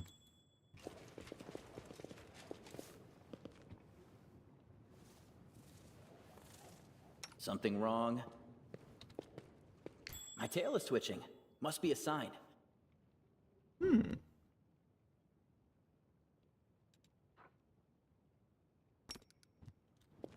This spell. No, really. This is my kind of work. Pretty good, aren't I? 4,000 gold.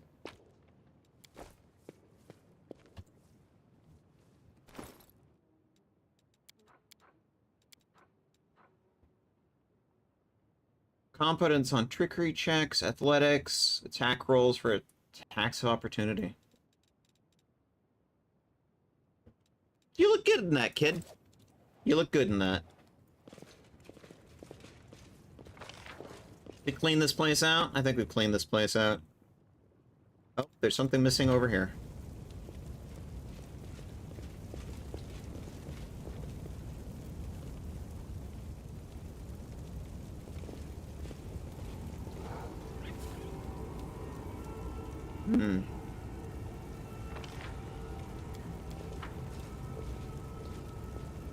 I don't see anything there.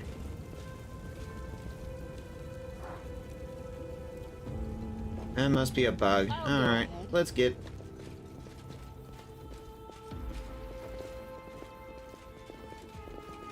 Oh, I see another side room.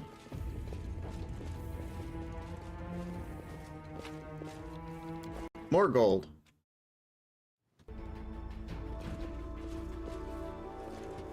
Like Mordor.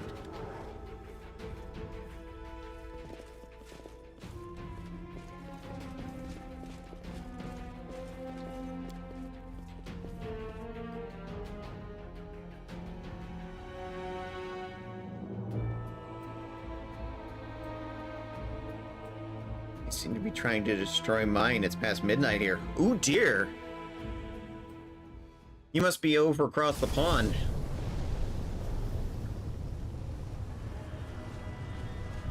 As it should be.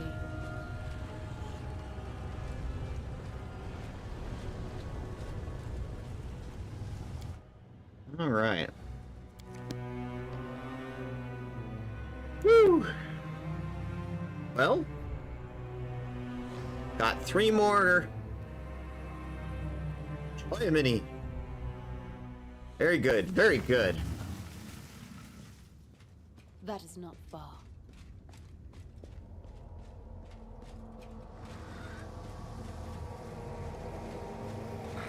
How you doing, Arushale?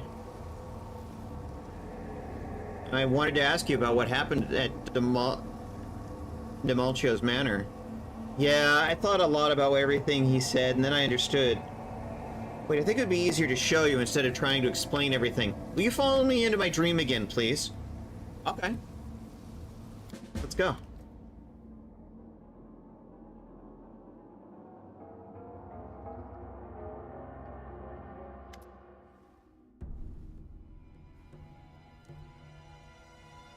Arushale's dream is filled with smoke.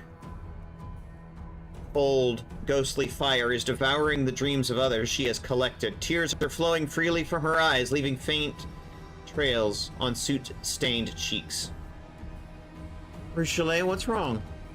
My dreams. It was all a mistake. Do you remember what we saw in Demolchio's mansion? What he said about dreams coming true? Food, riches, the demise of his enemies?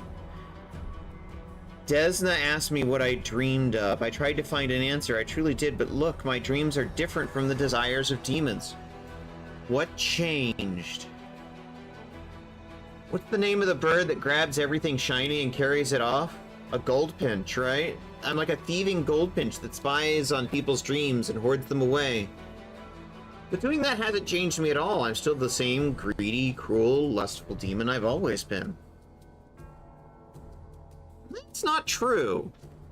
You're not like other demons. You do good. I force myself to do good every day. I help mortals. I protect them from other demons. But can my actions change my inner nature at all? If I'm still a demon inside, what does it matter? What if, even knowing it, I simply ingratiate myself with you so I can seduce, betray, and murder you? I don't want that, but my black heart does.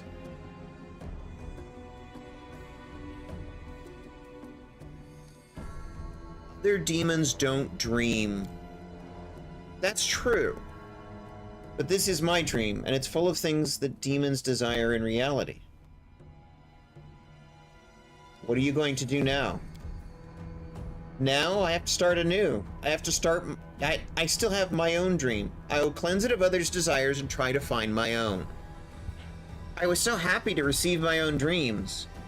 And now it's so difficult to get rid of them. Will you help me destroy all this? I fear I won't manage on my own. Burn Arushale's dreams.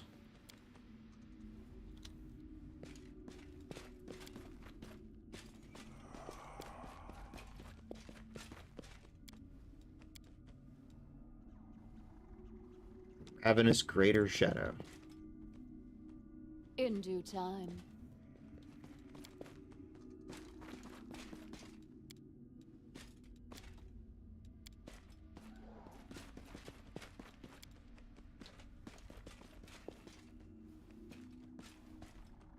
All according to plan. Thank you, Veshka. Giving this dream. It's a beautiful dream. But it isn't mine.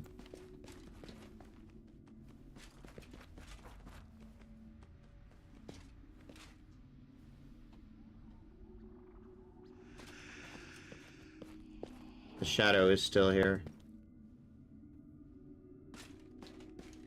I'll go ahead.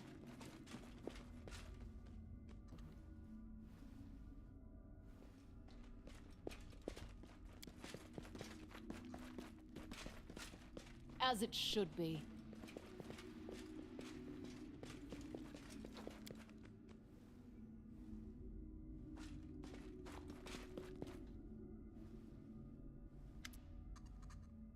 Arushale's dream has been swallowed by flames. Ribbons of smoke drift away, carried by the intangible wind.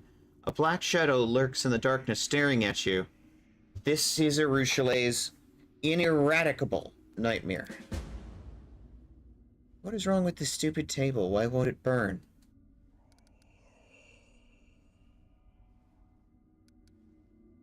What if this is the real dream? Your own dream, not something you've overheard. This furniture? This is what I dream of? Furniture? I mean, your nightmare didn't burn either. No, it didn't. That thing won't leave this place. Ever. Think about it. Why this table? Why is it important? I don't know, I don't. It's just a table. Nevia's fresh bread used to be here, but now it's gone, and yet the table remains. What now? Is it truly the end of your dream? I don't know. I probably won't do anything yet. Everything is burned down apart from my nightmare and this table. You know, I might just... That won't do. I'm sorry, I need some time. I need some time alone to think about it and sort out my head. Can we discuss this in a few days? For now, let's just go back to the real world.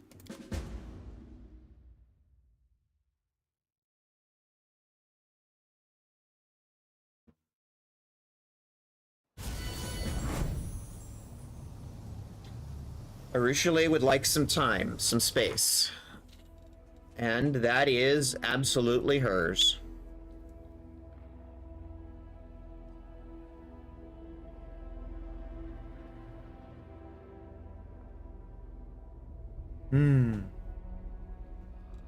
Okay. The fearless flirt.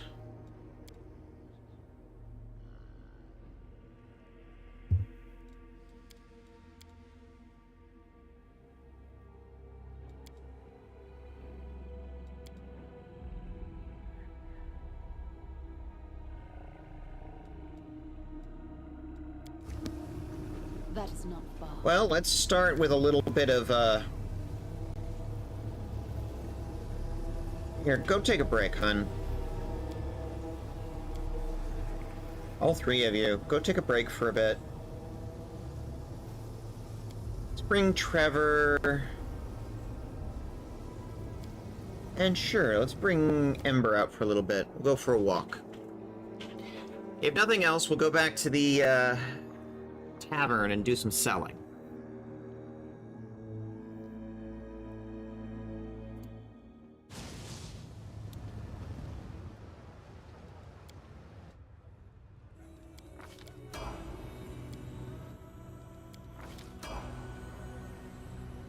What do we got here?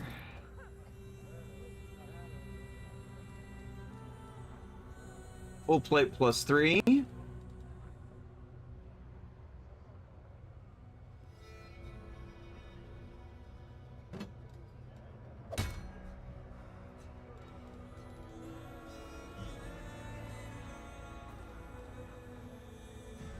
Six base armor class, pretty decent.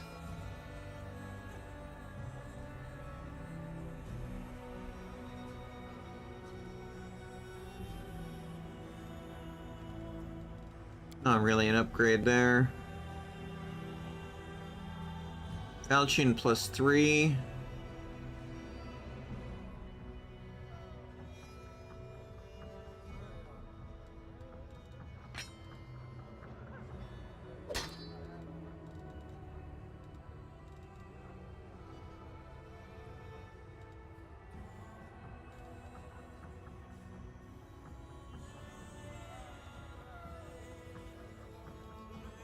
Might be an upgrade, kind of.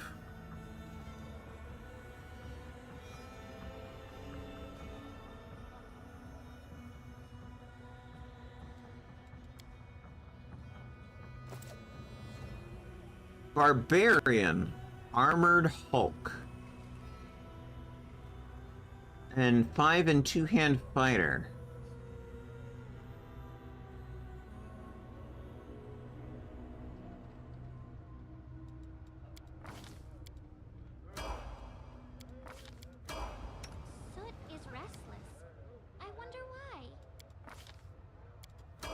Limitless range, power attack mythic, leading strike, weapon focus, falchion.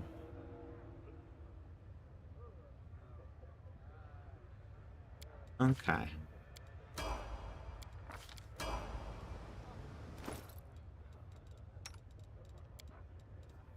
Do I have anything that's a falchion besides what he took off?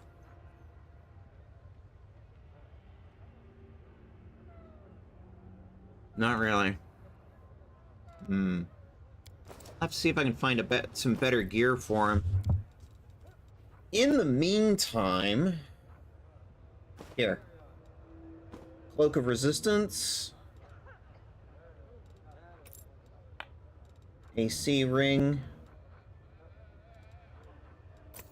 AC necklace.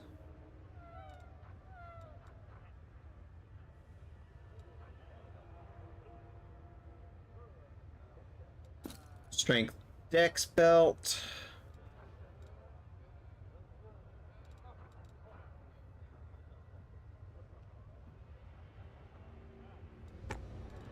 A helmet.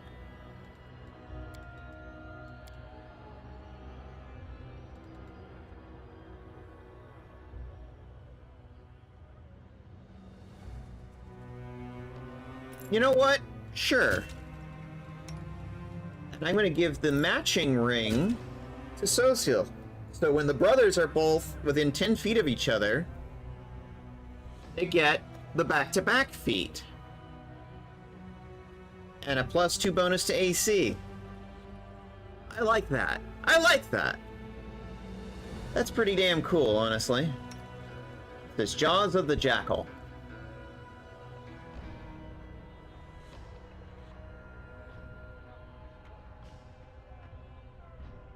Bleh. Chaotic neutral. I don't know that that would really help that much. Bracers of armor +5. Yeah, that's not gonna do you any good. Stacking bonuses do not stack.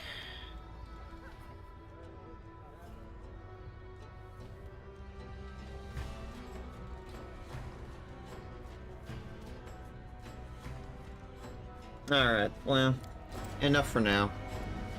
We've got him some gear.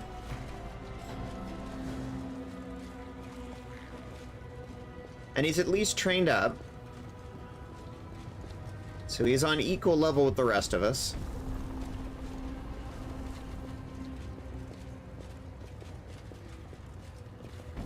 In due time.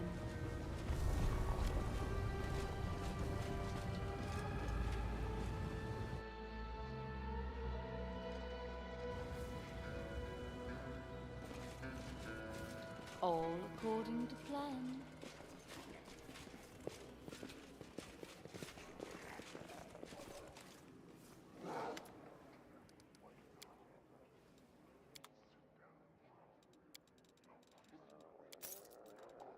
There we go. Better.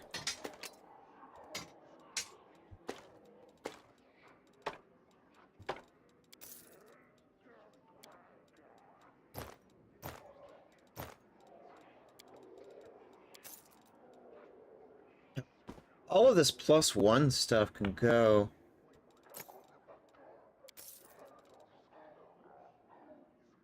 Pretty good money.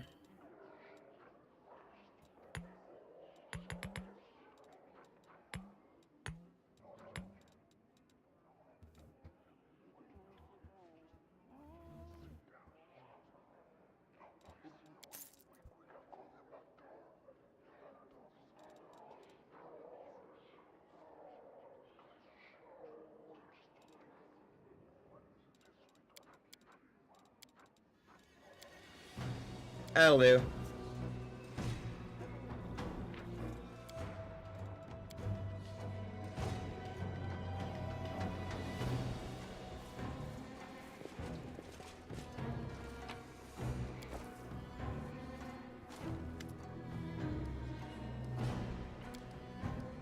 Oh, fine.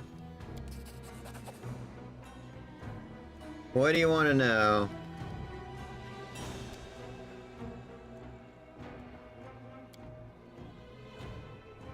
Pity that you caused such trouble in the flesh markets. Can't buy a decent slave anymore. The slums are now filled with well-heeled folk looking to snatch such a burly dredge in a dark alley so they can chain it up in their mansion. Yeah, yeah. I destroyed the slave markets.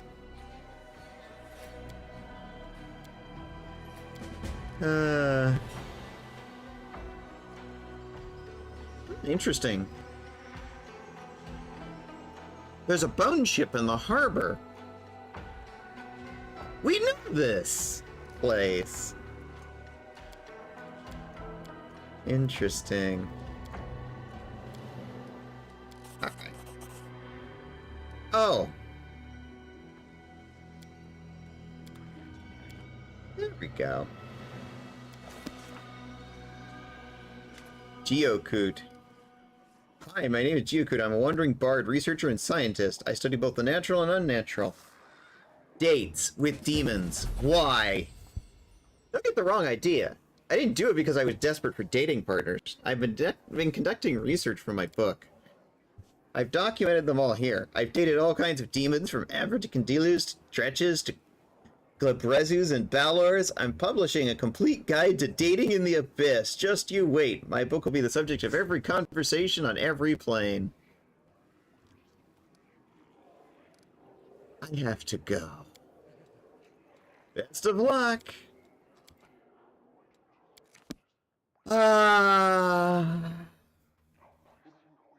Okay. Cool. Well, at least we got the coin for the tavern, so we can go back to the tavern if we want.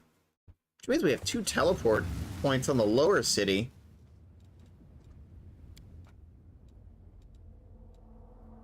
The tavern and the Colosseum. And then we have the flesh markets that we completely razed to the ground. Still don't have anything in the upper city, though.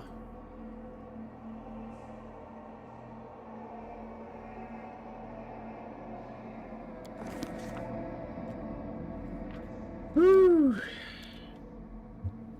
And we're going to need a couple of days so that Arushale has some time to talk. If there's one thing I'm not going to do, I'm not going to, like, force myself on her or anything, or force her to talk, stuff like that. It's just, like, that's not the way I roll, you know? Somebody asks for some space, I'm gonna give them their space. It's just the way I roll.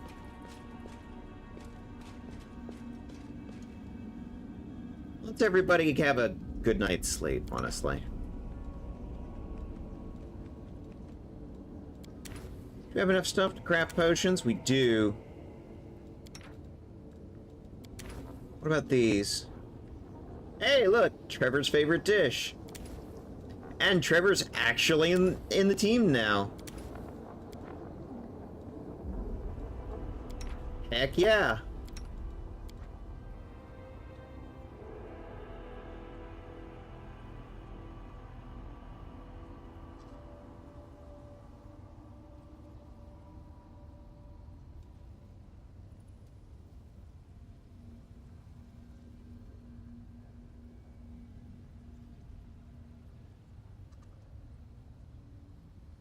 And there we go.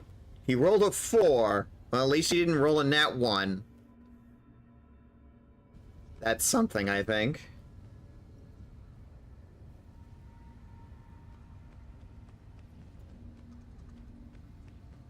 Alright.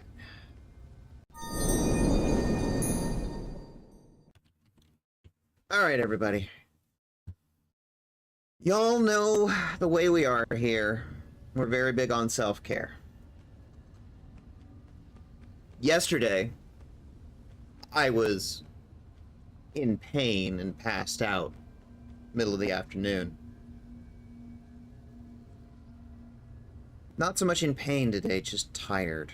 And honestly, let's face it, I think I perform badly for you when I'm tired and exhausted.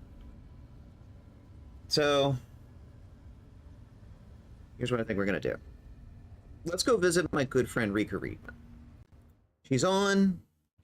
I think she's a great streamer. Let's go visit her. And I'm probably going to put my ass in bed. Goodness knows Nexu needs to. I'm looking at you, Nexu.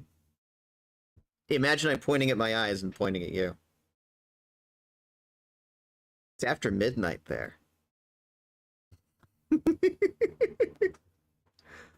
All right.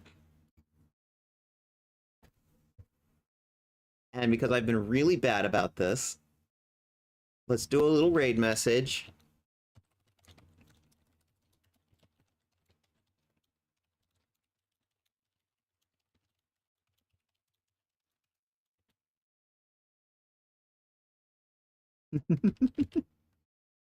There you go. Hey, remember to self-care, Dexu. Remember to self-care. Don't be sorry for doing a self-care. Tomorrow we're going to do BG3. And then episode 2 of Blood of the Triad, our new series. I hope everybody enjoys, and remember, take care of yourselves, take care of each other, take care of the planet. And I'm going to go live up to my own motto right now. See you tomorrow, everybody. Thanks for coming by.